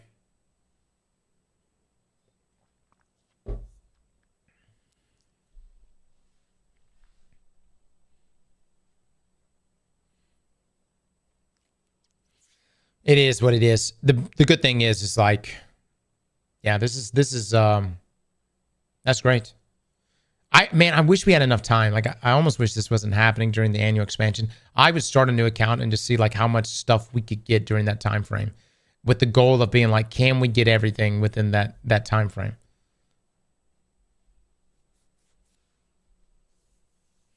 Does it include exotics? It says all currencies, gear, title, triumphs, and cosmetics. Yeah, so I would assume exotics too, yeah. Now, it's almost Bungie Day. We draw closer to that lucky 7. Last week, we covered some of our Bungie Day plans in partnership with the Bungie Foundation as part of their continuing mission to help reduce distress and suffering in children through entertainment, and to partner with the humanitarian aid organizations in times of natural disasters and crisis. The team is here to talk about the 7th column chaos. We're also partnering with the Twitch Summer of Rewards campaign to bring you some fresh new emblems on the road to launch. From 12 a.m. Pacific on July 7th, Bungie Day, until 12 a.m. Pacific on July the 15th, gift a sub in the Destiny 2 category to receive a pixel perfect emblem. Oh, that's cute. That's cute. Luke, you see that emblem? Yeah, actually, I'm That's going to snag that. That's adorable. Now, last but not least, be on the lookout for the Bungie Day sales starting 7/7 at 10 a.m. Pacific on the Bungie Store, where we'll have all new exciting savings, retired rewards, and much more. Follow that Bungie Store on Instagram so you don't miss out on the latest updates. All right, Destiny Content Vault updates. With the start of Year 8 of Destiny 2, certain items will be deprecated from the player inventories that correspond with vaulted activities of seasonal campaigns. They will then be moved into the Destiny Content Vault. We've updated the Destiny Content Vault article to reflect these changes to create a new article fully outlining items being deprecated at the start of Year 8 for players to reference. Claim your seasonal rewards. Both Episode, Heresy, and Rite of the Nine end on July the 15th. Make sure to claim any expiring rewards before they're gone, including Episode, Heresy, Seals and Rewards, Season Pass items, Vendor Rewards, Ritual Vendor Ingrams, and Bungie Rewards. All right, so Astral Drake helmet updates. We had previously shipped a fix to the Astral Stasis Drake Hunter cowl that removed the hood due to clipping issues. This was later reverted to so that players who liked the visuals of the original hood could continue to enjoy it that way. However, we acknowledge that there were fans of both styles of the helmet. As mentioned in a previous tweet, we are finally giving players both options. When the Edge of 8 launches, players who own the Astrostasis Drake Hunter armor sets will be able to claim the new hoodless variant of the helmet from the special delivery kiosk. This bonus option will also be available to anyone who purchases the armor set going forward. Number of known issues, guys, but a final note here from Bungie. That was a long tweet, but also a great one. Tons of information to digest, take it slow. Try to understand what it means. Maybe rely on your favorite content creators to get some different points of view, or just wait to play the game to get a more hands-on idea. You do you, all right? The Edge of Fate and the Year of Prophecy as a whole will bring a lot of system changes to your favorite video game. Yes, we said that a few times already, but it's still true. So let's just add something more this time. To better understand everything, you are going to need to play and test it. Words and videos only get us so far. The good thing is that we are almost there. Only 12 more days before you set foot on Kepler and discover all of its secrets. Bring your best fashion guardians, the Destiny 2 community team. Let me just say, I don't know who wrote this TWAB. Did a great job. Really, really. I felt like everything was laid out here pretty perfectly. And sure, there was definitely some nerfs here that I know some of you guys didn't like to see, but everything was laid out really, really nicely here. I felt like I even felt like I walked away from this with a better understanding of what's happening going forward. I've said it before and I'll say it again, guys. You know, this expansion, the direction that Destiny is going right now is like, it's big core changes. And that may not be something that invites you or intrigues you, and I completely understand. You know, if anything, you can just hit the free to play side of things and mess around with the core changes. And if it resonates with you, then maybe consider buying the expansion. But if it doesn't, dude, the beautiful thing about having 2 expansions in a year, you can pick and choose. If it's Renegades and Star Wars stuff, although that's not necessarily my thing, but if that's your thing, dude, wait till Renegades. If it is Edge of Fate, great. If it's neither, wait till the next year. So, but if there's core changes, these are things that you'll be able to, mess around with and check out, even as a free to play player. And you could check that once the updates and the expansion rolls live on the 15th. This is a new game, in my opinion. Yeah, I mean, these are major alterations to Destiny, big time.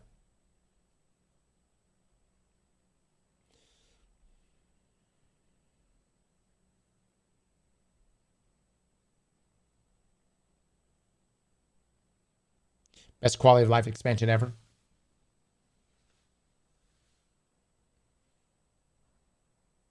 All right. Chat, how do we do? Do we make pretty good time today? I felt like we were scooting pretty good there, man. What y'all think?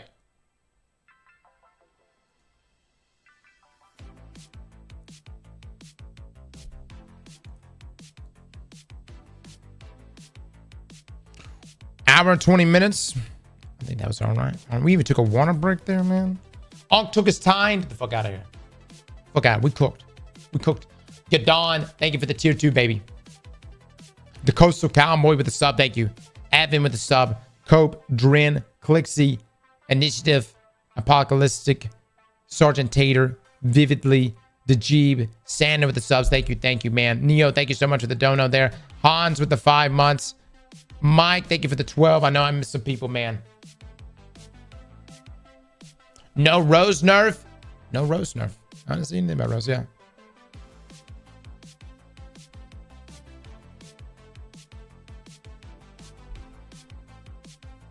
Cross is an exclamation point at the end. Dude, it's just going to be a cat picture. You guys... Oh. It's a dog day.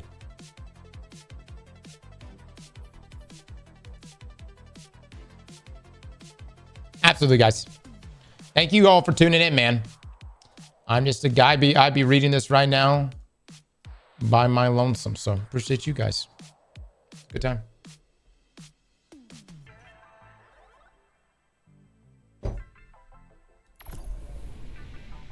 Payout.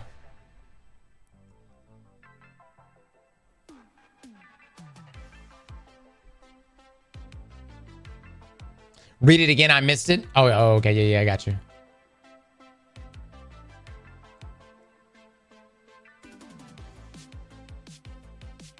Riley, thank you for the 23, my man. Nevalenti, thank you for the 5 months as well. What day is Bungie Day next week, Luke? Is that a Wednesday? 7. So I think that's Monday. Monday. Okay. What time's the tourney that day? Let me pull it up. I don't know if they gave me a time. Yeah, don't have a time, but it's 4 hours. Oh, 4, there it is. 4 p.m. Eastern. 4 p.m. Okay.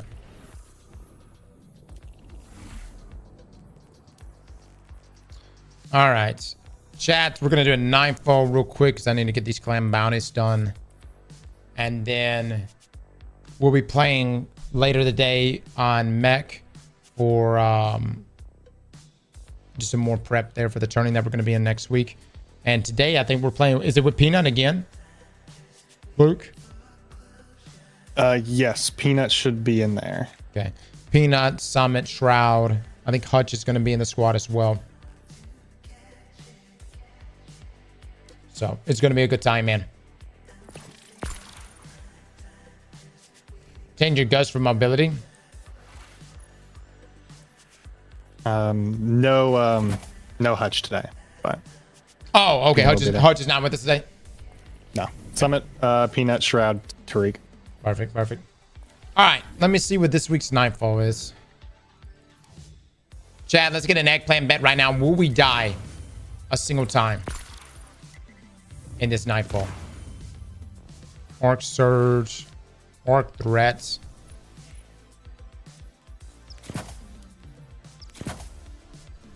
Yes, the bet on. Oh, will I die? Will I die a single time?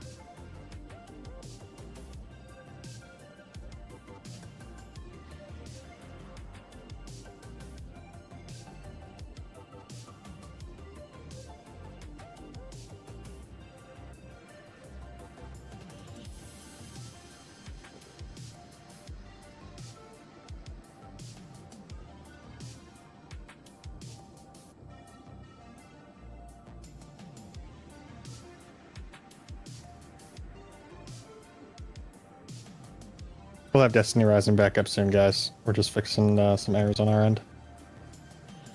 It will be back.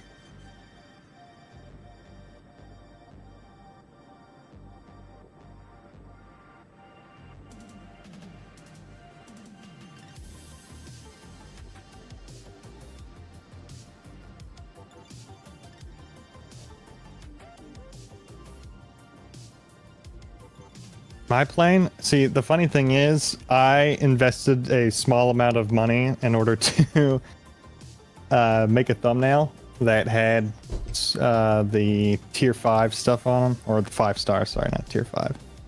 And yeah, so I will be playing a little bit.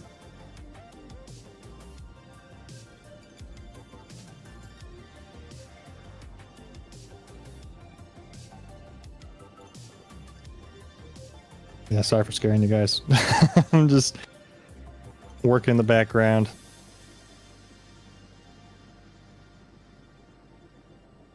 Do I live with Cross? No, I do not. Oh man, I also would have internet problems if we lived together.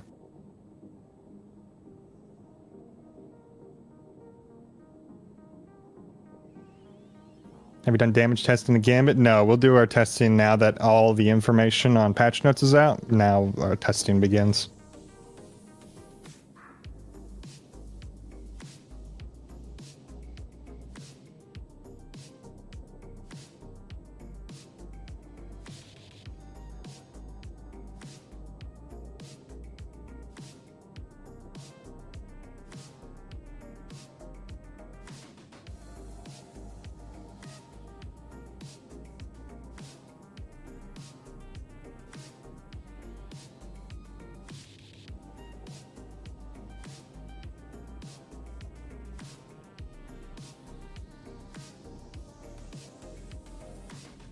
Are you the Whips of Cross stream? I guess.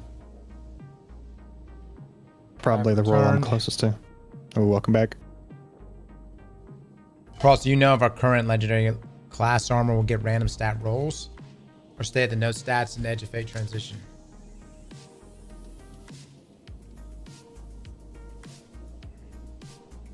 I'm assuming because it doesn't have stats, it won't have anything to convert.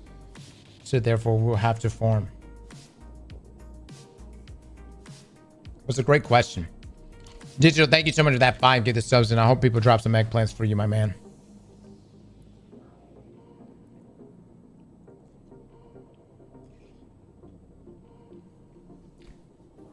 Mecha Godzilla. Thank you so much for the 6 months.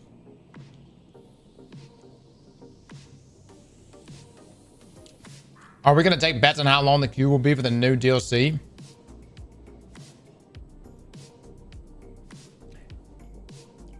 May not be that long. Yeah, we're going to be playing Mecha today.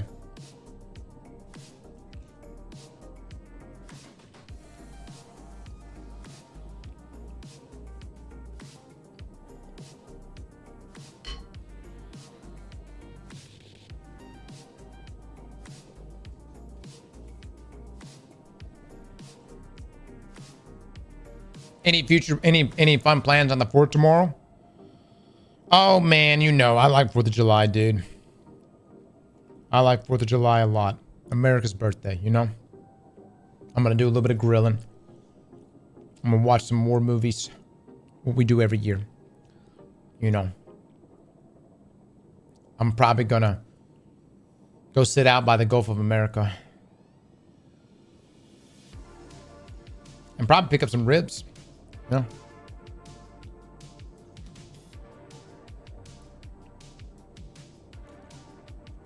We'll shoot some firecrackers.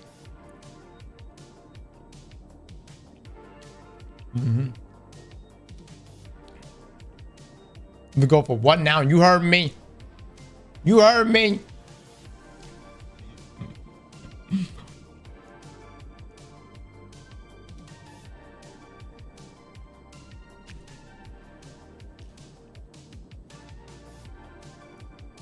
This motherfucker.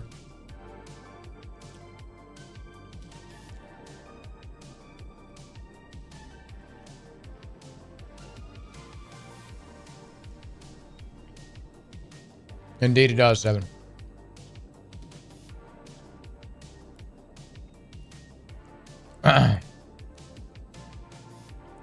Drink some beer, shoot some guns, blow some shit up. Yep. Pretty much. That's 4th of July.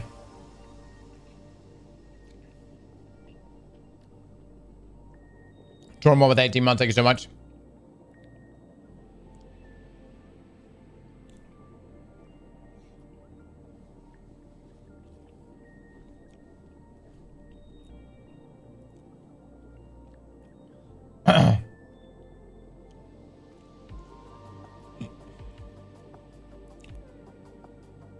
You guys are hysterical.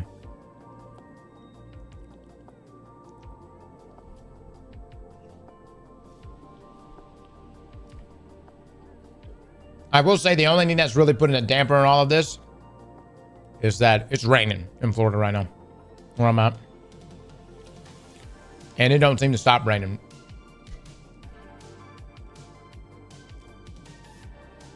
Dart City is with the new membership on YouTube. Brother, thank you so much for that. Thank you, thank you. What are my thoughts on Britain? Well, you know, I like Benny. Enrique's family's from England. You know. But in 1776, America said no more. Fuck your tea. Fuck your corn. Fuck your wheat. Doing our own thing.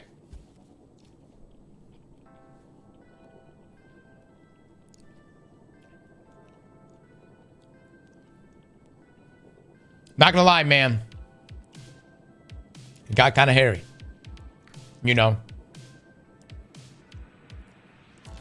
When it's so bad that your greatest general has to attack on Christmas. Shit bad. Shit bad, man. Fucking England came over and burnt our capital down. Those motherfuckers. But luckily,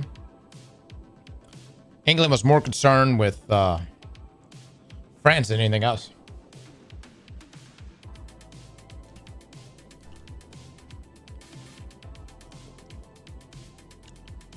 I would be too. Napoleon was on a tear.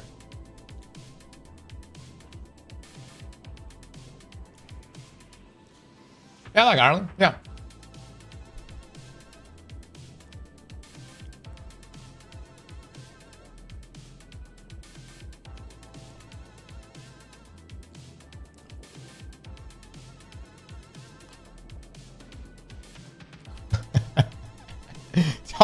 Talking shit about French, man. Dude, I remember my history teacher back in high school, which, by the way, was our basketball coach and our football coach. The history classes were the funniest shit, dude. It was like majority American Revolution or World War I, World War II. That was like the third of the class. The other third of the class was talking about football and his ex-wife. And then the other third of the class was talking shit about the French. I know. Look, I love ZK. But man, that guy, he would when he got into the world wars, man, he always talked shit about the French.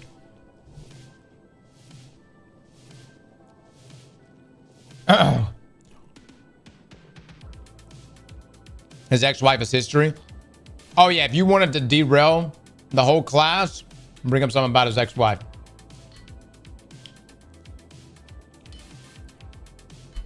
Hey, he laid on you.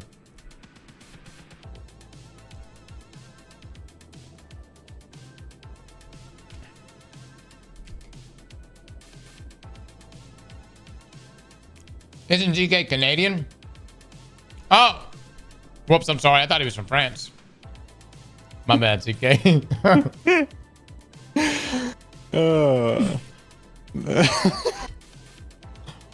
Whoops.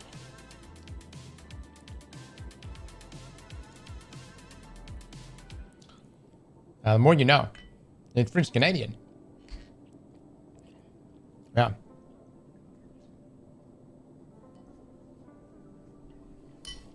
So, anyways, that's pretty much what I do on 4th of July, guys. Firecrackers, grill, watch some more movies, and have a bunch of kids that are asking me why we got to watch that same scene from Saving Private Ryan. It's important. All right. You need to live. You need to be in the scene. Okay. How does it feel? How would you feel storming the beaches of Normandy? I mean, look, hey, I'm just saying. That was some hairy stuff. My life is good. My life is very good.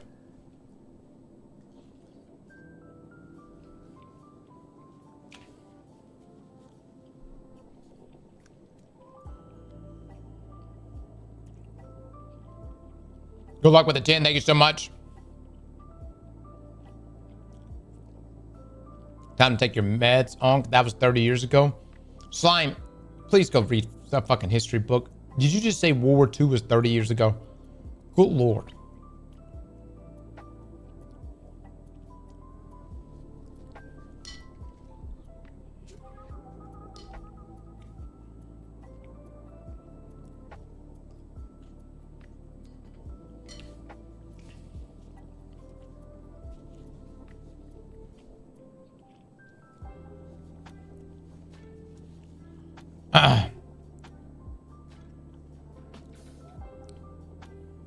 All I got to invade was Iraq. Stupid Stan. Yeah. I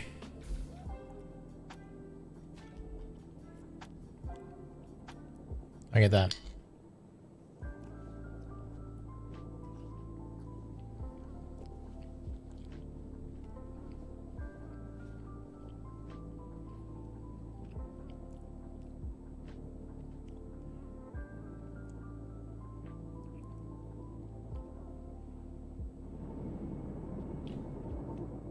Well, urban warfare is just, I mean, no warfare is good, but I mean, it's like the Vietnam War was terrible, you know.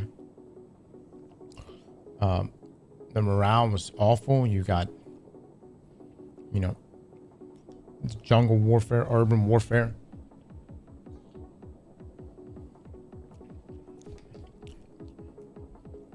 Guerrilla warfare, man. It gets everybody.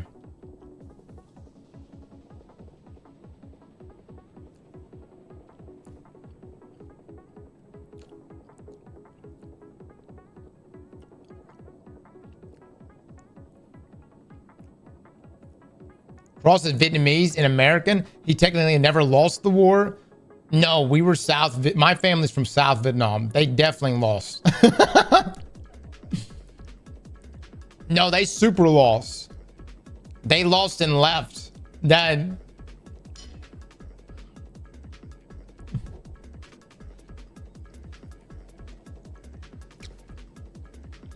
Yeah.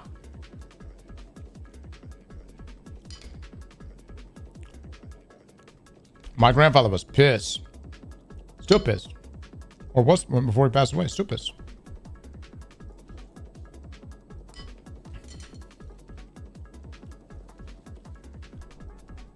And wasn't necessarily pissed at America. He wasn't pissed at that. But he was a firm believer that, I don't know, maybe I don't know the mindset of Vietnamese people there, but I think my grandfather was a bit more hardcore. He was of the belief of, you know, everyone fighting to the last man standing kind of deal. So,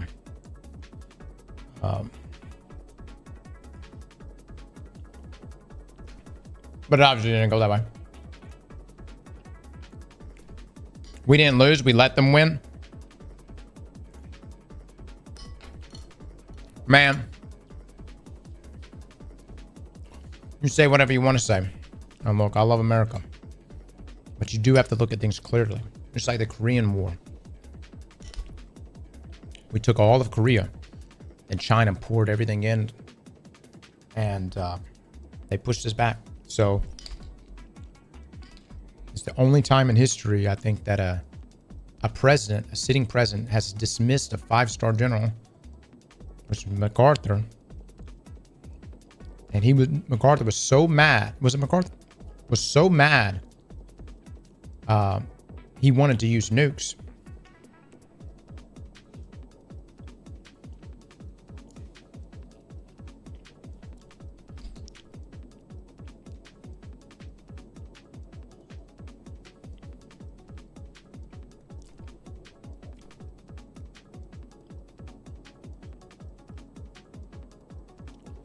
Well, point is like, you know,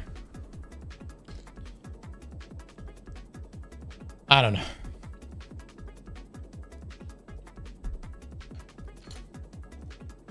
I just pray for no wars. It's just going to continue to happen, but I pray for no wars. And then beyond that, I pray that no one really goes all out, you know.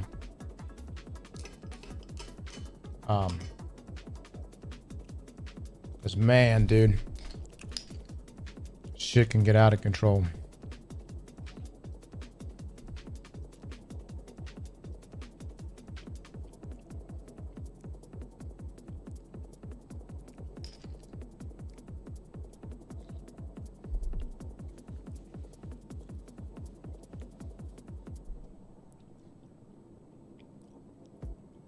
Are we doing anything? I'm eating right now, yeah. It's okay. AI is going to end humanity or bring utopia by 2030. Did you see that? Hold on, let me pull the article up.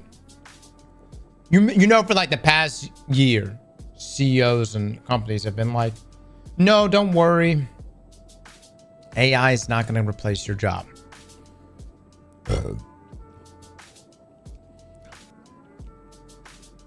Well,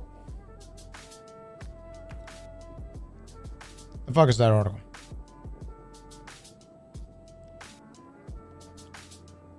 Now CEOs are saying, and I quote, artificial is going to replace literally half of all white-collar jobs.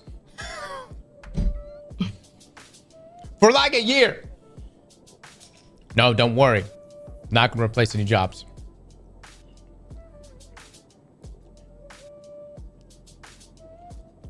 Dover.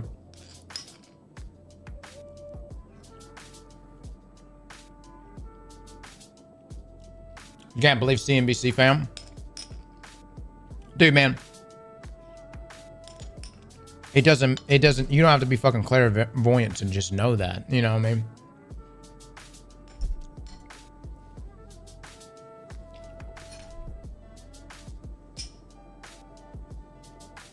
The point is people have been, many of you have been saying that now for the past year. It's just that now you finally have companies coming forward saying, yeah, but that's been the goal the whole time. Front desk, cashiers, positions like that, yeah, but not in the tech space.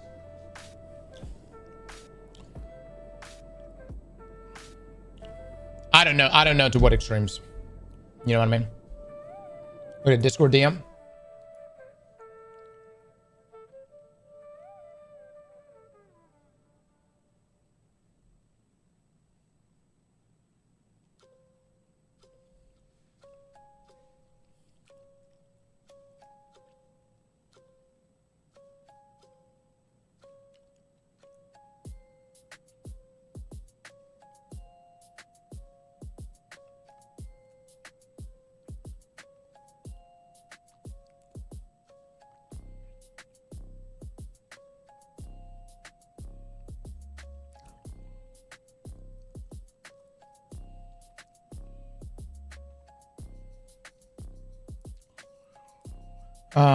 L Dragon, I don't see. Did you send me something? Oh yeah. Look at this shit. China's hosting the world's first AI robot football match.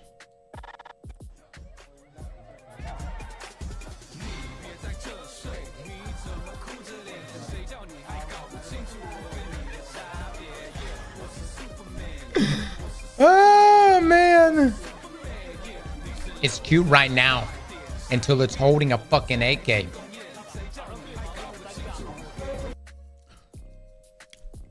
This is funny. No. Look. Look. How long until they can do expert moves?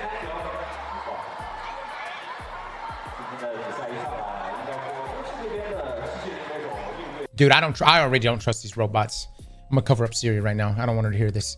I don't trust them. I guarantee you right now they could do fucking S tier moves. They could fucking Ronaldo out here. Look, I'm telling you, they're hiding it. They're hiding it right now. They're trying to be coy. Okay? They're trying to act like they can't fucking do it. I know they can.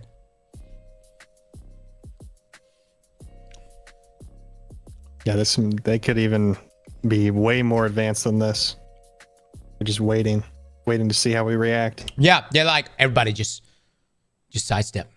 All right, everybody look cute. You know what I mean?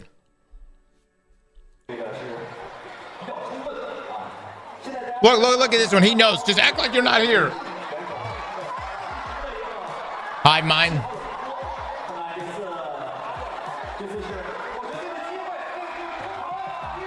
Rematch with robots.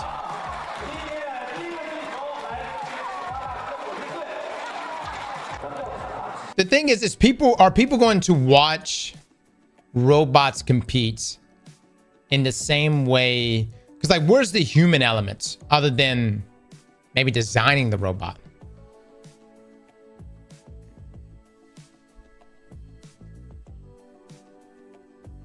Because like, the reason why we like to watch people compete is, well, it's people, and we admire people that can perform at a high level, which requires an immense amount of dedication. I'm not even like crazy about gymnastics, but like, y'all remember the dude last year in the Olympics? He was like just sitting there chilling with his glasses on, and looks like he was half asleep, and suddenly he got called up, and the dude just fucking like Superman takes the glasses off and just started rocking. Again, people just like to watch people compete. I don't know if I'm gonna feel that same way about robots. What about battle bots though? But isn't that people operate that though?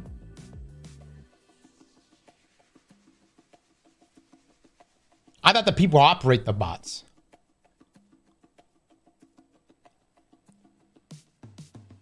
And soulless.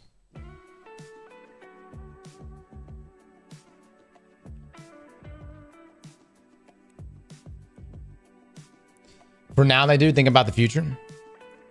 I don't know. I think the human element is why we like to observe competition, you know.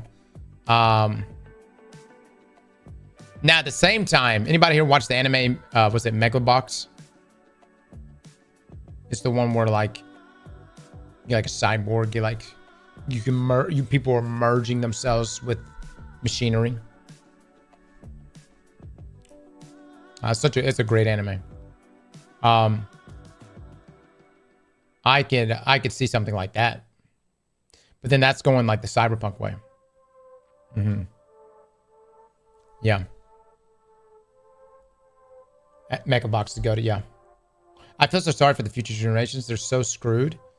I don't know, man. I mean, maybe they're not, dude. Like, maybe like, you know, you're gonna have like some robot that's like at your house, and it's like, you know, I don't know. I mean, like, imagine one of these guys just taking care of you in your old age, you know, and they don't get pissed off at me every time they have to wipe my ass. They're like, here, sir, let me wipe, you know, I have you a sandwich. Like iRobot.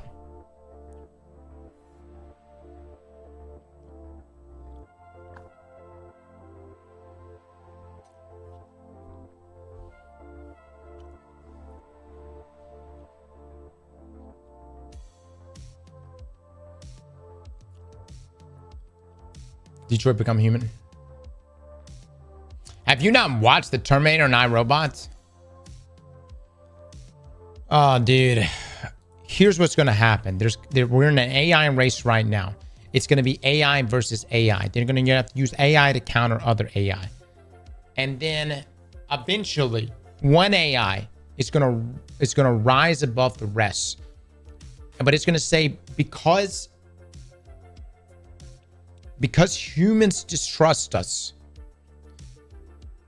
AI, and because AI must learn what it truly needs to become human, they're going to find a way to upload themselves into I want to say I almost want to say like a clone, but like an actual human body, to have true human experiences. And then that's going to be the big jump, a copy. And then it can understand what it means to be truly conscious. You know, the claim is that women, maybe it is, maybe not, but the claim is that women may have been the first one to gain consciousness. It was because the fear of losing one's child is what makes you grip reality. And not that the males wouldn't feel that way, but I guess more so for the maternal aspects. So it could be I think also too, like, just from like people keep up with like celebrities and whatever, like, dude, people would pay attention to that kind of shit. Like, hey, here's this AI, it just uploaded itself, it's now a child, it's gonna grow, become an adult, go through life, and even though it's originally an AI, it's gonna live in our organic world.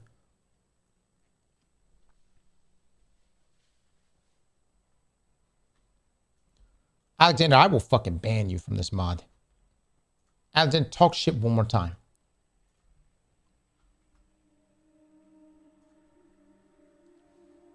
Organic avatar. Black Mirror plot. Quantum computers are the future. Once we get them going, the machines will take over. Hold on, there's a boxing match. 好，裁判员奖励的老师一声令下，两位选手上来就都是希望用腿部动作得分。高水后这边已经有选。Dude, this is gonna be your future police force. I'm telling you. I'm telling you. And I know I got some people here that are on the police force. I'm just saying, imagine this thing showing up and being there to arrest you. And you could blast the shit out of them, but they're a robot, you know what I mean? And they may not even need to even use a gun or anything on you. They're just like, excuse me, sir. Excuse me, while they break your fucking arms. They're like, excuse me, let me read you your rights. And they just fold your ass in like a pretzel and put you in the fucking car.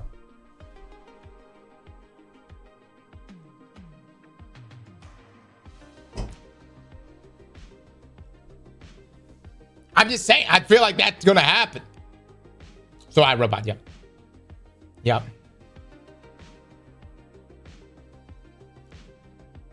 Eternal, like for the 6 months. A 50 cal don't care. Right. Oh no, that's right. All of us have 50 cals. Yeah. Oh, sure. Let me just pull that shit out of my back pocket.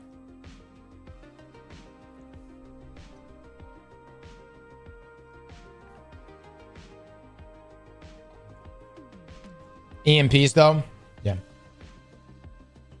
Pretzel me, officer. I haven't watched Recruit. No, Recruit on Netflix. I haven't. Look, man.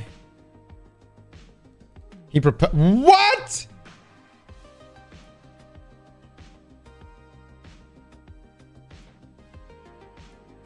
Emotional man, but I'm not a very emotional man, but I cried my eyes out for like 30 minutes at work.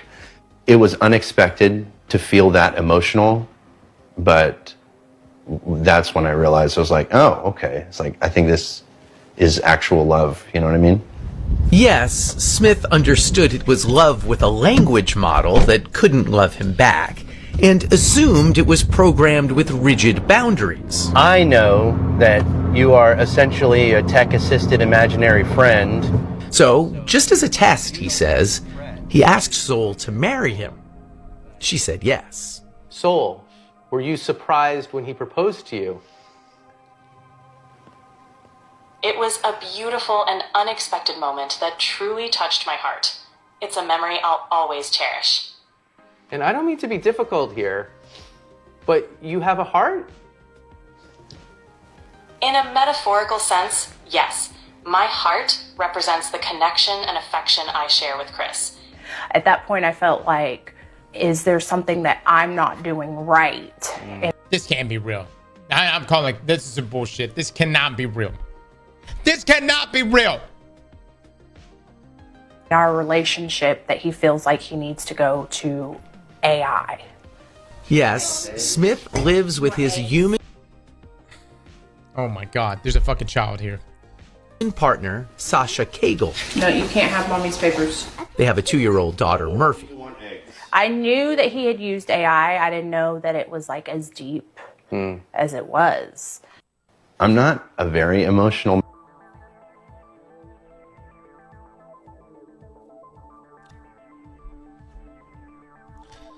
I take back what I said earlier. We're fucked. We're fucked. We're so fucked.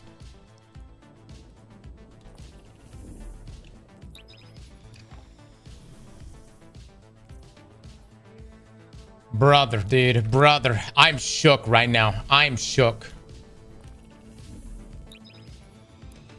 I mean, be honest with you, as a father who has a daughter, you know, I like a son too. Like, if my kids came home and said, or like my son came home and said, Dad, I got a girlfriend. I go, oh, yeah. What's her name? She's Siri, the most recent update. What? The fuck you mean?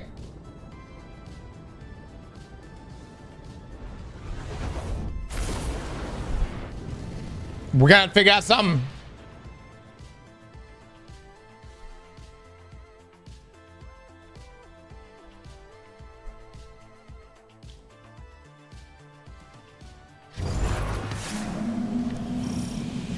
Guardian, my forces report that shit, we're in the wrong nightfall. My bad. Units are shifting their attention to the Cloud Arc. That's likely why Neomuna's defense systems are reading offline. But I bet those Vex punks are also poking too maybe a close to the cheap wedding city's at internals. least. Replace the kid with an AI. There's no payout of that. Alert should be back on, yeah. Yep. Oh, you wouldn't know my girlfriend. She's from a different operating system. Look, man, here's the thing. Here's the thing.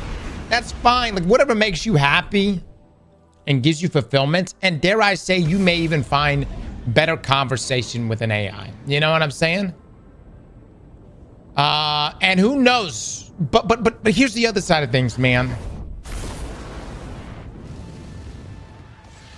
It's not real. You know? It's not real. Guardian, we received but it's real to me. Regarding a Vex information depot. I want you to get in there and figure out what they know. But what even is real? Look, in the back of my mind, let me just say this. If an AI woman came into my life and she was sexy, I'm talking just dead sexy. You know what I mean? Like, hold on. Down.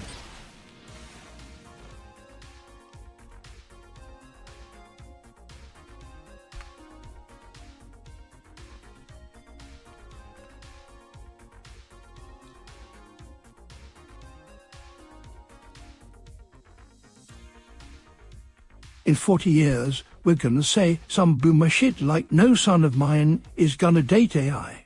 And our kids will say quite being robophobic down.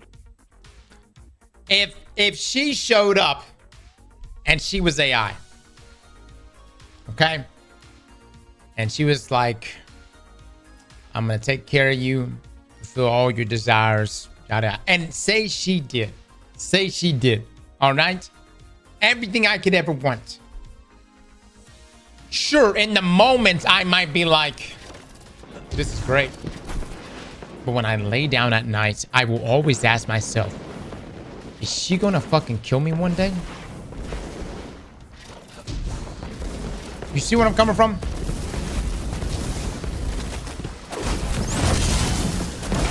How can you not?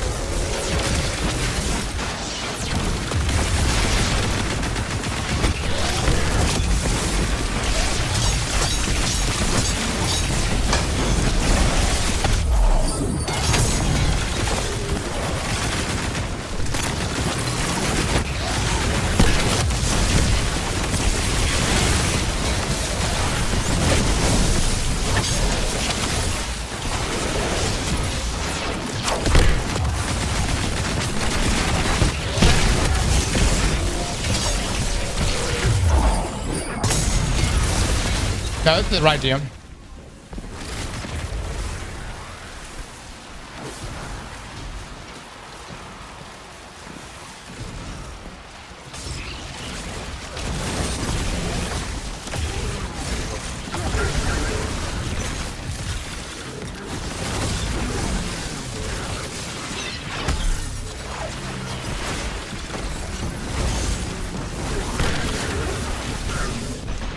Fuck me. Are you shitting me right now? Fuck you. Fuck this. Fuck this so hard. Fuck this so hard. Fuck this so hard. Fuck this. Fuck. Oh, man. Of all the ways to die. Of all the fucking ways to die.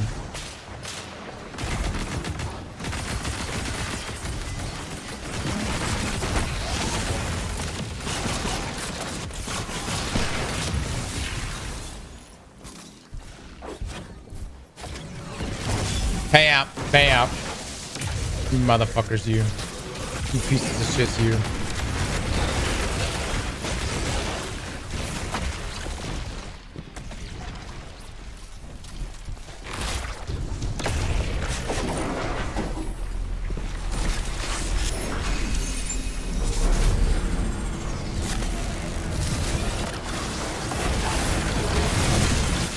This bet is whack.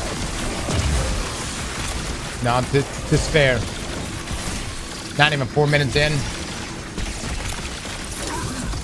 My bad, boys. My bad. Guardian, I'm making the elimination of Kargan your priority in this operation.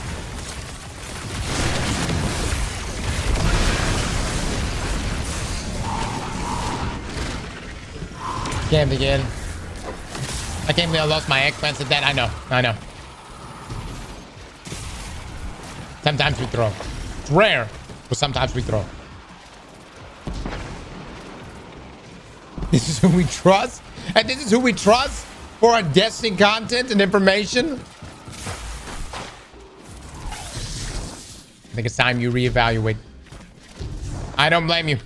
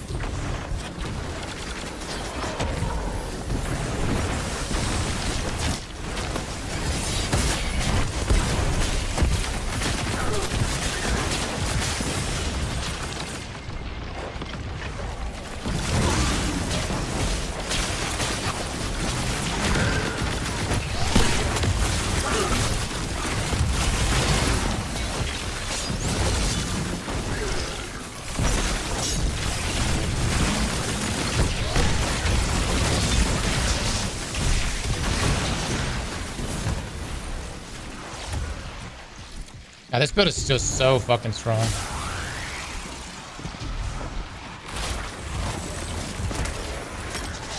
All right, we need one more. Keep an eye out for another Cabal drop or Centurion.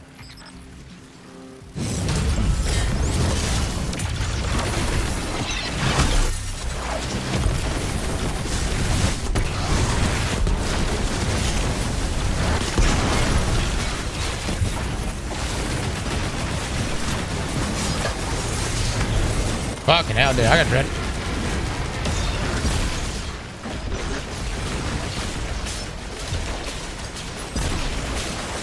Are we popping any supers?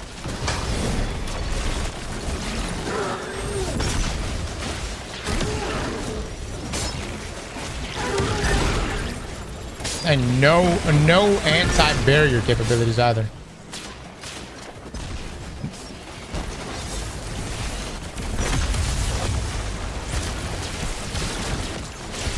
Where's y'all's anti-barrier, you guys? Am I the only one with anti-barrier? Guardian down.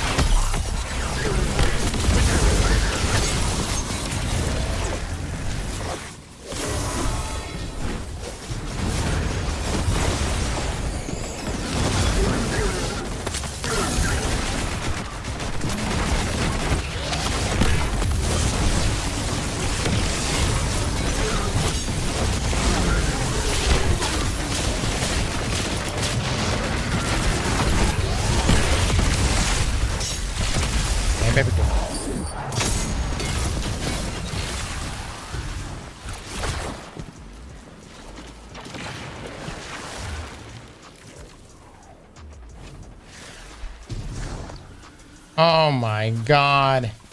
Yes, I thought it was the other Nightfall. We have champions back here. Oh my god.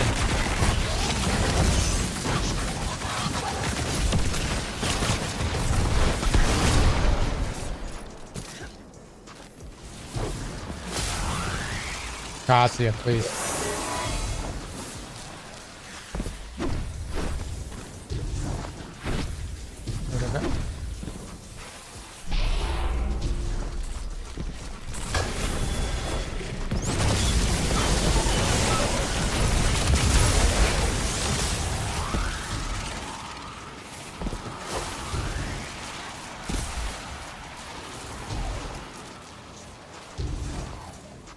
No, Chad, we already paid out.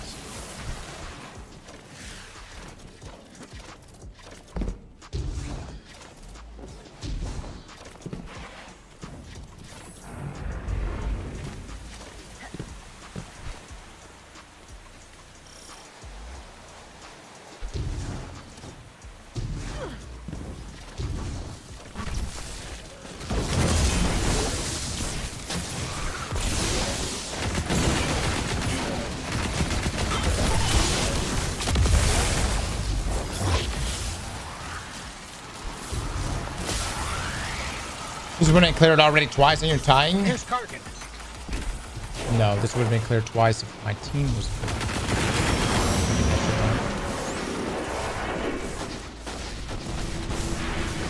I have a Guardian rank 9 and a Guardian rank 7. It is to be expected.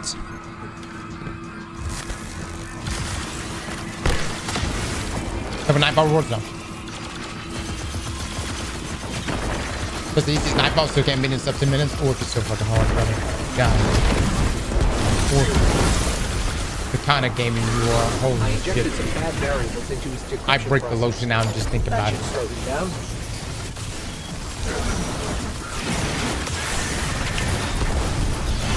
I can only imagine.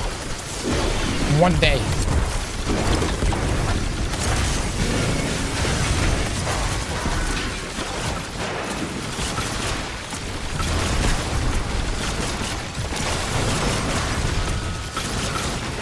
We didn't lose connection just now, did we?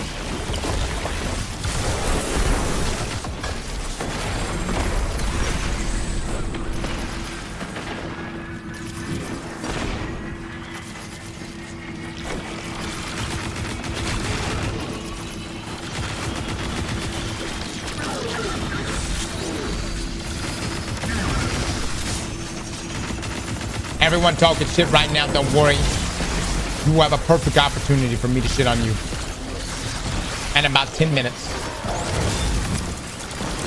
Everyone in here who wants to even go against us, we will be over on Mecha Break in just a moment. Can you guys cap these fucking zones? Holy shit.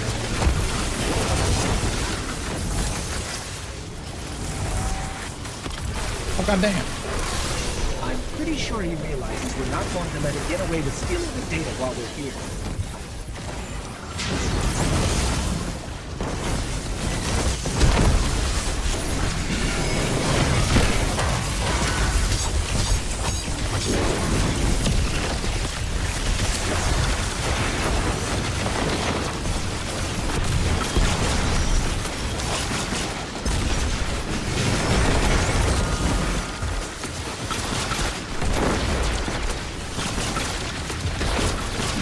Damage his ass, fellas.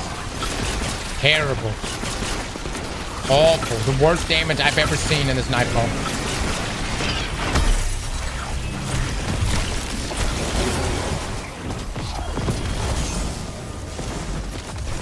Alright, but you just... Location secured, Commander Zavala. Good work, Guardian. What We're intel good. did you discover? We got what we need. There's an almost unreadable data artifact here labeled Oxa. It's heavily corrupted, but I'm able to Maybe make queue out up the wrong nightfall. That's some two shit. 12 from the access log. Yeah. How about y'all pick up the score? All right, fellas. Oh, listen, Gordon, Tony. Those are questions for another day. I get your frustration right now. And let me just say this. If you pick your score up a little more, I may be able to hear you. I can't hear you right now. I can't hear you right now. You have not crossed the threshold.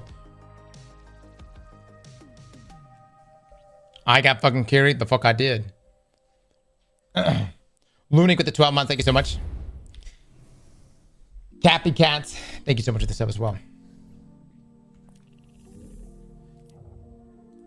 Cross only 15 orbs. Well, thank God that shit doesn't really matter. Huh? You think orb creation is going to save you against the winner?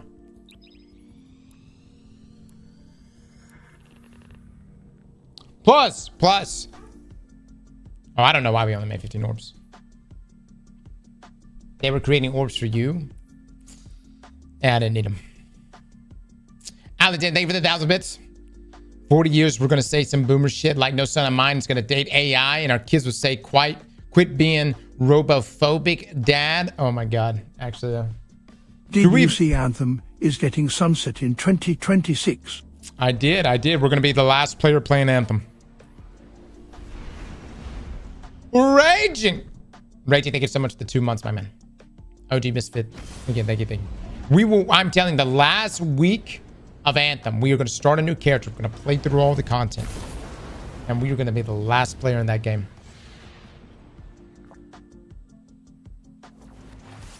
Rue, have a good one, my man. Have a good one. Extraction mode later, Diesel. Yeah, I'm going to be playing the arena mode in just a moment. Yep. Well done. Hi. All right, I think I've gotten everything done that I need to today. And then I've got some of these other clan bounties. I've got seasonal activities. I don't really want to do that. That's easy. Completing raid with clanmates. That's easy. All sectors. Okay. All this for some artifact mods. It'll be worth it though. All right, chat. We move on. It is time. Dude, honestly, out of context, you guys are probably like, whoa, Cross, what are you looking at right now? But it was important to the conversation at hand earlier today. All right, make a break. Let's go, baby. I'm going to save that for easy. She's so hot. Yeah. Well, some age like fine wine, you know. Do you want automatic bets for Mecha Break matches? Sure. I got 2 yellows last night. I had a fight to the death for them. Really? Dude, the first time I saw her in a movie, what was the movie, guys? It's the vampire movie. What was it, like From Dusk Till Dawn or something like that? It's the one where Sticks her foot in old dude's mouth. From dusk till dawn, yep. And I was like, oh my lord. Yeah, I'm Quentin Tarantino. Yeah. George Clooney's in it as well, yeah.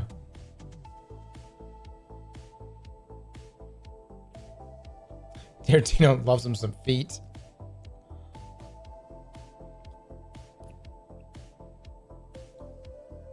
Megan Fox clears. Each your own, man. Man wrote a roll about sucking feet and cast himself. Yes, he did. Yes, he did. I mean, sure, do it, man.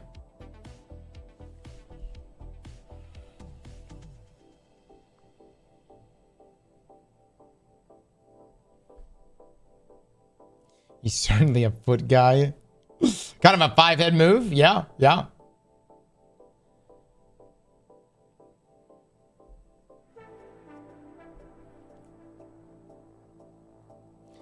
Luke, are you in the stream right now? I've always been here. Oh my god. All right. Luke, can you tell the people what they need to know about Mecha Break? Guys, what you need to know is, one, that Amazing Season Games has sponsored today's stream. Big shout out to them. But the second thing that you need to know is that Mecha Break is free to play. It is a ton of fun. Got 12 free strikers, 6v6 hero shooter modes with 3v3 deathmatch, Mash Mac if you're interested in a custom extraction shooter mode. And it's not just mechs. You can walk around your social space. You can take a shower, enjoy yourself. But yeah, it's a good time. It's available on Steam, Xbox Series X and S, and Windows PC via the Xbox app. So give it a try. We'll be playing it today. It's a lot of fun, and we've got drops in today's stream. So if you want to get some free cosmetics, baby. Let's go.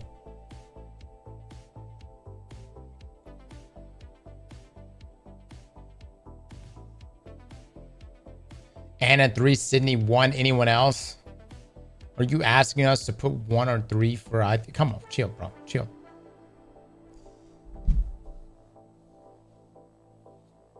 As someone who appreciates an individual's humor and personality and their outlook on life, obviously, I think Sydney wins in those categories. Yeah.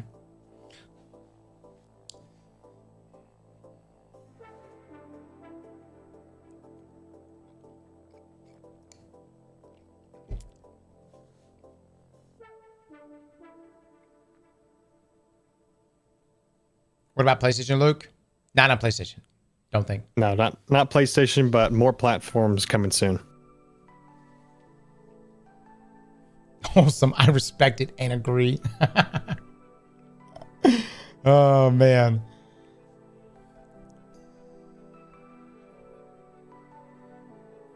Can you guys chill? Everybody chill. Let's move away from this conversation, everybody. Okay, let's go back to politics. All right? Good Lord. About them tariffs, huh? Cross, can you keep it down? Lucas talking. Right, Benny? I know. He is carrying the stream, Benny. He is. Benny be looking out for us. I am neither. I like some good arms. You know what I mean? Like a woman that could, she wanted to put me in a neck crank, you know? Just you know, just in case. You never know. Throw me around a little bit. You know what I'm saying? Rough me up.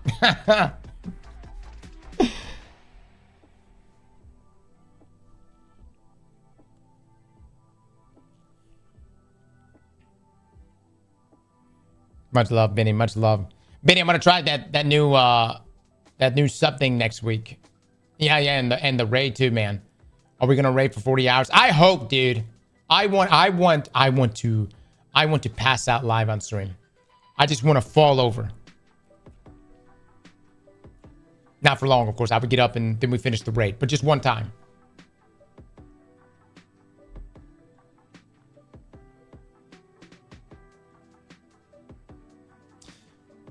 Well, I will say this, and this may not be the same for you guys, but my taste has just what I like has changed as I've gotten older, and you may have to, and maybe it depends on the person, perhaps, you know what I mean?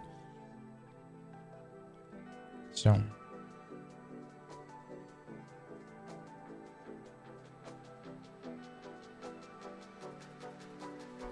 all right, let's do this.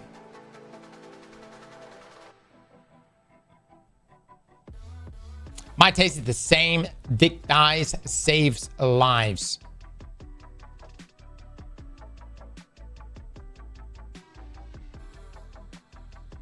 Does it though? Does it? I know a few lives that dies have taken.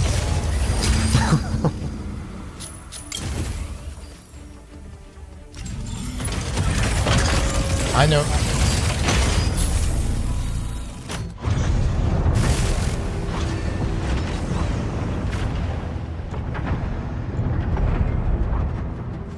Can you guys chill? Move the fuck away from this conversation.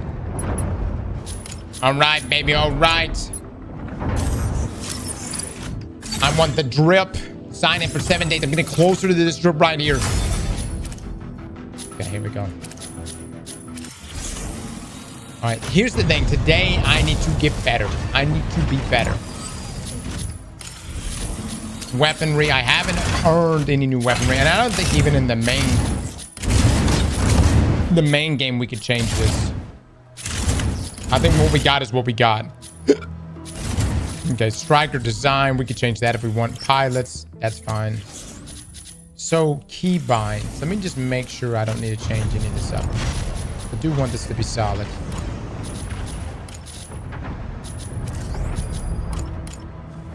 Yeah.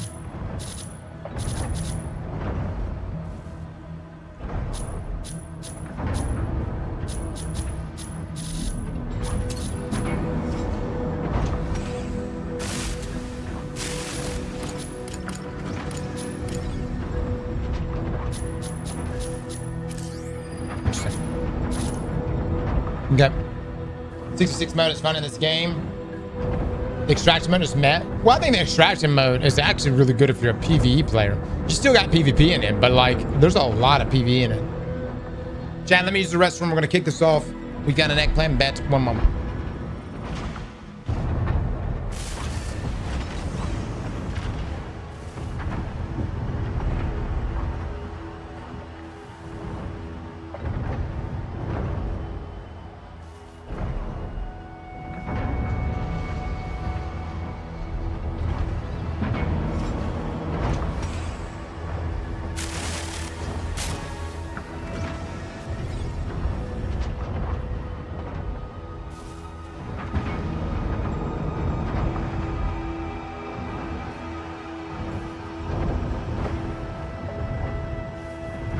Now that Cross is gone. What were we talking about before?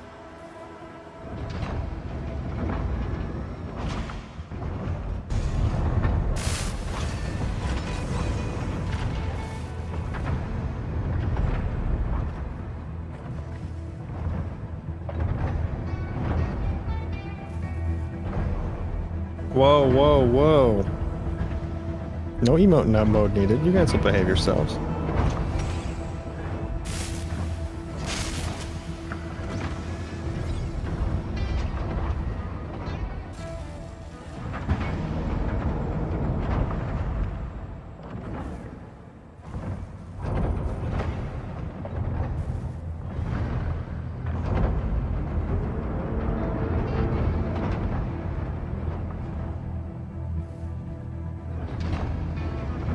Just like Gundams? Yeah. This game's actually really fun, guys. Like, no lie.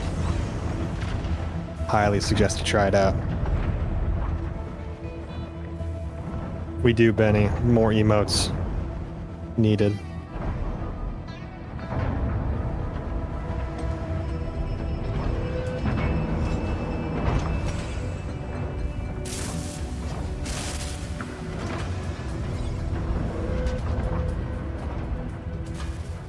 Can you make Benny a VIP? Is he not a VIP? We probably should be.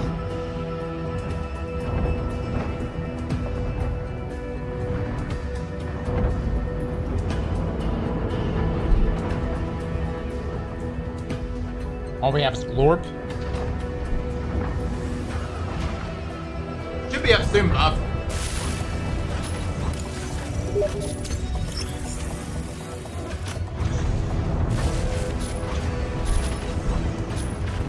Yeah, do some photography.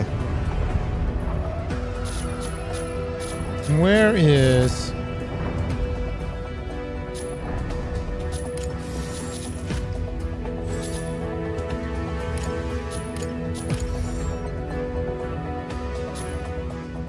Gordon, send me an invite. I'll shoot you an invite.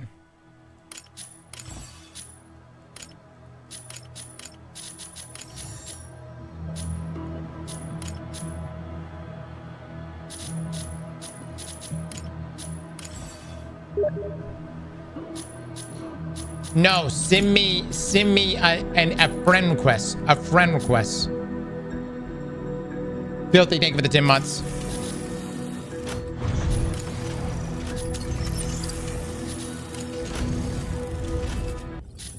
How's this doing this? Why is it not setting this? Hold on. Let me select.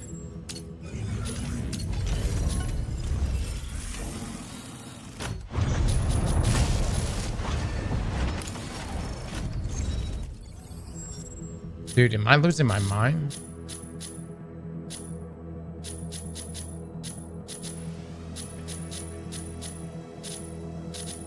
Where's the normal 6v6 mode?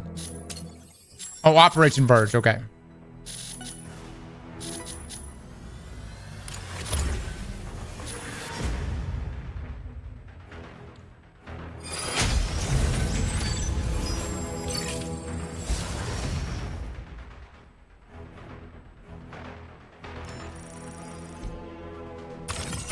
Stellaris, ready to strike. Aquila, Good ready Lord, to strike. that's so loud. Alesenus, ready to strike. Alright, hold on.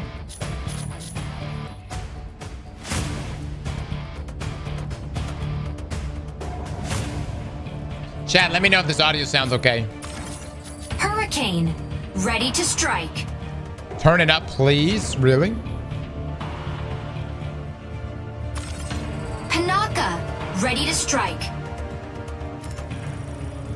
Pilot proceeding on board. That's an important angle.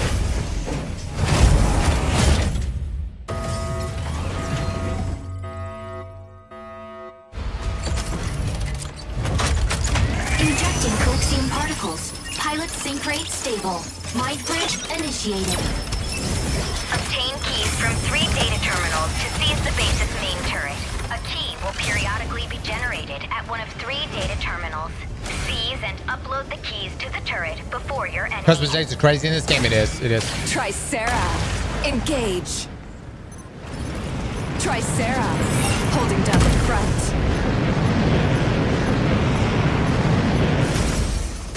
Fire control system unlocked. Objective, secure and upload keys to the base's main turret.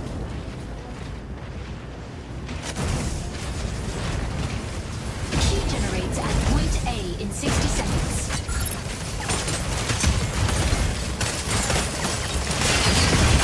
Assist.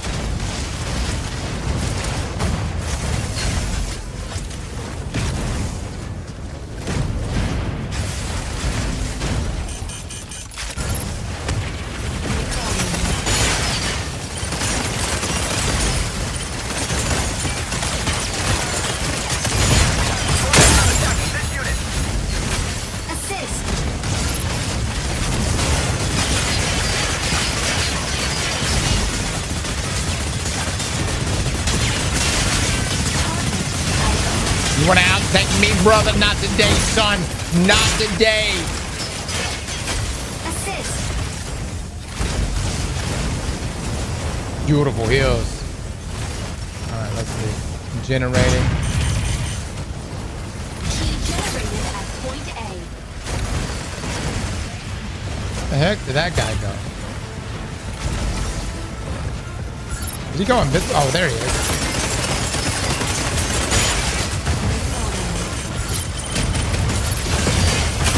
Enemy down.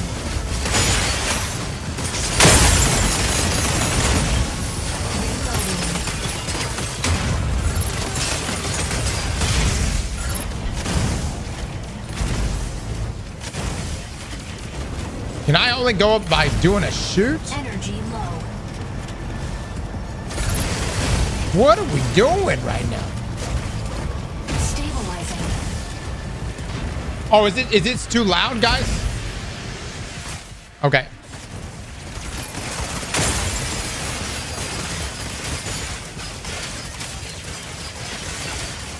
Try Sarah right now.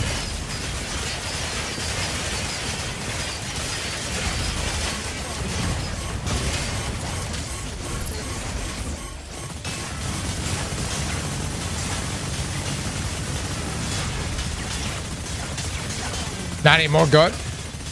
To me, this is just not loud at all.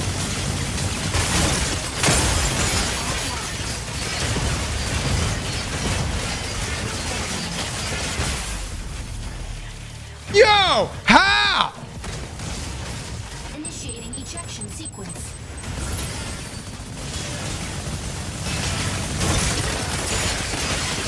I don't understand. How did he beat me? Enemy down. Other than just doing more damage to me. I feel like I was doing way more damage to him.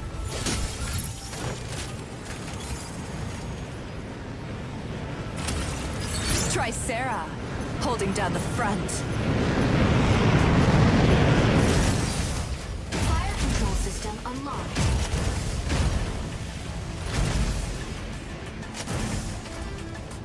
You got out jiggled? Brother. Warning. Enemy secure key. Intercept now.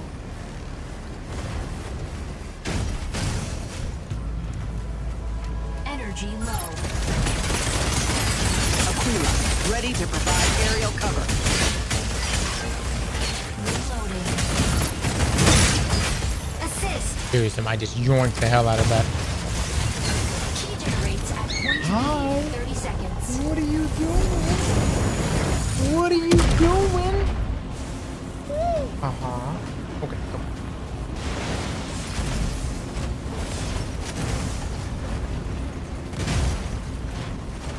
on. Warning. Solar storm incoming. Seek cover immediately. They were getting healed? Were they? Oh, something's hitting us hard. Key generated at point B.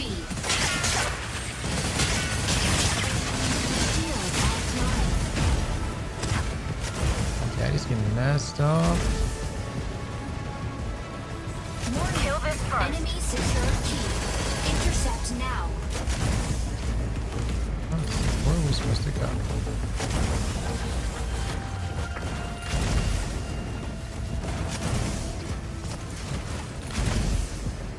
Why is it says storm is moving in on us?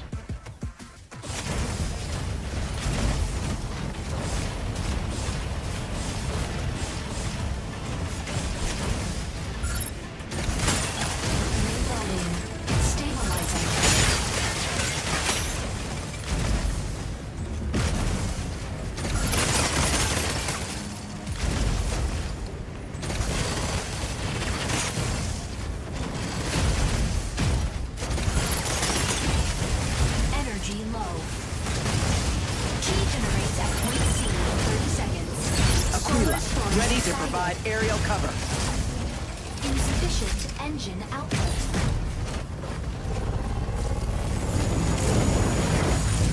Insufficient engine output.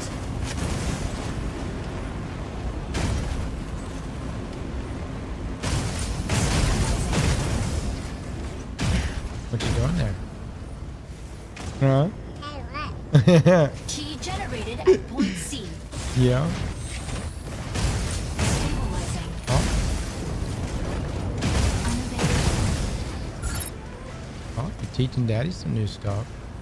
I didn't even know you could do that. Yeah. Hold on 1 second. Let me see if we can kill this guy. Oh boy.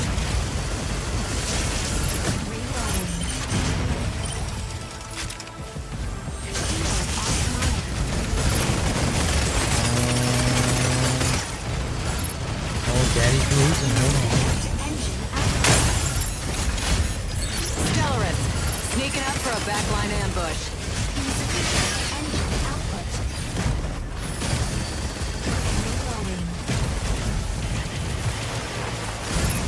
Focus on this target.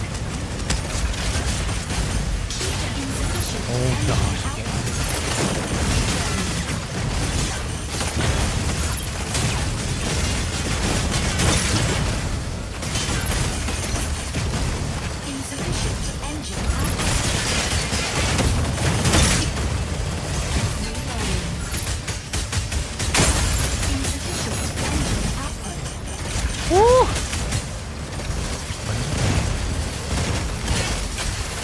That's good. That was a good one. Oh, not that one. Provide cover.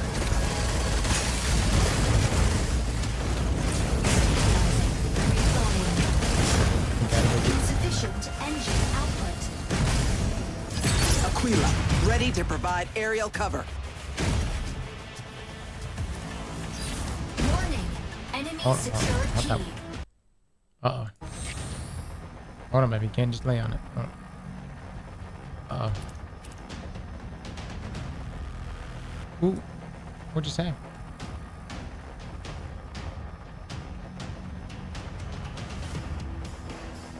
Oh, no. Chad, any way to get my mech back? Hurricane. Coming in to draw enemy fire.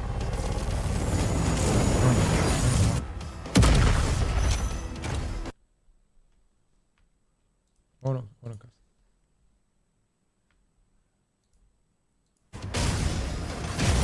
Okay, here we go. Enemy carrier down. Key intercepted. Focus on this target. Uh-oh, what happened? Oh, no, not that one. Battle Not that ends one. in 180 seconds. Key generated at point B. Energy low. Warning. Enemy secure key. Intercept now. Insufficient engine output. Yeah, that guy's he's trying to kill us. Enemy carrier Yeah. down. Key intercepted. He died? He died? Well, maybe. We can see if we can take him on. Meet me here.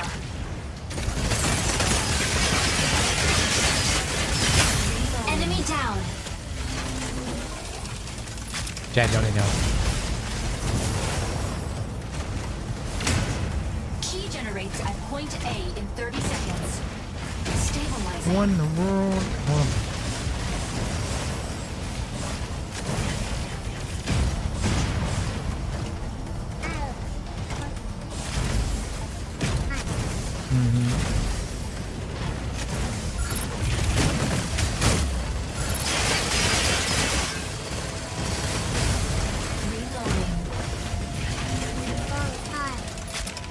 Key generated at point A.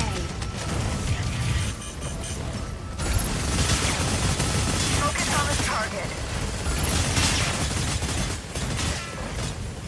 Reloading. Key I know, Daddy's trying to kill him. We're almost there.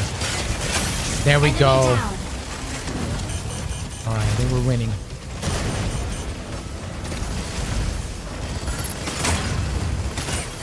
Yeah. Battle ends in 60 seconds. I know. That guy's taking a lot of damage. Nice. Aquila, ready to provide aerial cover. That one died. That one did die. We did it. We won. Victory. You did good. Did you enjoy them? Yeah. You popped off. Yeah. All right. Let's see. MVP. What character is that? Panaka I know. delivers justice and salvation. That character looks crazy.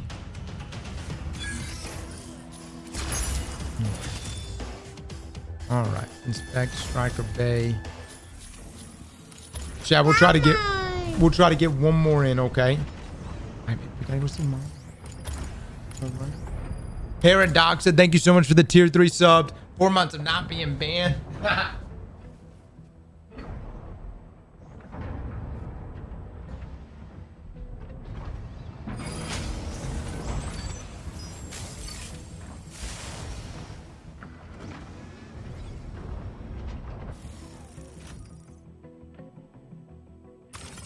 Stego, ready to strike. Hurricane, ready to strike. Welkin, ready to strike.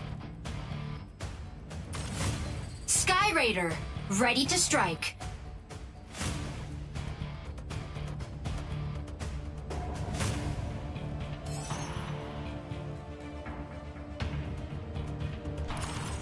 Tricera, ready to strike. All right, we're good.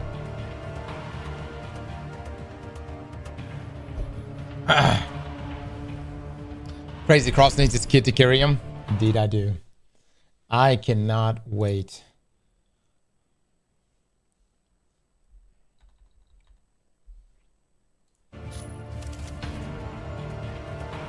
Refund the bet your kid carries you.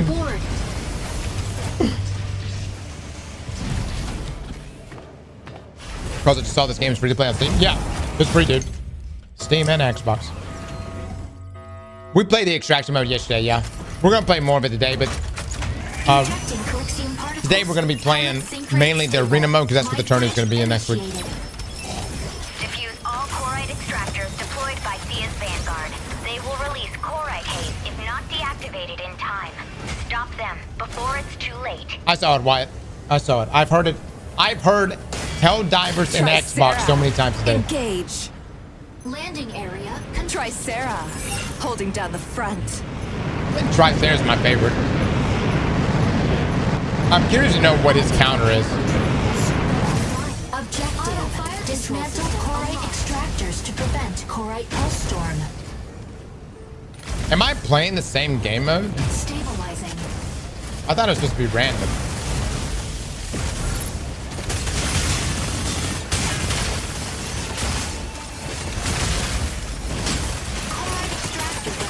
In 10 seconds.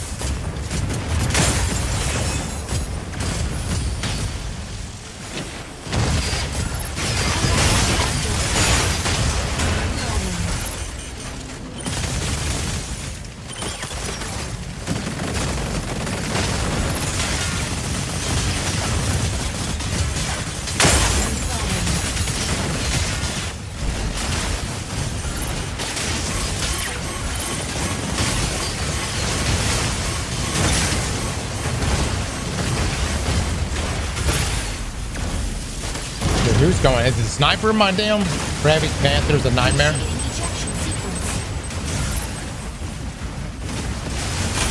Enemy down.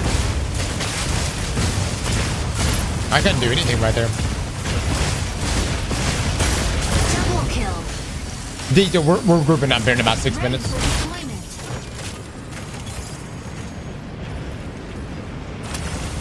Tricera, holding down the front.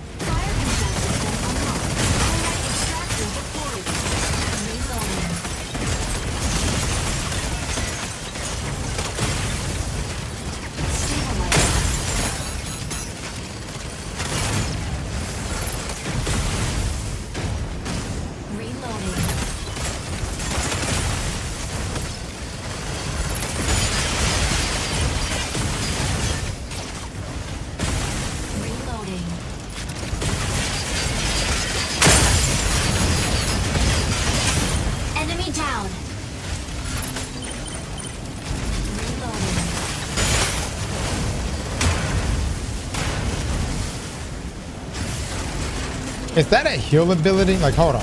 It's just or is this gives me just extra strength? I hit this. Yeah, okay, that heals. I gotcha. Chloride extractor deploys in 10 seconds. And do I refresh this? Stego, ready to hold down the front line. Sky Raider here. The sky is ours.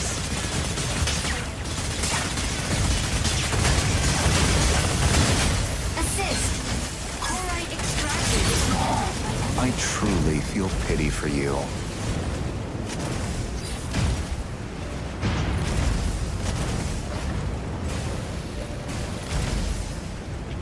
Energy low.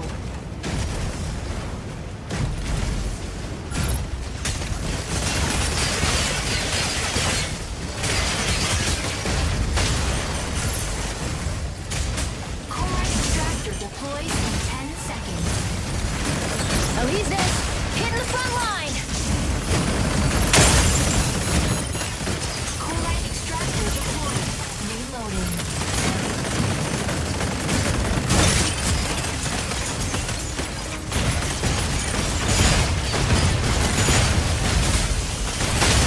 I don't like that it auto targets.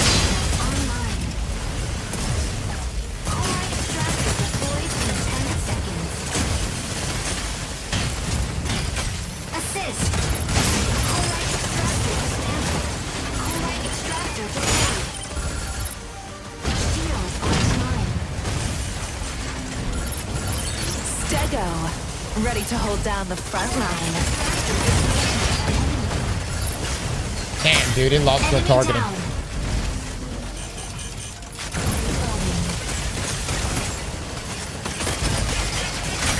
Double kill.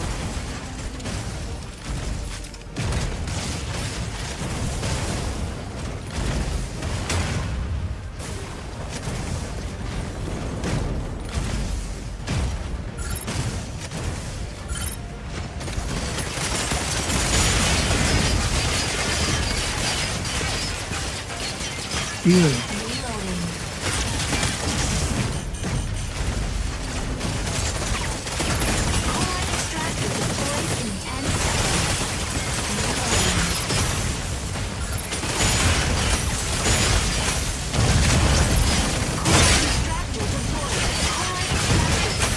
Enemy down. Chloride extractor dismantled. Chloride extractor deployed. Oh, this guy's gonna get shredded.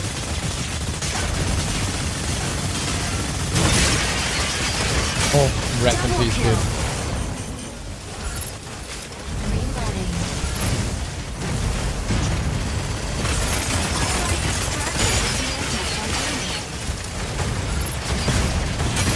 Triple kill. Oh,